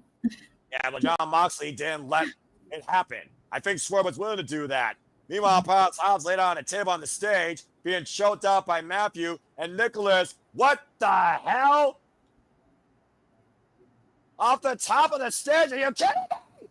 Long-term bomb! Yeah, Hobbs might be done after that. And possibly, Joe yeah. being choked out by that flat by John Moxley. Aubrey Edwards back in the ring. Again, Willow Nightingale is still trapped via piercing. I can't believe I just said that. Good God. Well, the Bucks might be out. Hobbs might be out. Shafir trapped Willow. The debris, the destruction, the body, Samoa Joe, Kenny Omega in the worst shape. Death Riders and the Bucks in full control right now. Very distinct advantage right now. And again, John Moxley with a steel chair in hand. Utter, absolute anarchy. This is AEW Double or Nothing. And right now, what the hell is the Bucks trying to do? What do these two crazies have in store? Right now, Hobbs is completely defenseless. And it looks like John Moxley has bad intent with that steel chair. Wait a minute, Powerhouse Hobbs trying to fight back, though, and sends John Moxley almost off the stage. Big headbutt. Hobbs still fighting back, though, being ripped back by his hair by Matthew. And Hobbs is still fighting back, though. Body shot again. And, oh, man. Somehow he's still standing with a chair thrown at his face. And down to his knees. Uh-oh. Oh, God, brains him. Taking a lot of punishment head first. That's for damn sure. Absolutely. And somehow Hobbs continues to keep fighting back through this. And what the hell? You're going to do a BTE trigger? EVP. Wait. Oh, that's what it's called now. EVP. Okay. Running on a forklift, swerving with Swerve Strickland on elevated pallet. That's innovative. Swerve from the highest heights possible. Looking down, Swerve stop on the Bucks. Who's out, Ash?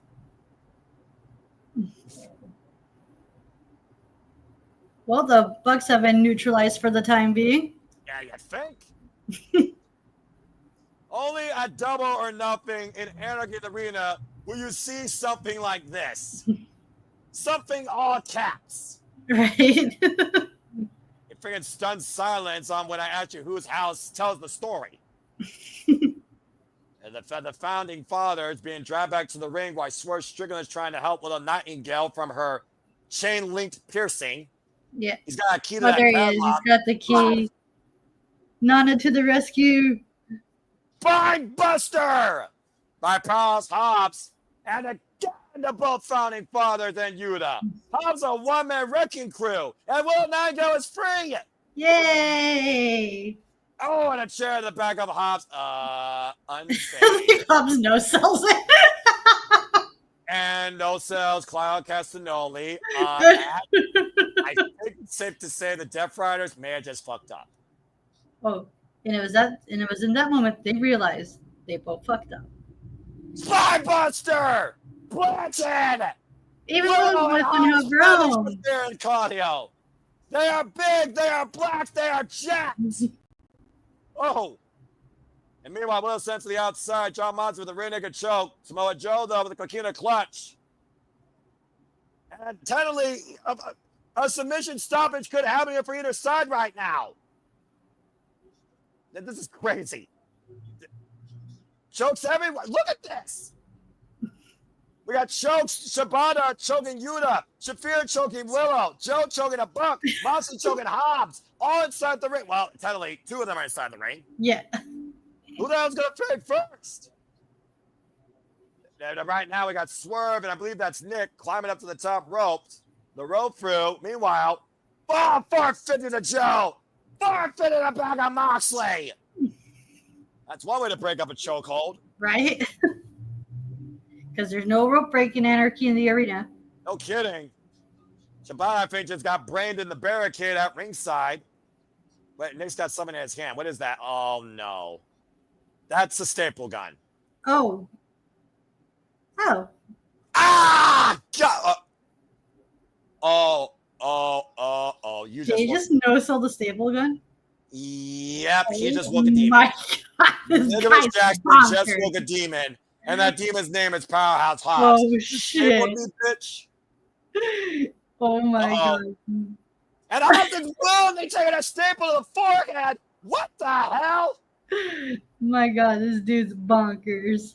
I thought Swerve was nuts. Tilt the Right. left leg over the knee, and a staple to the front of Jackson. Oh, Jesus. Get to the midsection, double underhook, Swerve Strickland. Stapling, oh my God, the side of the head of John Moxley. I feel it was in the throat. Oh, and Yuta got stapled in going to the Strickland knee. Mid-air with the knees. Swerve is stapling everybody. Claudio, uh-oh. Claudio's like, nope, I ain't having Push that. up, pop up, staple on top of the head. Never mind. Oh, a super kick. But Matthew now with a staple gun in hand. And Matthew right now.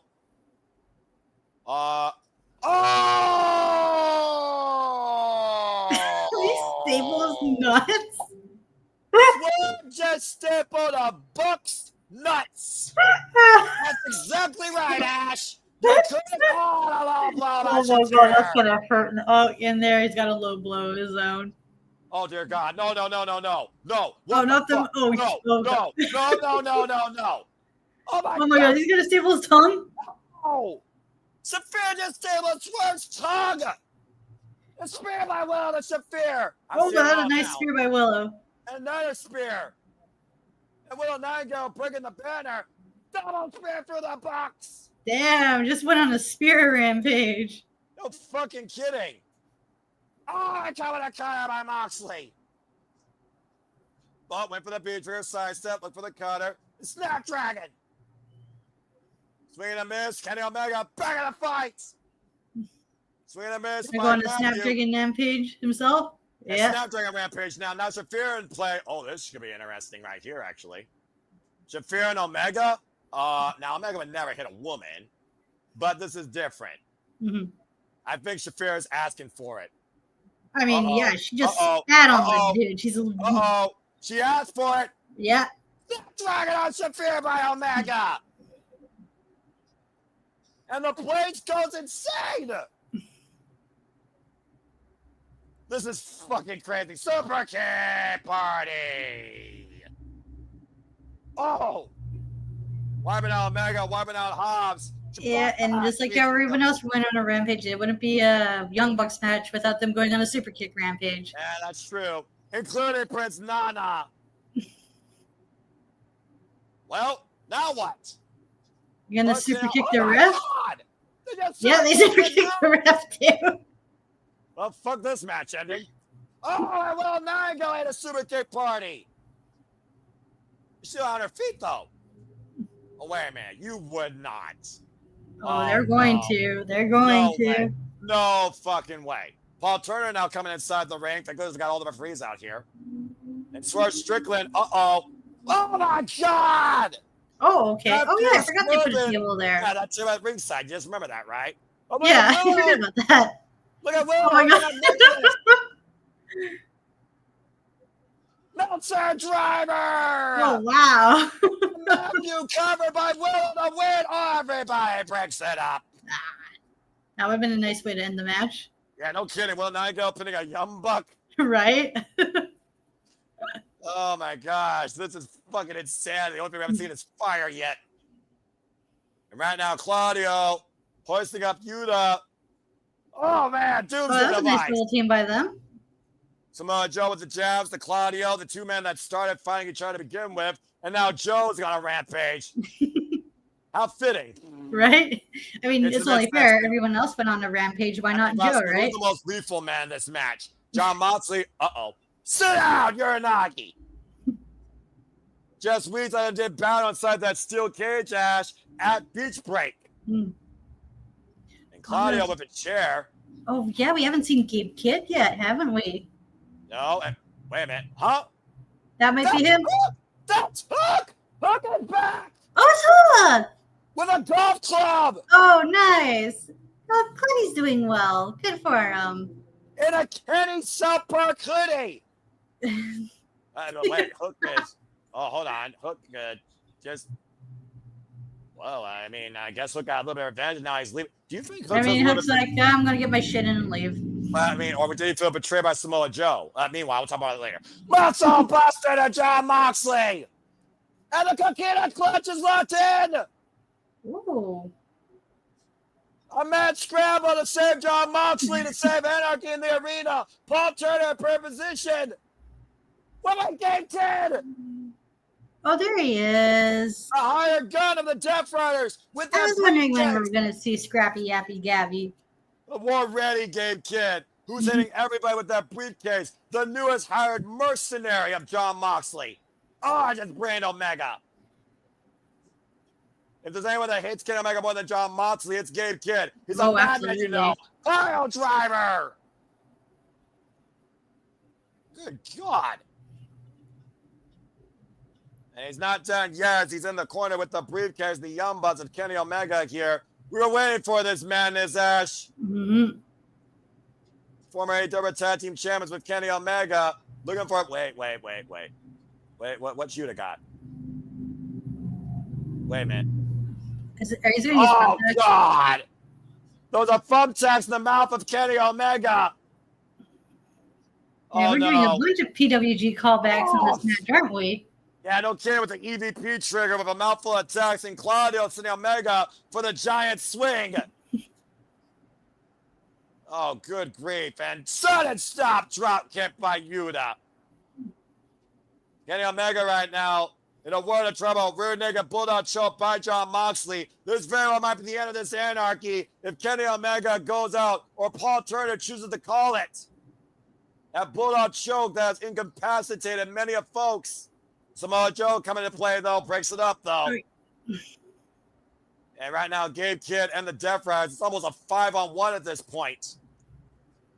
The numbers are too much right now. The Death Riders, the EVPs, and Gabe Kidd with the briefcase right now, isolating Samoa Joe. Ever since Gabe Kidd came into this match, it's been completely one-sided once again.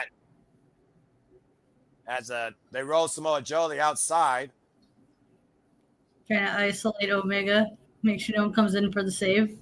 Well, right now, they're taking Samoa Joe. What the hell are they doing? He's got some sort of plan in mind, it looks like. What the hell are they? What? I mean, the ambulance is still there, by the way. We still might need that. A stretcher, using the stretcher, making its return as a weapon. Come on, Briscoe! Oh, okay. I was not expecting to see him. Okay, that's a pleasant surprise. No, it's not, because Ash, Gabe Kidd called out Mark Briscoe, called him a weak dick bitch. He talking about who you talking about, young boy. And Gabe Kidd and Mark Briscoe right now are brawling. Gabe Kidd's going to buy out Mark Briscoe. I thought, well, I guess, you can't keep a Briscoe down. Who the fuck am I kidding? No, not at all. Saturated in its own blood, still with that same shirt. And Gabe Kidd sent face first to the ambulance door. Yuta sent to the side of the ambulance. The ambulance finally getting some action again. No wonder they didn't drive that thing away. That's Claudio and Joe. And what the hell? Are they pushing him in the ambulance? How many people can fit in an ambulance, Ash? You want to take a guess? I'd say like at least more than 10. Let's see. There's Joe, there's Hobbs, there's Gabe Kidd, there's Yuta, there's Willow, there's Shafir, there's Jon Moxley. Oh no. What the hell? Are they gonna drive away and wrestle in the ambulance? We just trapped the Death Riders and Gabe Kidd in the ambulance. The Death Riders have literally been trapped. That means Swerve and Omega are isolated with the Young Bucks in the ring. Oh, shit. Yeah, Ash, that might be accurate. Founding Fathers, you're about to become a history. Nice knowing you. We'll read you in the obituary. Bang! Bang! It's now a 2-on-2 match inside the ring with two former AEW World Champions. Whose house? Target sided, Kenny Omega, Swerve Strickland. I was about to say Swerve and Omega. This is awesome. And now, Swerve and Omega's still finding, by the way, his breathing, if we're being honest here. Omega on the outside. And, those new Reeboks. Oh, and they're covered in thumbtacks. Yep, another PWG classic. And Candice LeRae, how you doing? Those Reeboks might be modified slightly in case you all want those at your local store. Available this Wednesday, by the way. Oh, nice. Uh-oh. Oh, boy. The Answer Freeze got an upgrade, a lethal upgrade, to say the least. And again, Jon Moxley, the Death Riders, and Gabe Kidd have all been trapped inside the ambulance.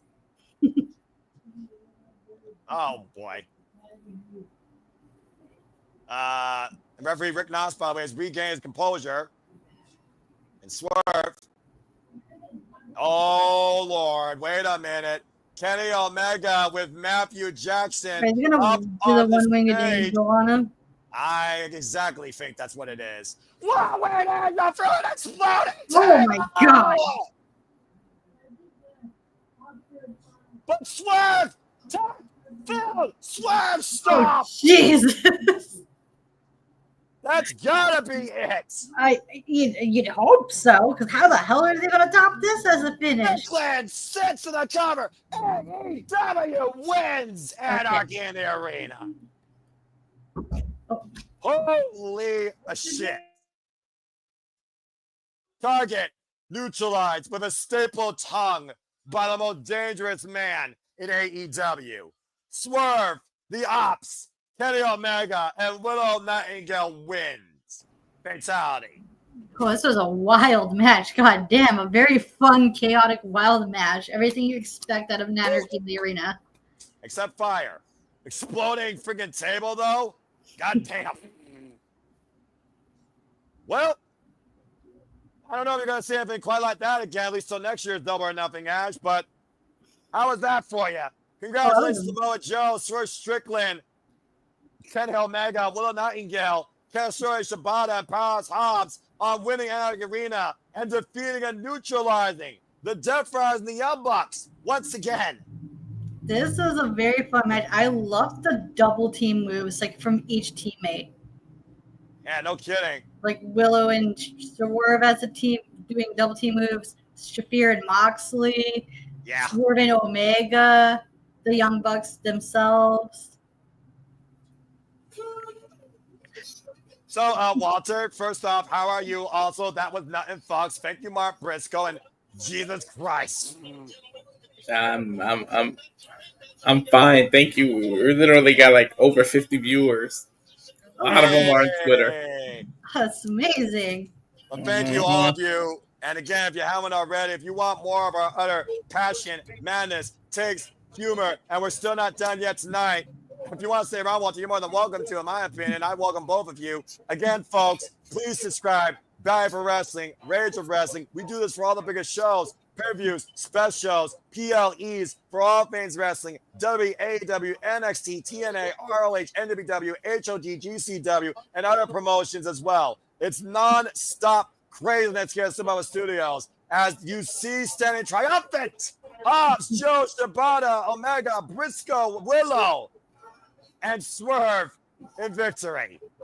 Big Black and Jack. God. Jesus. I think the kitchen sink would have been an insult to this match. Well, I mean, yeah, you very well might be right. And again, that was not our closing match. That was not our main event. Still to come tonight, the men's Owen Hart Foundation Tournament Finals. Heyman, Adam Page, and Will Ospreay to see who will challenge Jon Moxley for the AEW World Championship at All In Texas. And of course, speaking of the bruv, there you see Will Ospreay taping up what could be the most important match of his life. Still to come tonight, the story, redemption, ascension, the need versus the want. The one goal both men have in mind, getting back that beautiful gold belt. Still to come tonight. Well, while they're doing that, you got any questions for me about what happened on NXT? Yeah, let's go ahead and switch gears for a little bit, shall we? As we got a moment to breathe since they got to clean up everything. First off, how was NXT? Do you believe in Joe Hendry? Was history made? And for those that don't want spoilers, I suggest you tune out for a few seconds. What was your favorite match of the night and your biggest takeaway? Let me give people a countdown before they get 10, spoiled. 9, 8, 7, 6, 5, 4, 3, 2, 1. Beep. Main event. My favorite match. They did the Trick Williams, Joe Hendry. Can you believe we got a new TNA champion? Fucking Trick Williams has made complete history. The first person to win another company's title. We got a brand new champion. Wow. Mike Santana has crossed the line. He's got a fight Tuesday. It's going to be Mike Santana against Trevion Heights Tuesday. So believe it or not, Mike Santana has crossed the line. Wow! He was in a backstage interview and got interrupted by the No Quarter check crew, and then Miles Bourne did a crazy ass match. He was this close. This close to winning. Oba pulled it out, but damn it, he kicked. When I say Miles kicked out of everything Oba had, he literally kicked out of pop-up power bombs. He kicked out of the everything Oba threw at him, he kicked out. Oba had to do the power bomb 3 times in a row to finally beat Miles. It was ridiculous. Absolutely ridiculous. So the dude put up a fight. And both shows have been nothing but tonight. And we're not even done yet, as now the only thing on the air is AEW or nothing. And believe it or not, it's time for our semi-main event. How per there's 3 individuals here, because Walter, you're here for the trios match. It's time for the Pentagon versus the Don Callis family. I forgot this match was still on. Me too. And then also Stephanie McGuinness retained. I'm sorry. I lost my boys in the match. Ash is going to lose herself. I repeat, Ash is going to lose herself. But, well, damn. I'll let you guys call this because my feed is like more than 40 seconds behind y'all. So. All right. That's all you want to say real quick. Then please, I'll let people know where they can find you and put your channel and your blog. And unless you're going to come back after the show, or like what you want. I'm going to come back after each of. I'm going to be backstage each time, but I'll still show it. Yeah, there it is. The Rate the Wrestling YouTube, which a lot of you are actually viewing, and then Twitter, whatever you want to call it, Walter Alex Cruz, which like 30 of you are actually watching there. So I thank you. But if the 30 of you can actually subscribe, get me into the 160s. If we can get to the 200, please. Wherever WrestleMania is, my wife will send me and somebody from Simple Reliable Studios there.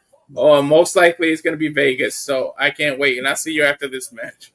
All right, fair enough. Thank you, Walter Cruz. We'll see you after that. Again, if you can subscribe there, also subscribe to our Canadian friend, Ash, who's had a phenomenal time tonight. An incredible call here. Love calling this video, my friends. This definitely will not be the last time we do this. Please subscribe. Support my friend Ash down below at Barrett for Wrestling. Follow on the X at ShadowBatAsh. Follow on YouTube, Barry for Wrestling. You're my favorite, our Canadian friend. And don't be a dickhead. Become a young punt today. Become part of Barry's army. All right, let's go ahead and get into things. And thank you again, Walter Cruz. As we continue now moving forward. A chance to breathe. Well, maybe. As we have a ridiculous 6-man tag team match here, spawned out of disrespect towards the Don Callis family, courtesy of the Paragon's leader, the TNT champion, Adam Cole. And speaking of which, here comes the Paragon. Hey. All right. I like how they're called the Paragon because when they were called the Undisputed Era, that was one of the rumored names that they were going to be called. Yeah, I remember that. That was definitely one of those names brought up. And of course, the Paragon coming up a tag team win over the grizzled young veterans. And of course, Adam Cole is our brand new current TNT champion. Speaking of which, here comes the man himself. That they haven't done anything with. Yeah, one open title defense. Give it a break. Again, Dynasty has not even been. Oh, well, it has been just over a month out. All right.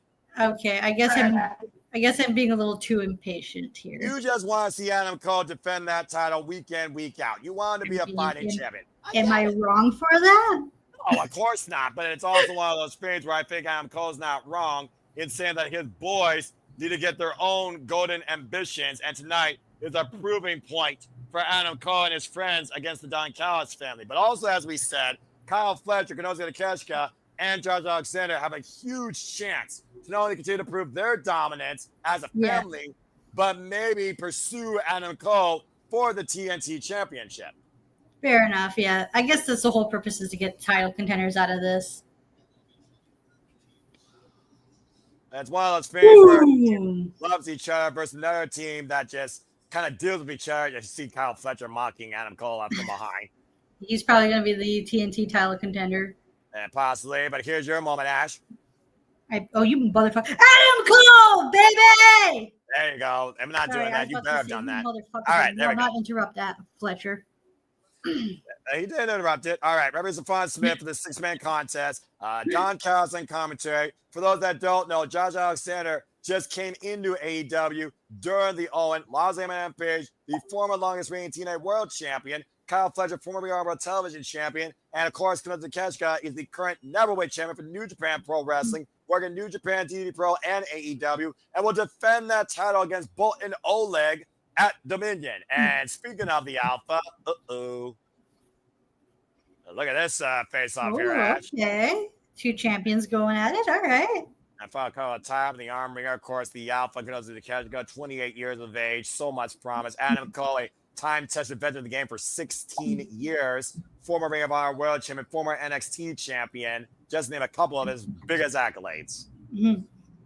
At one point, the Undisputed Era owned the Black and Gold NXT. They owned WWE. Good times. So tell me about it. I will give respect to the Black and Chrome because it is good. It's never going to be Black and Gold, but it's still far better than what it used to be with that Rainbow Bright shit. Now, if only everybody wasn't Death Rebel. Anyway. I mean, not all Death Rebel songs are bad. 8 out of 10 of them are. I know that's a fair assessment. Thank you. At least we can agree on something tonight. Yeah. Off the ropes. So we've agreed on multiple things here. An Irish whip. Oh, blocked the shot. Oh, nice shove and net break of Adam Cole. Here's the cover with the far leg and a 1 count. Yeah, it's going to take a lot more than that to get rid of Takeshita. It's too early. Well, he's the also most effective consecutive defense reigning neverweight champion in New Japan Pro Wrestling history. He's the strongest never openweight champion in New Japan Pro Wrestling history. 5 successful defenses of that title. Whoop, swing and a miss. Kyle O'Reilly teeing off now against the Alpha. Oh, man, I ran into a big kick. Irish whip, reversal, Canals, okay. Flies off with a lariat. Oh, wow. I heard. Poor unfortunate souls. Damn, R.I.P. Yeah, rip. Josh Alexander now. Oh, this is interesting. 2 Canadians. Ooh, Let's forget okay. around there, of course. British Columbia. Josh Alexander from Toronto. You, of course, from Winnipeg. And we got O'Reilly from Vancouver. There you go. Oh, man, that combination offense by Kyle O'Reilly. Tag made by Roderick Strong now. Paragon with the quick tags. Oh, man. The tag. Right. Man, O'Reilly and Roderick Strong, they just work so well as a tag team. What a game! Former Red Dragon in a degree, of course. Former NXT Tag Team Champions. Josh Alexander pushing Rogers in the corner, and Kyle Fletcher now taking advantage. Just teeing off against Roderick Strong, the Proto Star. If Joe Gigafatu is on gas, no brakes, apparently I am as well, because this show's been nutting futs, and I love it, but there's still one more match left. Right? I mean, I completely forgot about this match, but you know what? It's a good placement on the card, because goddamn, we need a cool-down match. With all due respect to the incredible effort that all 6 men are going to give here, you need a cool-down after seeing that the bodies at the floor and seeing somebody go for an exploding table and one-wing angel. Oh! Look at this double team, though. Triple team, excuse me. PK, drop kick, cover by Roderick Strong, gets a 1 count. Go ahead. It's like these three are like such a cohesive unit. I love seeing them work together. Mm-hmm. Whether it's Ring of Honor, NXT, or AEW, these three have defined each other's careers since the better part of the early 2000s. Oh! And Roderick Strong, former AEW National Champion, NXT North American Champion, taken down by Josh Alexander. Kyle O'Reilly, former Ring of Honor World Champion. He and Adam Cole once fought over that title back at the Tokyo Dome. What shot! Ooh. And running, falling cross body, blind shot, Roderick Strong. A rough landing there for the Messiah, the Bat Breaker. Yeah, Josh Alexander is a very good heavy for the Don Callis family. Well, he's also one of the most pure in-ring technicians you will see this modern era, if you're being perfectly honest as well. Gives every shade of a Kurt Angle. And of course, formerly the standard of TNA, taking the title now is Mike Santana. You'll find out more about TNA folks when we cover Against All Odds, coming here in the Symbol Hour Studios. Nice backdrop suplex by Kyle Fletcher to Roderick Strong.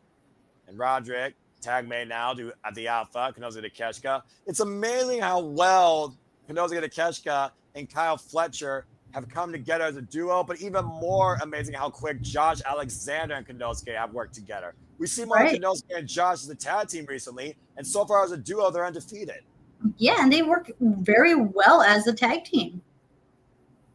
And again, it's one of those dynamic Freebird type rules, it feels like, here with the Don Callis family, where so many combinations work so efficiently.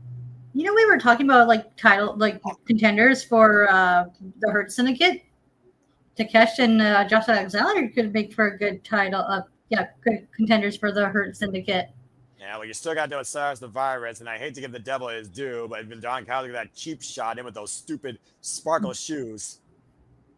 But Don Callis might literally be one of the smartest men going today in the business. That makes him dangerous. You look at the people he's managed and the success they have, the resume speaks for itself.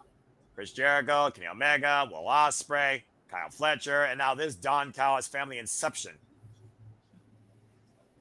But he's also brought the absolute worst with anybody he's literally managed. Just saying. Some people have actually come back to light.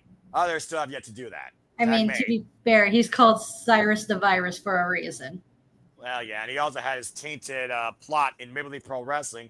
By the way, congrats to Josh Alexander, the new Maple Leaf Pro Wrestling champion. You can watch Maple Leaf Pro Wrestling, folks, on Triller TV. Commentary led by Maranello and Don Callis, mostly. Oh, nice. Promotion, of course, led by Scott D'Amore. Fine tags made as Roderick Strong right now trying to foul the corner. Caught, though. Loop, no, counter. Roderick Strong hoisting him up. Olympic slam to Kenosuke. Tremendous competitor Roderick Strong is. Tag made to Josh Alexander, though. Cheap shot to Kyle O'Reilly. Immediately, quick tag out by the Alpha. Smart strategy. Front face lock. Keeping that separation, making sure that you have limited options. Right. Josh Alexander right now with the front face lock to Roderick Strong. Body shots, though, and again, pointing the elbow to the back of the head and neck. Irish whip thrown off. Josh Alexander also a very effective tag team specialist. Still, of course, part of the longest reigning TNA tag team champions, the North of all Eagle, Ethan Page, in the history of TNA. Wow, Josh Alexander has quite the TNA resume. Oh, yeah. Tag made, and I'm cold, baby. Oh, here he comes. Adam Cole, Mina going after Kyle Fletcher and the Alpha, Josh Alexander. Back elbow strike. First time ever, Josh Alexander and Adam Cole are meeting each other in the ring. Takes it down with a clothesline. Double elbow strike. Pump kick by Adam Cole. Adam Cole all over Josh Alexander right now. Super kick to Konosuke Takeshita. I wouldn't mind seeing Adam Cole face off against like Josh Alexander for the TNT title. That'd be pretty sweet. Backstabber off the Enziguri. Could be an interesting match. Here's the back spread, spear leg hug. 2 counts. I guess that's what I love about this like match right now. Like we have like so many match combinations and like teasers for like upcoming TNT title contenders. Yeah, Lance Archer could be another one as he took commentary over, it looks like. Ooh, I wouldn't mind seeing that. I love Meet the Murder Hawk. Former IWGP United States champion, of course. Whoa! Diving knee strike by Kyle O'Reilly. Meanwhile, Adam Cole. Yoshi to Josh Alexander. PK follow-up. Axe and smash by Kyle O'Reilly, who's now legal. Cover. 2. Oh. Immediately traps the arm, though. Kazuchika Tommy. Oh, there you go. Applied. And again, Josh Alexander able to roll through, though. Now Josh the ankle lock. Great reversal, though. Kyle O'Reilly picking the ankle now. Mm-hmm. I want this one-on-one match. Yeah, that'd be pretty sweet, too. Both technically sound wrestlers going at it. Sign me up. Inside cradle by Kyle O'Reilly. Gets a 2 count. Oh, man. Oh, God. Alexander blocked with a big kick. What back collide in the middle of the ring? Yeah. Both going back and forth, and it's just like double. I don't know what it is, but I just love the double clothesline spot where both men are down. Yeah, like who hits the last haymaker? Both men at the same time. Right. It's right such such a cliche spot, but I absolutely love it. This is one of my favorite things in wrestling. Same. Kyle Fletcher and Adam Cole in. Adam Cole blocks the super kick and gives Kyle Fletcher one of his own. Great shot by Adam Cole, and Adam Cole might be setting up Kyle Fletcher for the. Oh no! Oh, that's a nice counter. Great extension. That's one way to stop it. Yeah, great extension off the super kick. Rolling elbow, waistlock, German suplex by Josh Alexander. Don Callis finally triple teaming the TNT champion. Oh man! Big splash, combination kicks in the corner, and now Josh and Kyle hoisting up to Konosuke. Adam Cole, what the hell is this? Ooh. Oh my gosh! Super power bomb! Cover by Kyle, broken up by the Paragon. Well, that was a very nice sequence of moves and teamwork by the Don Callis family there. Yeah, all 6 men working on all cylinders here right now. Anyone's ball game. Josh and Konosuke sent to the outside. Kyle O'Reilly rocked by Kyle Fletcher. Roderick Strong teeing off against Kyle Fletcher here. It was a stiff elbow straight to the side of the jaw. And Roderick Strong, drop kick in between the ropes. Konosuke, though, trying to take a chair. And Konosuke taking a seat. He's open punch, driving Roderick Strong. Oh, man! Oh, wow. Fly again! God! Just came out of nowhere. Yeah, literally with the flying knee strike while Josh Alexander was just laid out across the barricade with a backbreaker. That's going to kill the spine. And Fletcher sent back inside the ring by Adam Cole. Tab made to Roderick Strong now. Tab made to Kyle O'Reilly. Quick succession tabs by the Paragon. Rising knee strike. The knee in the midsection. Axe. And, triple smash. Kyle down. Here Kyle O'Reilly with the cover. Konosuke with the save. That German. Jumping knee. This is the part of the match where everyone gets their signatures in. Everyone get their shit in. That's the whole ploy of wrestling sometimes. Overhead belly to belly by Josh Roderick Strong to that replay. Nothing wrong with that. You got to showcase your talent, right? And damn right. They kick out to the knee, and Adam Cole might be looking to drop the boom here tonight against the walking weapon. And Josh Alexander rocks Adam Cole with a stiff right hand. And, Alexander driven over the knee of Adam Cole.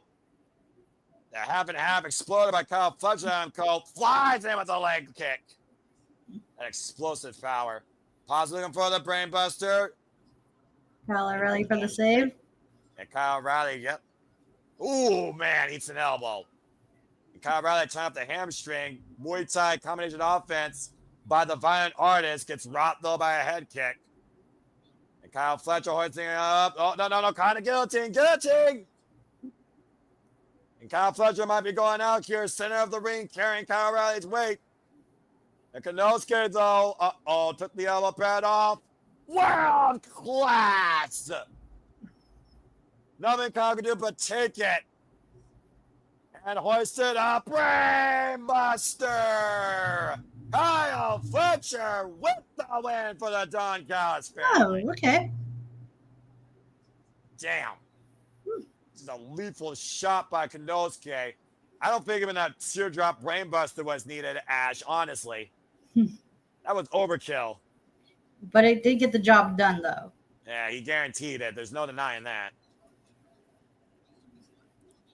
Again, that leg buckle literally, after Kanosuke Takeshita decked him with that exposed elbow strike, world class. The Don Callis family sends a painful message towards the Paragon, and more particularly the TNT champion. And it looks like Adam Cole and Ryder Strong aren't looking for now because they're outnumbered. Especially Lance Archer's involved. Oh, boy. Attacking from behind as Roderick Strong's being decked by Lance Archer here. Adam Cole being double-teamed here. And now we got RPG Vice coming into play. Oh, give me a break. It's a 6-on-2 assault. Sure, the double choke slam. Good Lord. The numbers literally wiping out the entire... What? Oh, shit. Brody King! Tomoyashi! Oh, these two men got a lot of bad blood to the Don Callis family, Ash.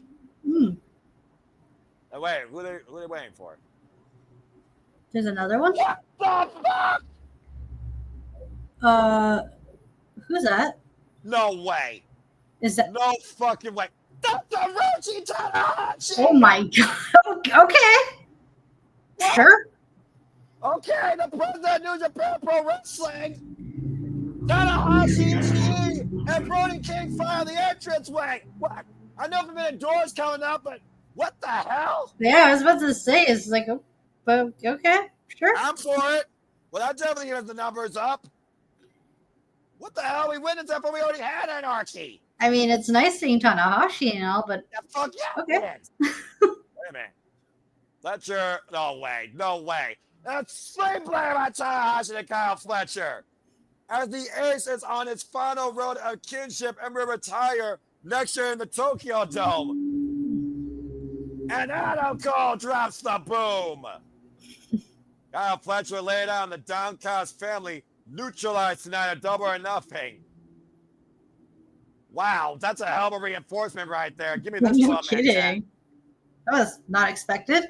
Just when I thought I was going to see everything tonight, Tanahashi and G were not on my radar. And I'm right? Hiroshi Tanahashi, Tomoyashi E, who literally was betrayed by Rocky Romero, and Brody King and Josh Alexander went to a 20-minute draw on Collision. Oh, nice. I got to check that out.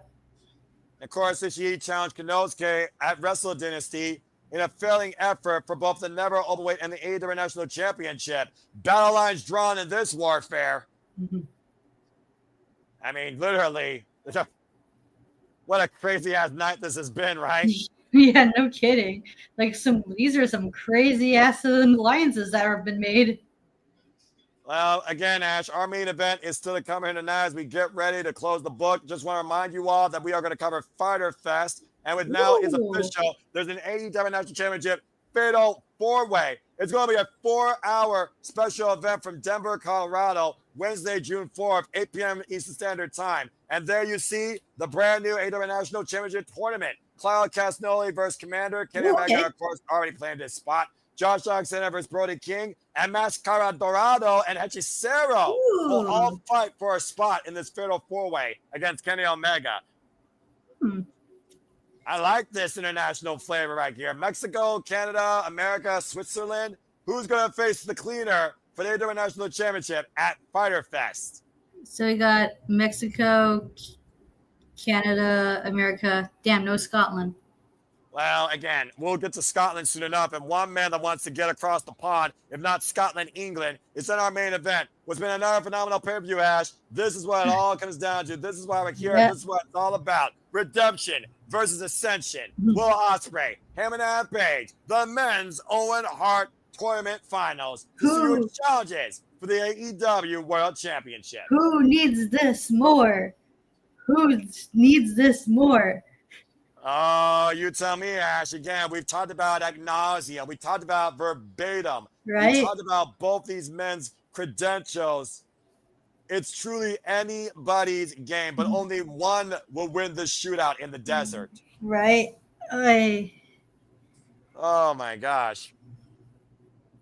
On a phenomenal night, as I give a quick recap before we get into the definitive video package. Again, thank you to all 50 of you that are watching us across all channels. Again, if you haven't already, please subscribe to our Canadian friend Ash at Batty for Wrestling. Again, that's Batty for Wrestling. Show her love and support. Follow her on the X. You'll find her here on the Spaces, Simple Studios, Saturday Shenanigans, other watch-alongs. Stay tuned for her takes on wrestlers. Become part of Barry's on today. Don't be a dickhead. We've seen Konosuke Takeshita, Kyle Fletcher, and Josh Alexander beat the Paragon as Tanahashi and Ishii came in as we enforced with Brody King. We saw Mercedes Moné beat Jamie Hayter with a modified small cradle, hammerlock arm trap. We saw Kazuchika Okada beat Speedball Mike Bailey. Anarchy in the Arena was won by Team AEW. The Hurt Syndicate was able to outlast the Sons of Texas. As we saw Mark Briscoe sent out on a stretcher, he came back to aid us in Anarchy, but Ricochet did win that match. And, of course, we also saw tonight Garcia and Nigel McGuinness fall to FTR, unfortunately. Anna Jay and Harley Cameron beat Megan Bain and Penelope Ford. And, of course, Timeless Toy Storm and Shirakawa lived tonight as Timeless Toy Storm is still the AEW Women's World Champion. It now all comes down to this. Ash, it's main event time! AEW Double or Nothing! Oh, man. Oh, boy. Woo! Here we go, folks. Buckle up. Mm-hmm. Buckle up, saddle up, do what you need to do to get yourself comfortable. Have enough bullets in the chamber. Hit the shot needed to cleanse yourself of your past. And finally, find a clear, brighter way towards a better future. This is the story of Hangman Adam Page. To be the father, to be the role model, to be the champion, to be the person, the wrestler that the fans, his wife, his son, himself need to be. Hangman Adam Page has to win the night at Double or Nothing. Oh boy.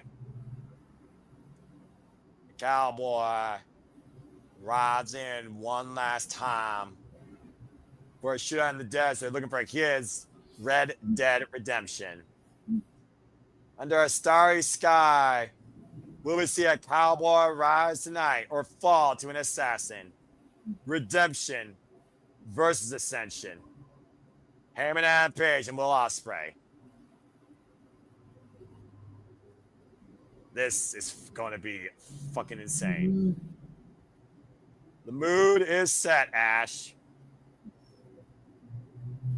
Your silence speaks volumes as Hangman Adam Page walks in. Cowboy Shiznak. Hangman Adam Page. This is oh my god, this is going to be one of those matches. Yeah, I'm not going to say this is going to be your typical Will Ospreay match because it's not going to be because I've shit talked Will Ospreay, and sometimes on the Spaces has made it seem like I'm a Will Ospreay hater. I'm not. Will Ospreay matches to me are a comfort food, in which I don't go out of my way to seek them out, but when I'm in the mood and I want it, I'm gonna go get it. Like, so we all have our favorite comfort foods, right? And why do we like our comfort foods? Because they are a very well done, nice familiarity that is good for the moment. And to me, that's what a Will Ospreay match is. Well, what sort of moment are you going to get tonight, regardless of who wins? Right? So I like Will Ospreay matches. I just don't go out of my way to find them. So if I'm watching an episode of Collision or Dynamite or a pay-per-view and he happens to be on the show, I'm going to watch it. Oh boy. As again, we're echoing the words that both these men shared during that face-to-face promo. Will Ospreay said he's done everything right to get to this point. He's won their trust. When they ring the bell, he squares up and does his best. He believes that he's the one that can do this, but the only way he knows that he can is if he can beat Heyman and Page, because Heyman has done one thing that Will Ospreay hasn't, and that's beaten Jon Moxley. And become AEW champion. Let's elevate this shit! Oh boy. This is gonna be fucking insane. I'm ready for my match of the weekend, bruvs. In so many ways. I mean, yeah, you can make an argument for that. Well, considering everything else we've seen tonight and considering what we heard pop off on the other side, but considering what this means to both of these men and following both of these men's journey, and this is our main event tonight, Double or Nothing, the culmination of the Owen Hart Men's Foundation Tournament, it's hard to argue. And Will Ospreay, of course, has been part of AEW now, two-time AEW International Champion. Came back from his own pit of hate, sorrow, and darkness under the dark shroud of the Don Callis family. And prior to that, when he was the Commonwealth Kingpin in New Japan Pro Wrestling. Now a family man and a father and looking to be an AEW World Champion, but first must become an Owen Hart Foundation Tournament winner. To say this is the biggest match Will Ospreay has had in his career would probably be an oxymoron if you followed his work in Rev Pro and New Japan and earlier in TNA and earlier in AEW career. But truly, it does not get more important than this. Yeah, Will Ospreay and him and Page. Yeah, I was about to say, you can make an argument that this is his biggest match to date in AEW. One final time tonight. Let's go down to WSW and Roberts for our introductions to make it official. Man, that time. Big fucking fight field. Mm-hmm. Oh, boy. Correct me if I'm wrong, but this is Will Ospreay's first pay-per-view main event in AEW? That would be correct. Okay. And this would be Hangman's third?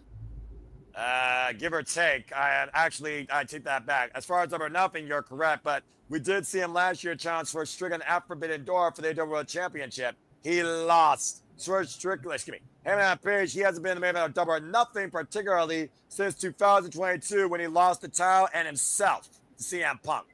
Because I've known that Hangman has been in the main event. I just didn't know how many times he has. More times than I can count. When he was AEW World Champion and challenging Kenny Omega for the AEW World Championship, beat him at Full Gear. While Will Ospreay has only been in the main event of AEW one other time. But, of course, he won his way through this tournament against Kevin Knight and Kosuke Takeshita, while him and Page won his way through Josh Alexander and Kyle Fletcher. You can imagine that he's much more emotional. Hey, Ken Walter, anything you want to say before the bell rings? Let's fucking go. That's all that needs to be said. Well, that being said, Walter, we'll see you on the other side because as of right now, both men, eye to eye. Here we go! See you on the other side, bruv. Well, Ash, this is it. This is your first main event call in AEW history, and you picked one hell of a night to do it. Right. Him and Page, Owen Hart Foundation Tournament. Yeah, the first main event match I've called for AEW. And again, to learn more about the Owen Hart Foundation and all their efforts that they do, go to owenhartfoundation.org. Connor will tie up here. Again, stiff log up here in the area going. First time ever, him and Page and Will Ospreay have faced each other one-on-one in a ring.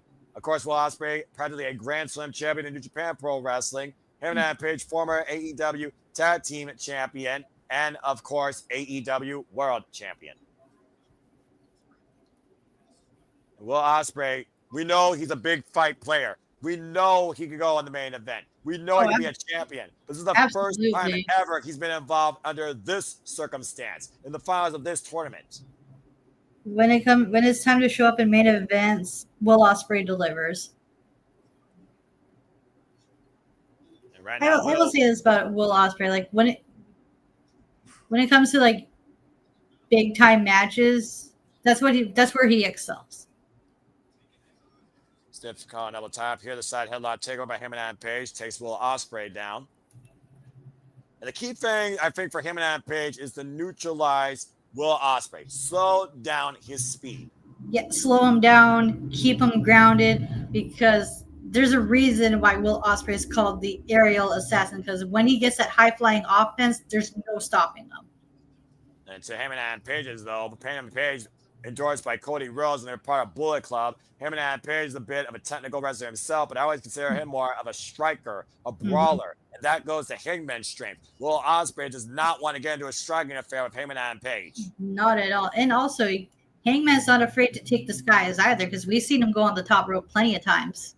Yeah, the outside moonsault versus the sky twister, to your point. Arm wringer change here as Will Ospreay gets the better of that. I feel like at this point, it's a mutual respect in the early going and a filling out process. Deep arm drag takeover by Ospreay again, taking Hangman Page down. Instinctively was trying to go possibly for a big lariat. Of course, Hangman Page, we saw his first sign of light toward this road to redemption when he beat MJF this year at Revolution. Oh, and Will Ospreay, of course, beat Kyle Fletcher inside the steel cage. Yeah.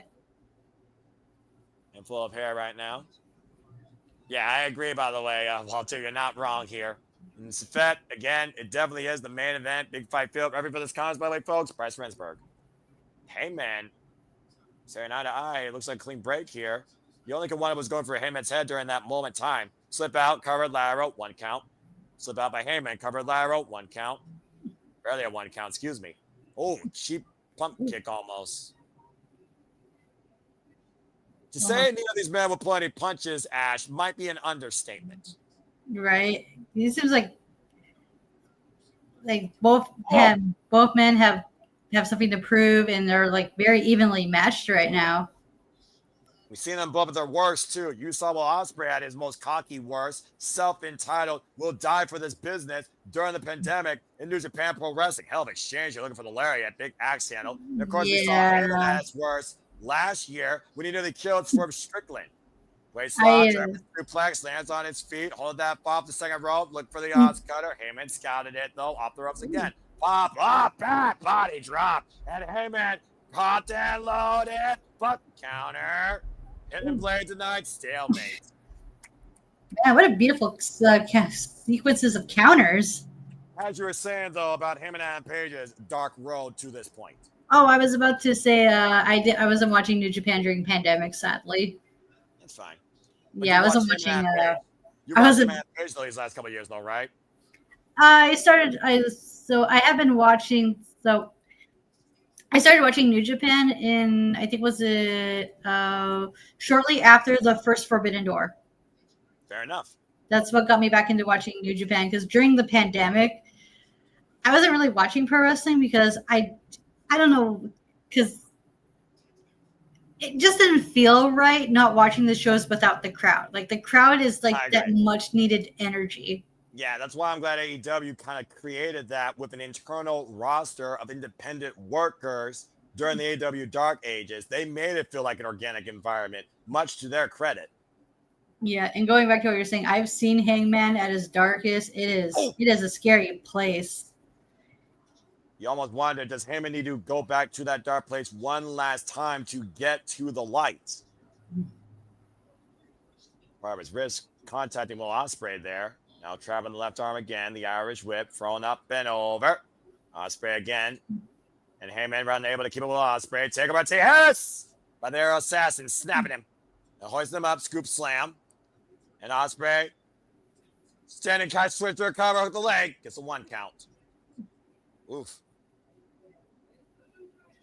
one of those things, though. You kick out one. How much does that feed into your opponent's head? And how much is that going to play into the finish of the match as well?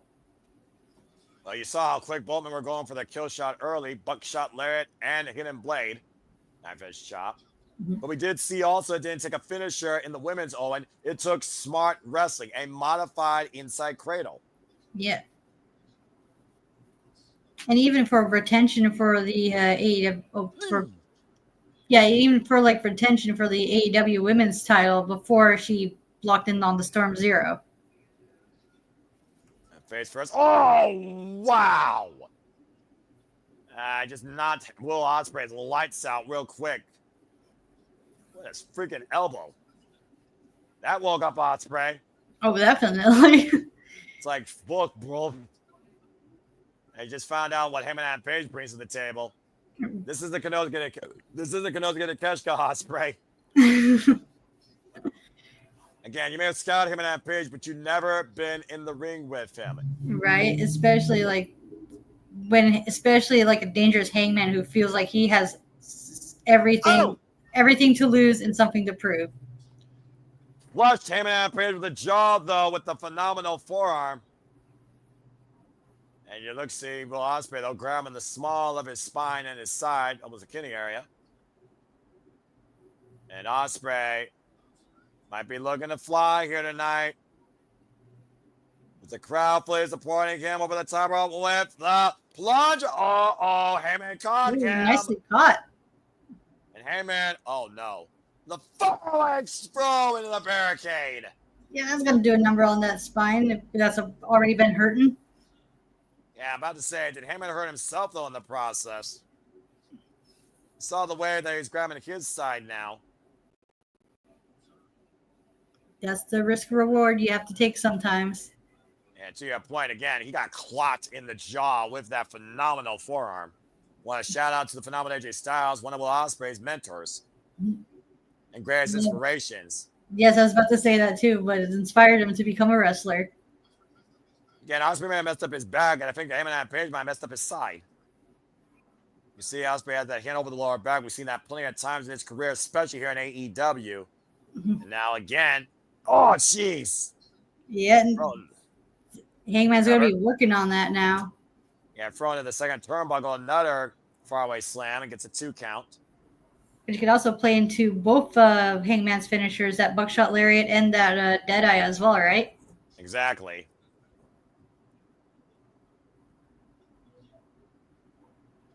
It's going to affect everything. If your back's not in point, it affects your core, affects your strength. You saw what happened with Jamie Hayter, how hard Mercedes Moné worked on that. If it wasn't for all the work with the back and the arm hammerlock, Hayter probably could have escaped that hold. Mm-hmm. Ultimately, wearing down your opponent was Hayter's downfall. And Heyman and Page combination here in the corner, the elbows, the side of the head of Will Ospreay with the vicious chops. Bryce Mansberg calling for the break. I will say this about him and Adam Page. The composure of him tonight is stronger than I've seen probably for the last 2 years. Oh, yeah. He's absolutely focused. Like, he really wants this. Yeah, but he's also approaching this smart, not aggressively with just rage and emotion. An Irish whip to Ospreay in the corner. Another big closing lariat. Ospreay now brought to center. Heyman looking to hoist him up. And looking for the stun dog. Heyman able to scout it, though. Backdrop suplex. Ospreay, though, somehow going back to his feet. Swinging a miss. And again, Heyman takes him up and down. High angle. Backdrop suplex. And then Heyman with the cover. Gets a 2 count. Also, working on that back is also another way to neutralize the Will Ospreay with his aerial offense as well. And Heyman and Page right now keeping Ospreay grounded. The side headlock cravat here. Which is the best approach, because once Ospreay takes to the skies, who knows what's going to happen, especially when it factors into his many finishing maneuvers he has. Now you think about the stinging effect that Ospreay might be feeling right now in his neck with all the work done to his shoulders. I honestly wonder, ever since Kyle Fletcher dropped him with that ridiculous brainbuster last year at Wrestle Dream, has his neck and shoulders truly ever recovered? A shoulder block there and a stiff kick to the spine of Ospreay. I mean, you're never 100% with your first match. Will Ospreay's back has been through hell and back. Oh, that absolutely is. Not just his back, but his neck, too. Look at Ospreay, though. The motivation of this brawl. And Hangman Page wants this. Remember, Will Ospreay says, show me. Show me the man that can beat John Moxley. Because if I can beat you, I know I can get that gold back. Hangman Page and Will Ospreay in a vicious elbow exchange. Oh, yeah. Big knife fist chop. Follow up elbow drops Ospreay. That was a big haymaker right there. God, absolutely, yeah. When it comes to striking in this match, Hangman has the advantage. Well, it's done out there. That finally connects. Irish whip reversal by Hangman. Handspring. Corkscrew kick. There he goes with that aerial offense. That's going to give him the upper hand Ospreay needs. And it looks like the assassin might be looking to sort tonight at Double or Nothing. And the desert! Sasuke special. Shout out to Hayabusa. Again, Ospreay makes it look so damn easy. It's ridiculous. Right? Take a look at the replay here, Ash, to your point. The body control, the flow, the clearance, everything. You got to get back in the ring, though. I mean, I guess count out technically could, but again, no one wants to win like that. No one wants to win. Absolutely no, especially for these especially the high stakes match this is, where we're an opportunity to become AEW champion. Yeah, it's AEW's biggest show of the year, all in Texas, Globe Life Field. Now the Argentine backbreaker applied to Hangman Page by Will Ospreay. Ospreay spinning out. Thunder bomb two. No. Hangman able to kick out. Thank goodness JJ ain't here. I don't want to hear that bullshit. I mean, he's not wrong. Like how many people have won with the blue thunder bomb? I know it's been done. I know it's been done, but the ratio of people who won with it to, not favorable for the blue thunder bomb. Again, the move itself is very beautiful and it's good, but it's not very effective most times. I mean, it's a back bump. If nothing else, it disorientates your opponent, unless you're Jun Akiyama in DDT Pro. Otherwise, you don't know. Although that blue thunder bomb is going to do damage to Hangman's side, right? Yeah, exactly. Again, those elbows, though, have been doing nothing but damage. Landing on the side of Ospreay's jaw. Sidestep. Hangman, oh my! Set up and over the floor. I was able to find his footing on the apron. Now Ospreay, once again, going up to the high-risk district off the top rope. Whoop. Hangman pushes Ospreay off. Ospreay finds his footing on the apron, though. Now Hangman, triangle clothesline. Not going to help Ospreay's back either. Mm-hmm. And now Hangman's taking to the sky himself. He's doing a moonsault of his own. Orihara moonsault, to your point. The sheer athleticism and the risk both these men are willing to go to get this win. They go to the replay, by the way. Watch this lariat. Bam. Jeez. That entire forearm caught Will Ospreay. And the upper body wiped him out with the moonsault. And both moves are going to do damage to that already injured back. Including a pop-up powerbomb, high stack, 2 count. Hangman trying to hold on to the legs. Maybe step over for a submission. Come on into a sharpshooter. Very fitting center of the ring here, considering, again, this is about a Hart. Shout out to Bret the Hitman Hart. Mm-hmm. Again, you see right now, though, Hangman, though, weared out. You see the toll of this battle, though, as Hangman's holding on as hard as he can. But the tougher he holds on to this, the more it takes out of Hangman as well. It's a difficult hold. Doing whatever it takes to neutralize Will Ospreay, so that way he does not take to the skies. Yeah, or try and tap him out. But we know Ospreay will not tap out. He might give out like Daniel Garcia did, lest you forget earlier today. As Hangman right now sits deep, but Ospreay is inches away and finally forces the break. Yeah, it's very rare that you see Ospreay tap out. He has tapped out before, but not that often. And kudos to the referee forcing the break as quick as he could. And of course, Hangman was unable to hold on to that hold as soon as Ospreay grabbed the ropes because of the way the back dropped. And now Ospreay's got to find some sort of oxygen to once again explode off those ropes and rebound in this match. Heyman and Page is hearing the voices of the All Elite Faithful here, Cowboy Shit and Bruv. Very partisan crowd here tonight in our main event, Double or Nothing. And fist chop, Ospreay back to his feet. Yeah, because both men, like both men deserve the Owen Hart Cup. Ooh. And this match is going to prove who needs it more. Yeah, who needs it versus who wants it. Never has the word need meant so much more in All Elite Wrestling. Right? Especially when it means to, like, recapture that AEW title that's being held hostage. And Ospreay right now, caught by Heyman and Page, backdrop suplex. Again, high on the back of the head and neck. And it's almost like Heyman wants to test Ospreay as well. Not only to see if Ospreay can do it, but can Heyman still be that guy? Can Heyman and Page beat Will Ospreay? What matters the most? Wall kick. Stella Zaguri by Will Ospreay rocks Heyman and Page. And now Ospreay might be, nope, grab the tights, hoist it up again, lands on his feet up the intended suplex, spinning solo, took the midsection, Irish whip reversal, hand, spring. Oh, God, clubbing shot back of the head. Oh, nice. That's one way to stop that cutter. Swing and a miss. Hook hit by Will Ospreay, though. Block shot at him, and watch that one, hilarious.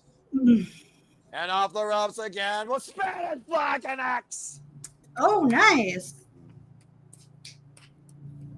And the way these two are countering each other's moves is just, it is a work of art. Big up beauty. Yes, that too. Yeah, again, to your point, the hook kick, that big right ham hock haymaker of a lariat, Heyman off the ropes, caught with a Spanish fly, and we're back to a reset. I am loving every single minute of this fucking match and show. I love professional wrestling, damn it. These two are so evenly matched. It is ridiculous. It goes back to, again, how important this is to be the face of All Elite Wrestling and restore the feeling, quote unquote. I don't think the feeling ever left. It was the feeling was forgotten and it's being reignited or elevated. You be the judge. Ospreay right now trying to figure out what the hell he is. It looks like he's found him where he's at. Now climbing up to the top rope again. Unaware Heyman back up to his feet. He's like, no, you ain't going to. You're not doing any high flying stuff. I am here to stop you. Well, Heyman and Page right now on the back of Will Ospreay, clubbing again the back of the head and neck. He might be looking to hook him up for maybe an avalanche backdrop suplex. Now Ospreay with the elbow to the back of the head of Heyman and Page. Now Ospreay look at his forearm footing. And Heyman and Ospreay, I sense disaster. Whoa, whoa, whoa. So down it. Tucked Heyman's head in. Going into the Chicky Nando's. Oh, good Lord. Nothing you could do but take it. I mean, when you're strung up like that, you got no other option but to. Yeah, right? So you're not disoriented enough. Boot right to the face. And right now, Will Ospreay once again adjusting him and Page's position on the top turnbuckle. Is he going to go for that Spanish fly off the top rope? Well, instinct can be a very dangerous tool considering you're going off that. Massive headbutts by Heyman and Page Will Ospreay. Ospreay trying to hold on. Finally, Heyman creates separation. And Heyman and Page rolls in. Buck shot! Lariat! Okay. On the corner! I mean, that's now looking for the big one that's gripping it. Oh! Ospreay the counter with the super kick. Hands Heyman and Page up across the top rope. Uh-oh. Heyman in a bad spot here. Playing there, but he was able to do a quick recover. Shooting star press is the cover the win. Kick out at two. And right on that, right on the side that's been has damage done to Hangman. Exactly, and draped across that steel cable, that whiplash rebound effect, both on the landing and on the impact. Again, Ospreay can't believe it. Heyman and Page still very much in this. Both these men are, for being perfectly honest. Slow to get to his feet, though, as Ospreay looking to rise once again. Possibly looking for that Cutter. Last time Hangman Page was able to grab the touch, prevent it from happening. Up the second. Cutter again denied by the stronger of the two. Block it. Sidestep in the corner. Charges in. Eats a big boot. Big cowboy boot. Out of the corner. Moonsault catching him. Uh-oh. Whoa. Power. Oh, God. Tombstone pile driver. Hook the far leg. Kick out at 2. Oof. That was a hell of a transition by Heyman and Page there. Absolutely, yeah. The way these two have each other scouted all throughout the match is just amazing. Like you can tell these two have studied each other going into this match. Battle-tested warriors of the canvas. AEW, ROH, Heyman Adam Page, NJPW, NJPW, NJPW, Repro, AEW, Will Ospreay. And now looking to hoist him up, possibly for that deadeye you were talking about earlier. Mm-hmm. Will Ospreay able to escape the back door. Rolls through, cover. Uh-oh. The Style Splash. Steps over, traps one arm. Heyman, though, kicking him, though, able to escape. Oh, and that's now, one way of getting out of it. Oh, let's get the power bomb. Now Heyman hooking up Ospreay. Holy hell, Angel's wings! Oh, okay. Whoa! How about that, Ash? Right, we mentioned how AJ is one of Ospreay's inspiration. What better way to call back to Hangman's friend Christopher Daniels, who was one of AJ's biggest rivals. And of course, one of the biggest friends, the man that Heyman Page his first wrestling match against. And not to mention, during his darkest time, he retired him when he was the only person that felt Heyman Page could still be that guy. Angel's wings, not enough here, though, to put Will Ospreay down. Now Heyman off the second. Spin. What? Now he's not going to spin. He's going to go up to the top rope. That moonsault. Oh, crash and burn. That blade connects. Had a little too much hesitation there on that springboard. Well, again, Heyman's on the rope, so he's in the ropes. You can't pin him there. Oh, that's nice. That's a good ring awareness on Hangman's part. Instinct or not, Heyman Page may have literally just saved himself. He had that hidden blade face first. And caught him out of nowhere. That momentary hesitation by Heyman Page for the springboard moonsault, springing up to the top rope, instead just climbing. Gave Ospreay that split second he needed to catch him with a hidden blade, but unable to go for the cover. Just goes to show again, a match of inches, match of milliseconds. Now Ospreay and Heyman on the apron. Now Ospreay might be showing a little bit of aggression here. A little bit of desperation. Considering, again, the importance of who will get to face John Moxley for the AEW World Championship. And Heyman still fighting back. Big cowboy boot to Ospreay's head again. Dangerous territory here, though, for both competitors here, Ash. Right. We talked about Hangman's dark place. Do you think Ospreay might need to have to go into that dark place to become the Owen Hart Cup winner? I mean, at one point, he didn't give a damn if he broke his brother, Kazuchika Okada, and it made him a freaking IWGP Heavyweight Champion. Oh, man. Big elbow strike. Big boot, as both these men are literally fighting on the edge of the ring. Block the boot, and Ospreay hoist up. Heyman apron power bomb. Oh, back of Heyman's head just hit that apron hard. Right, the bounce back, and he still has them on. Oh, no. Oh, are we going to see the Style Splash now? Oh, and he's turning, Ash. He's not doing it on the apron. Oh, no, Ospreay. On the ramp, that's probably a lot. That's probably much safer. Styles Clash onto the floor, face first. To your point, I think Ospreay corrected himself. He might have it looks like he tweaked his knee real good there. Yeah, let's take another look on the replay here, Ash, and see what really happened here. Watch the way Will Ospreay lands. Oh yeah, that was a hard. He might have buckled his leg. The poor boy might have buckled his leg. Yeah, literally the right leg implanted on the floor mats, but not straight down. He did not bend his knees enough. Just gave out on himself. Oy. Well, again, there's a point where your body shuts down on you. And right? Heyman's not moving at all, though.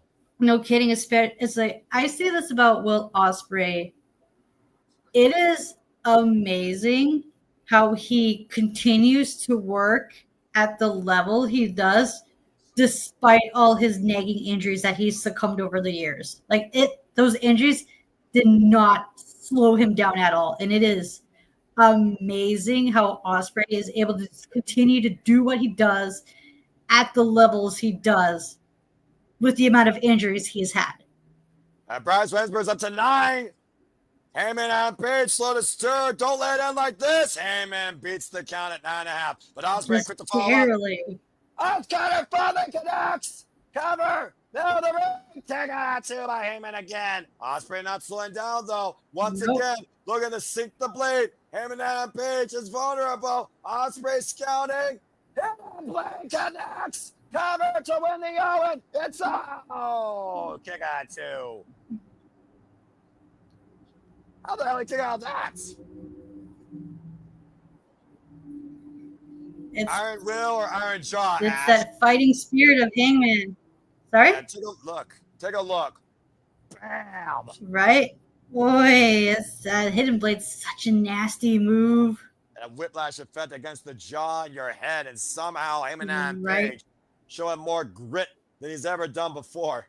That's what it is. It's that grit, that fighting spirit that Hangman Page has. Like, he badly wants this. He badly needs this.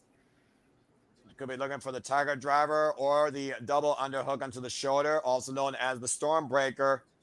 Desperate Will Ospreay at this point. Overhead palm strike by Heyman and Page. Ooh, the headbutt. And Ospreay lining up the Cowboy. Oh boy. And Ospreay right now might be losing himself here. Bryce trying to force a break. Gotta be real careful. Again, these open palm strikes here.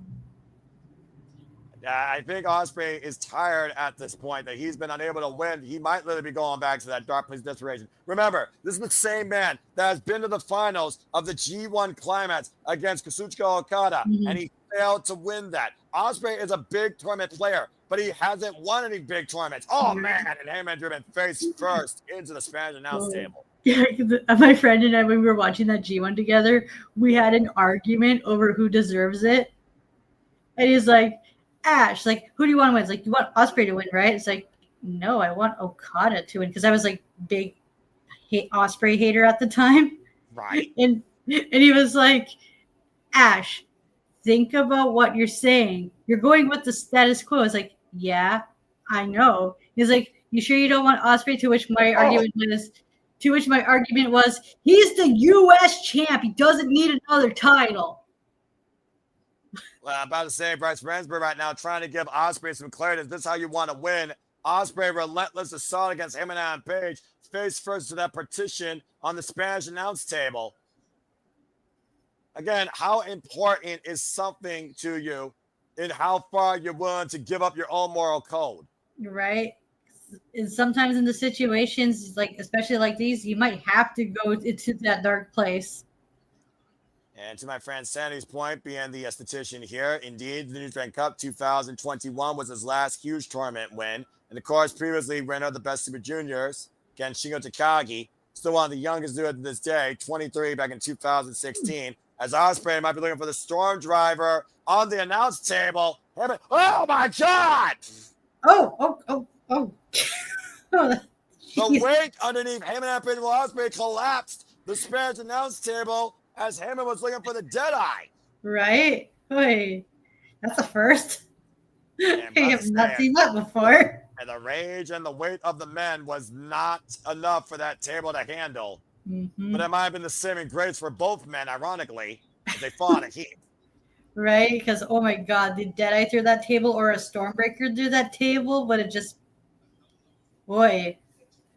Either way, nasty intentions on both men here, where we might be in the desperate warfare. Let's take a look at the replay. Again, look at the way Heyman was fighting, and to your point, Deadeye was hooked, still an awkward landing. He's still somewhat spiked Ospreay. Looks like they're both going to that dark place now. And right now, Ospreay hoisted up a Heyman and Page. Deadeye! There it is. On that collapsed desk. Is Heyman willing to take a count-out victory for it?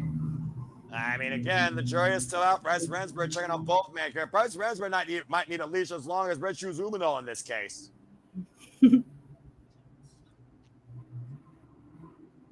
Notice the wide-eyed stare on that cowboy.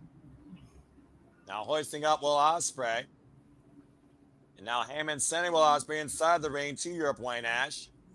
And he might be on the verge of finally succeeding out of this 2-year highway to hell, on his way to climb a stairway to heaven, on his road to redemption, if he hits this emphatic final. Whoa.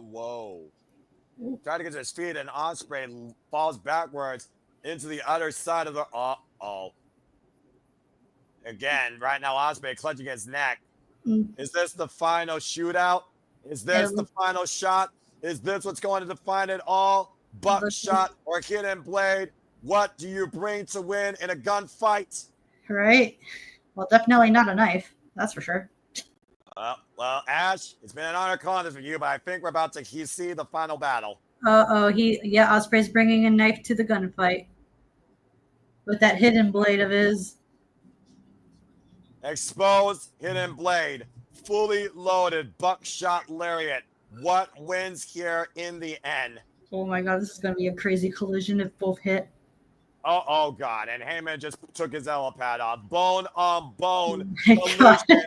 Imminent, Ash. This is it. Oy. Oh boy, buckshot lariat. Cover. No, what the fuck? Oh my God. No, man, Ospreay needs to hit that Os Cutter. He needs to hit that Stormbreaker, and then he needs to hit that hidden blade all in succession. How the fuck did Ospreay survive an exposed elbow buckshot lariat that turned him inside out? Split second between victory for him and Adam Page. Ospreay is just, the resilience of Ospreay is off the charts. It's like you can shoot Ospreay in the leg with the gun and he'll still find a way to kick out at 2. And Heyman once again on the apron as Ospreay is still fighting back with everything he has left. Another big exposed elbow haymaker. Big cowboy boot. Heyman Adam Page. Buckshot. Exposed and blade connects. Oh shit! Damn! Ospreay's not done yet. Oh, there's the Stormbreaker. Well, no. No, what the hell? What the hell did Heyman kick out of that? Like, what the hell? What more is it gonna take? Ospreay is not done yet, though, Ash. Is that the pitch? Oh, and Heyman collapses. And so does Ospreay. Oh, wow. Man, this has taken a lot out of both of these men. Like, what more is it going to take? What else can they possibly do? You fucking kidding me? A Stormbreaker off an exposed hidden blade still was not enough to put down Heyman Adam Page. They are wiped out. They are exhausted. They're going all out. And my voice is going out. It's a shootout in the desert. And I don't know what weapon you need to win this. Van Shane, this is awesome. And I firmly agree. This is professional wrestling. Bryce Remsburg starting his 10 count as both men are slow to stir. And we are once again at ground zero, folks. I can't believe I fucking said that. They've hit each other with their best shots and then some. Right? Like, how much more is it going to take? Again, what else do they have up their sleeve? Heyman and Adam Page. Exactly, right? Hoisted up against the second ring rope. And Ospreay, look at that face, Ash. Oh, wait a minute. No. Well, if you can't with your own arsenal, maybe you take from somebody else. Oh my God, not the Omega! Not the Omega! Yeah, well, you fucking cheeky bastard! How about that? Oh my God, this fucking dude. Well, he was looking at Blowing Angel. Meanwhile, wait a second. What? Driver! Oh my God, Osprey got the foot on the rope. The ring awareness. The ring awareness. Page just used Swerve Strickland's finisher. Oh my God. The greatest rivals of both these men's past. Omega and Swerve. Oh my God. I am on the edge of my seat right now for this shit. Hey. This is what I live for as a fan of professional wrestling, damn it. This no other type of competition in the world gives me this. Shit like this is why we watch wrestling. Fuck yes, Ash. Oh my God. You cannot find intensity like this anywhere else in pro wrestling. You can't put a like, bigger just in general. Just in general. And Heyman again to the outside, scouting Will Ospreay. Buckshot, nope. Whoa, went up and over. Hooks up Heyman and Page, up on the shoulder, Stormbreaker counter. Swing and a miss, big elbow. Buckshot, watch out, hilarious. Oh, wait a minute, Ospreay rebound off his feet. Once again, buckshot, lariat, back, to the cover. Oh, okay.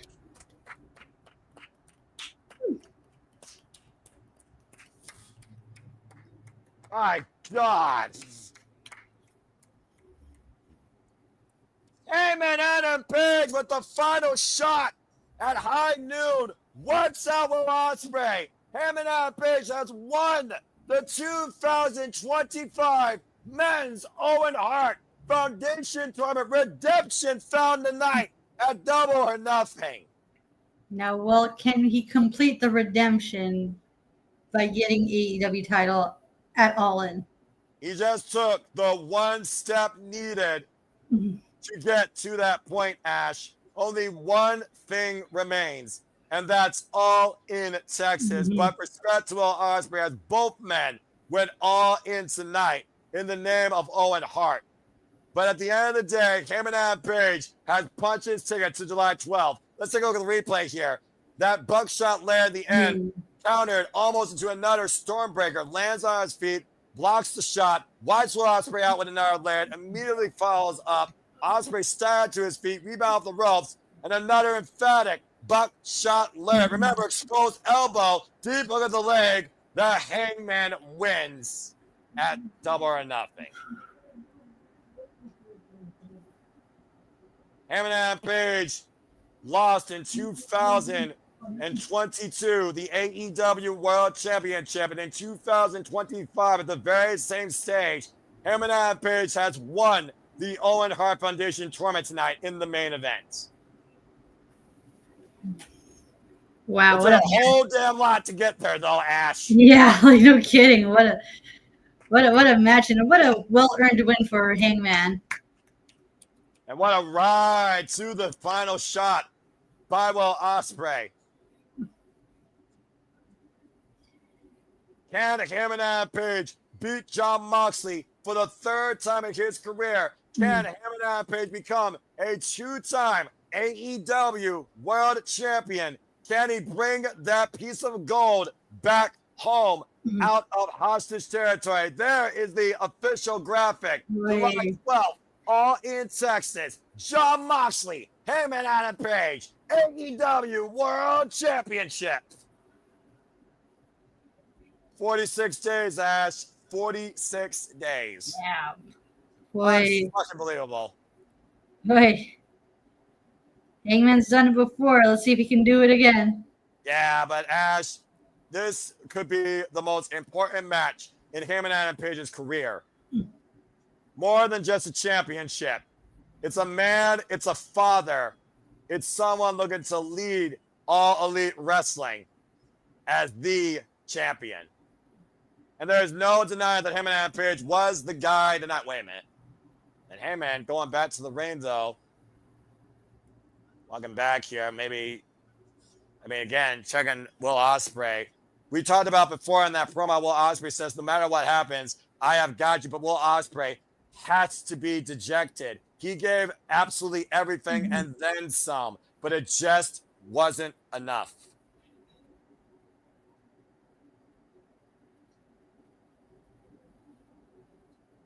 In a way, Will Ospreay brought out the best of him and Adam Page. That he did.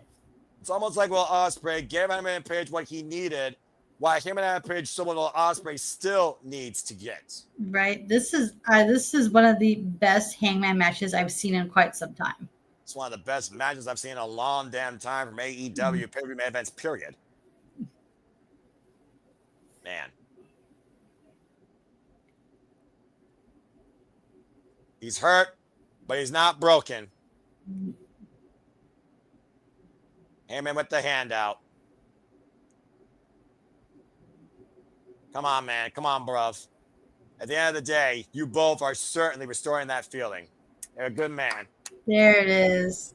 The sign of respect. Two fathers, two proud professional wrestlers, two world-trained and tested men through hell and back gave their all tonight, but only one is officially going all in. Mm-hmm. A tough loss for Will Ospreay. That close to what Heyman called a professional goal, while Heyman and Page accomplished a personal one. Congratulations again to Mercedes Moné and Heyman and Page, this year's winners of the Owen Hart Foundation tournaments tonight at Double or Nothing. For Ash, who has been absolutely spectacular, please follow her. Don't be a dickhead. For all of you, for AEW, I am the Seminola Foster. This is definitely where some of the absolute best fucking wrestle. We are on the road to All In Texas as Double or Nothing comes to a close from the desert. Thank you so much for tuning in our coverage. This has been AEW Double or Nothing. What a fucking show. Absolutely. This was a really good show. My God in heaven. That was nothing but insane. As Walter, I hear the music on your screen a tiny bit, so you saw what just happened, so please give your thoughts, man. Fucking crazy. Jeez. Those false finishes is going to give you a heart attack, man. Yeah, you know what? I'll live to tell the tale. My calcium score is 0, and again, this is what brings out the best and absolute passion in me. Shit like that. I mean, this All In shaping to be crazy based on what went down tonight. Yeah, about to say again, it took a whole damn lot for Heyman to put down the aerial assassin. Bone on bone impact multiple times. Unstoppable, unbreakable wills colliding in the desert. What a shootout. Survived the dead shot on the table, 2 Stormbreakers. It's crazy. Oh, man. Well, there's not much more to say as Mammon Aaron Riff say, yeah, no DQ, as believe it or not, he will be reviewing tonight's show. But again, let's just go ahead and remind the people exactly what we unfolded here tonight, here at Double or Nothing, before you maybe give an NXT quick highlight. As, of course, thank you opportunity to both for our coverage. We, of course, saw Anna Jay and Harley Cameron make Penelope Ford and Megan Bayne fill the raft as they were able to win, with Harley Cameron pinning Penelope Ford. In an incredible match, it was Mercedes Moné with a hammerlock clutch cradle that beat Jamie Hayter to win the women's Owen tournament. We also, of course, saw Roppongi Vice and crew lose to Bandito, AR Fox, and Los Titanes de Air. Mark Briscoe got stabbed in the head with scissors and lost in a stretcher match. Pretty much the last time that we saw him. Nigel McGuinness, unfortunately, myself, an internal injuries. Dan Garcia's body came out before his spirit as FTR beat them in tag team action.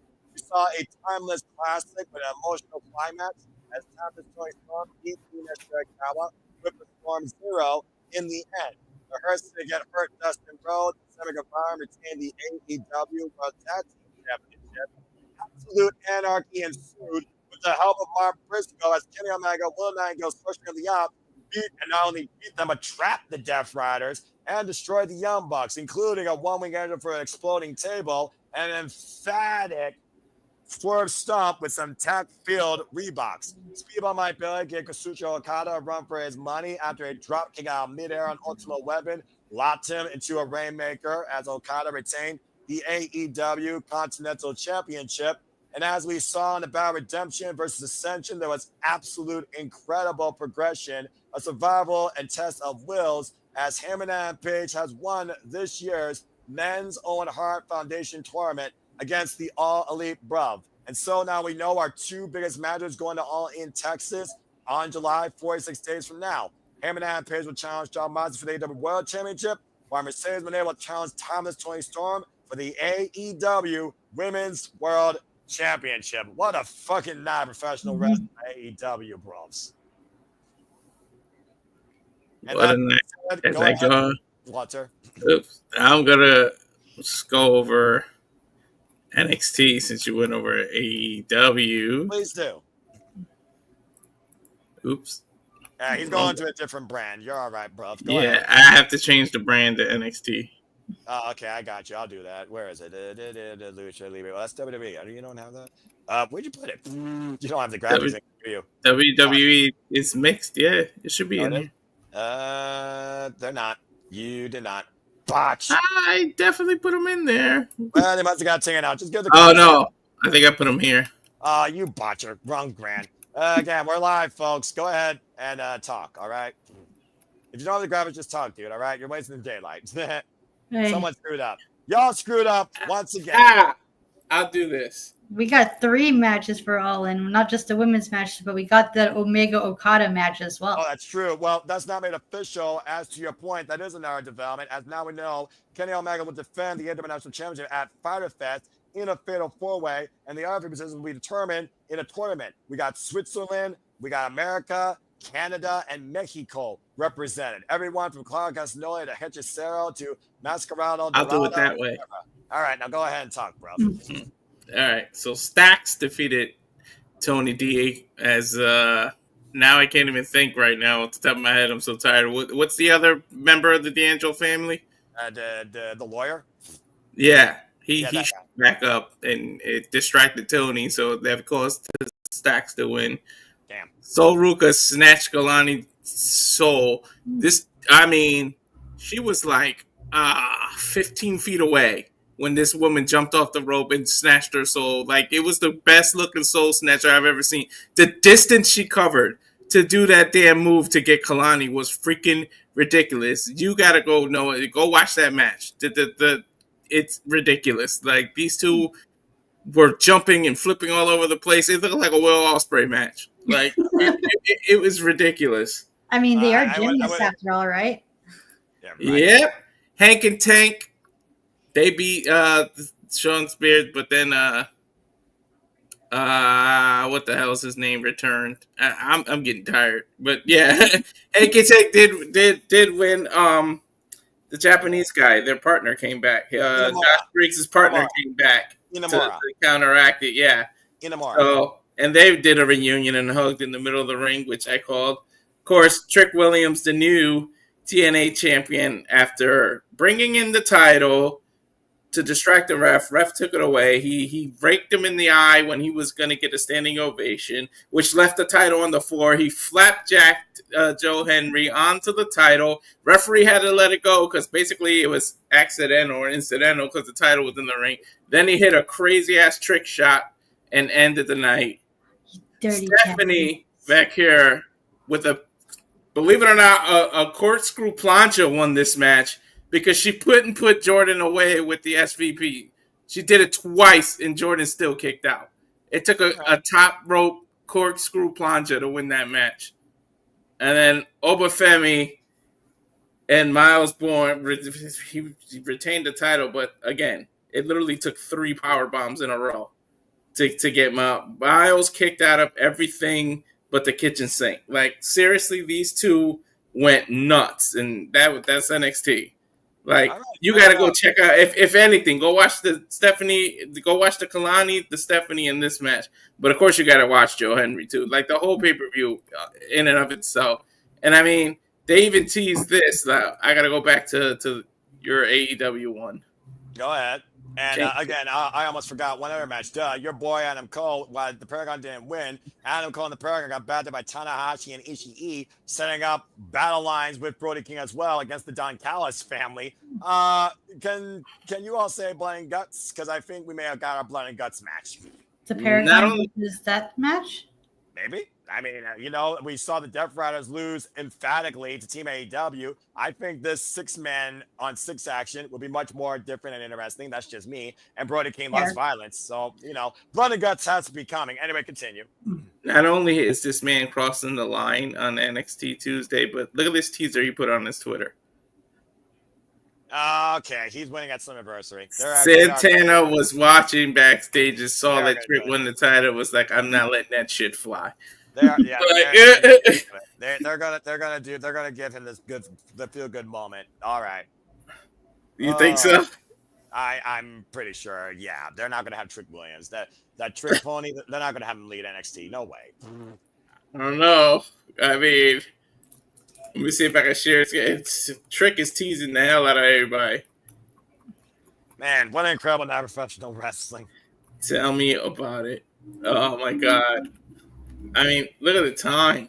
Jesus, crazy. What is time? I mean, again, it's Monday. It's Memorial Day. We're all sleeping. Honor the fallen. Remember those that serve, and get some barbecue and get some sleep. And we're still chatting. And shout out to the 42 of you that are, of course, still engaging and listening to us across all channels of the Speedball Studios. Please subscribe to everybody again, especially to the best channels that you can get content for here. And then their Young Genesis, Bag for Wrestling, Rage for Wrestling. Subscribe. Ash, a phenomenal time and job calling, engaging with the show tonight. I know that you're still, getting used to this, but I think you had a great time. You really came into your own, and overall, I just hope that you found AEW and this wonderful.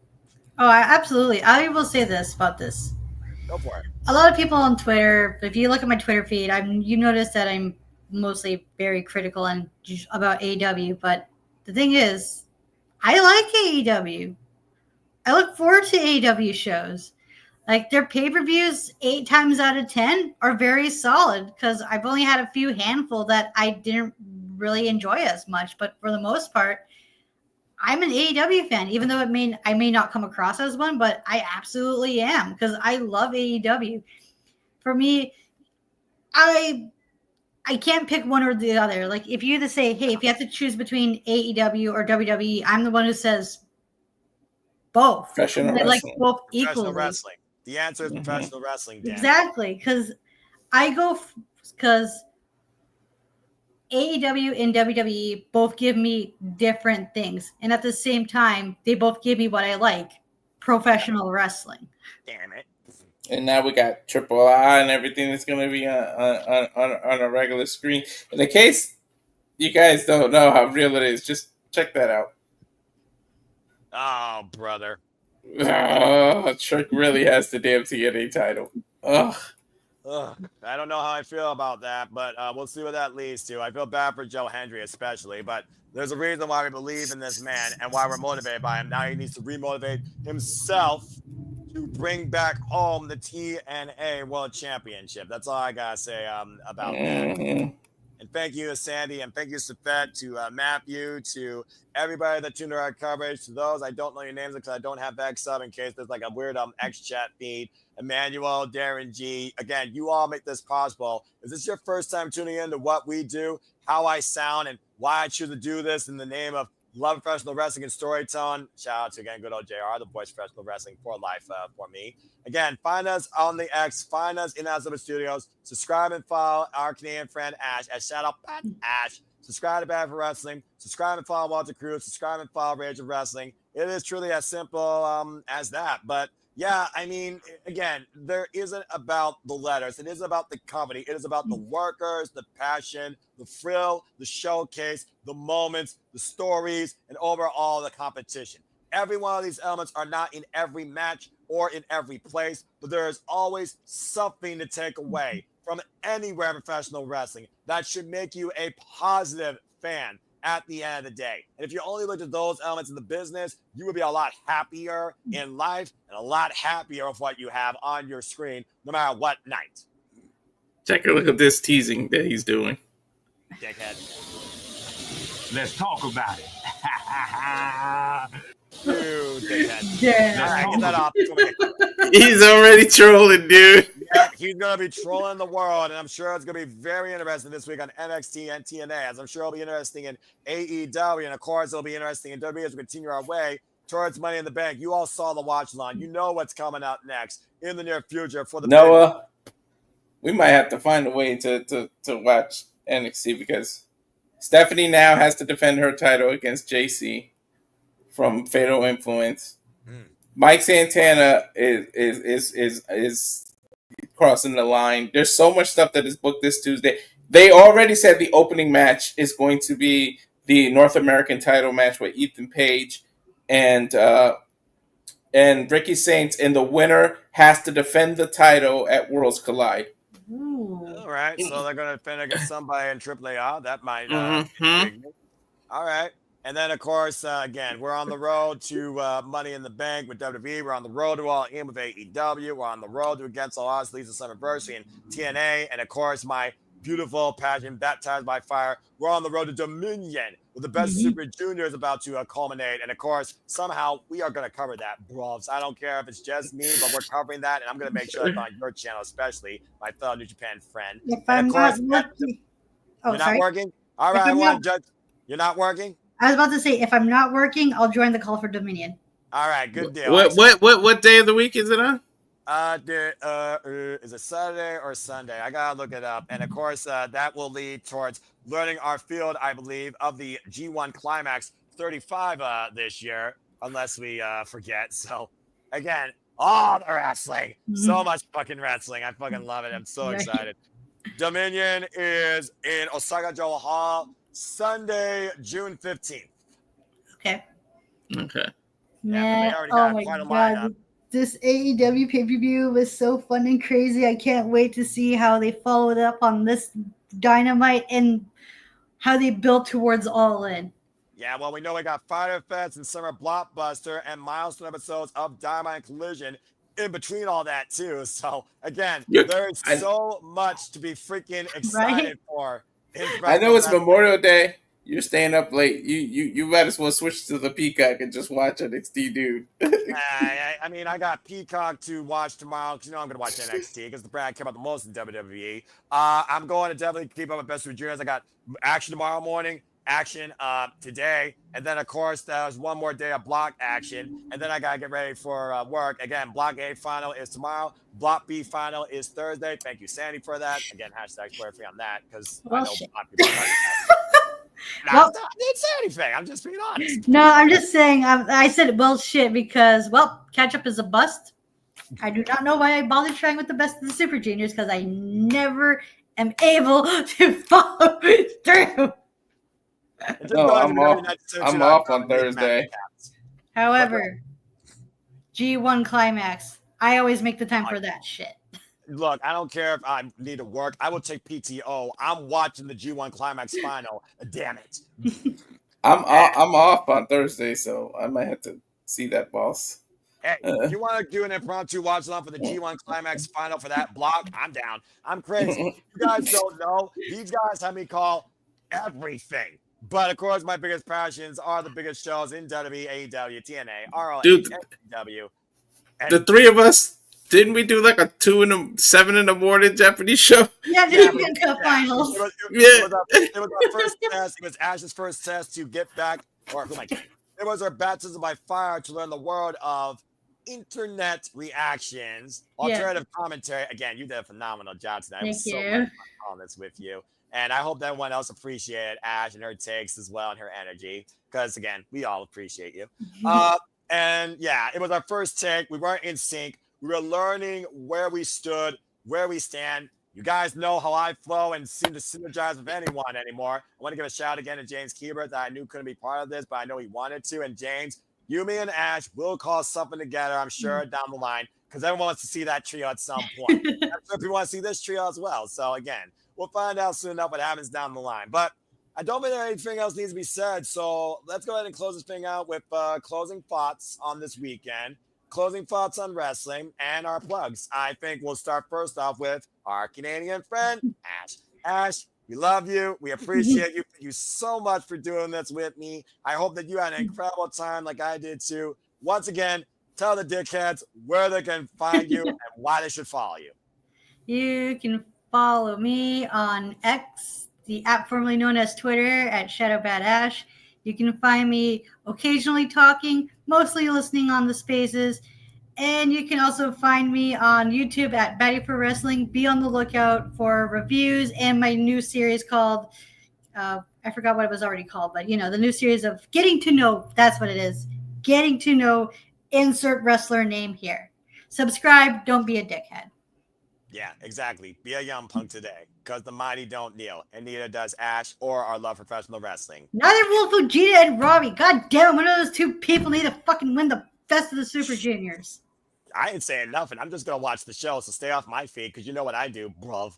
Walter, again, welcome back. It's so good to have you back, brother. Go ahead and tell the people once again where they can find you and what's ahead for you and your final thoughts for this weekend, too.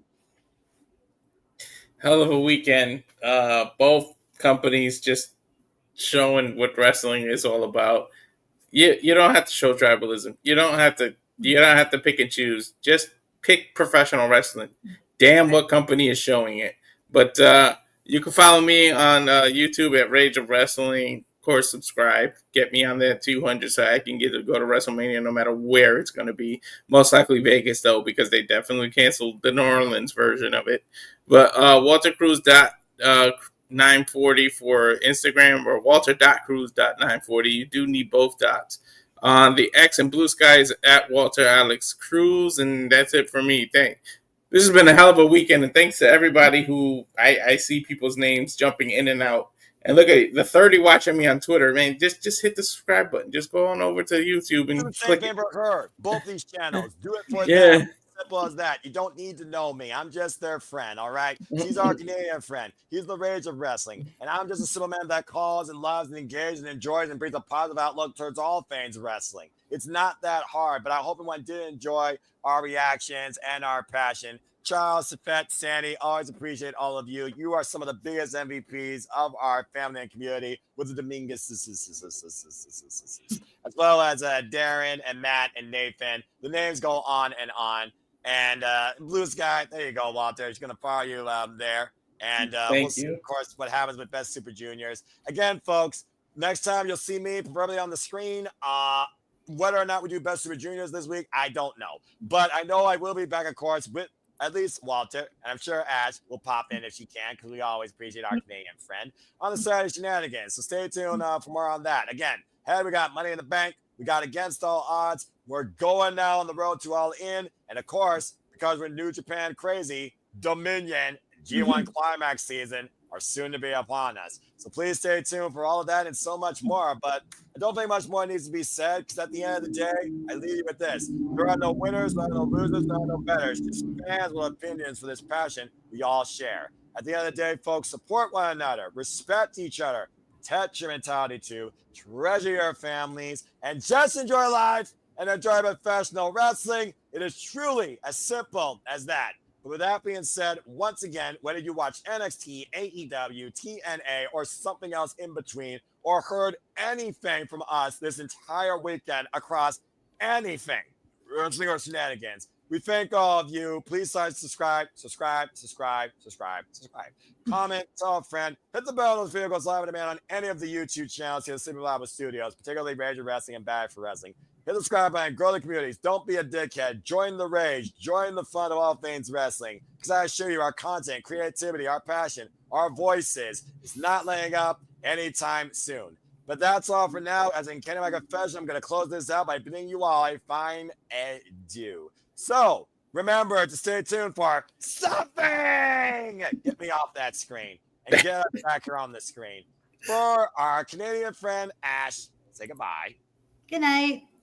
For the reality of all things wrestling that we do here, for Mr. Reliable, Walter Cruz, say goodbye. Goodbye.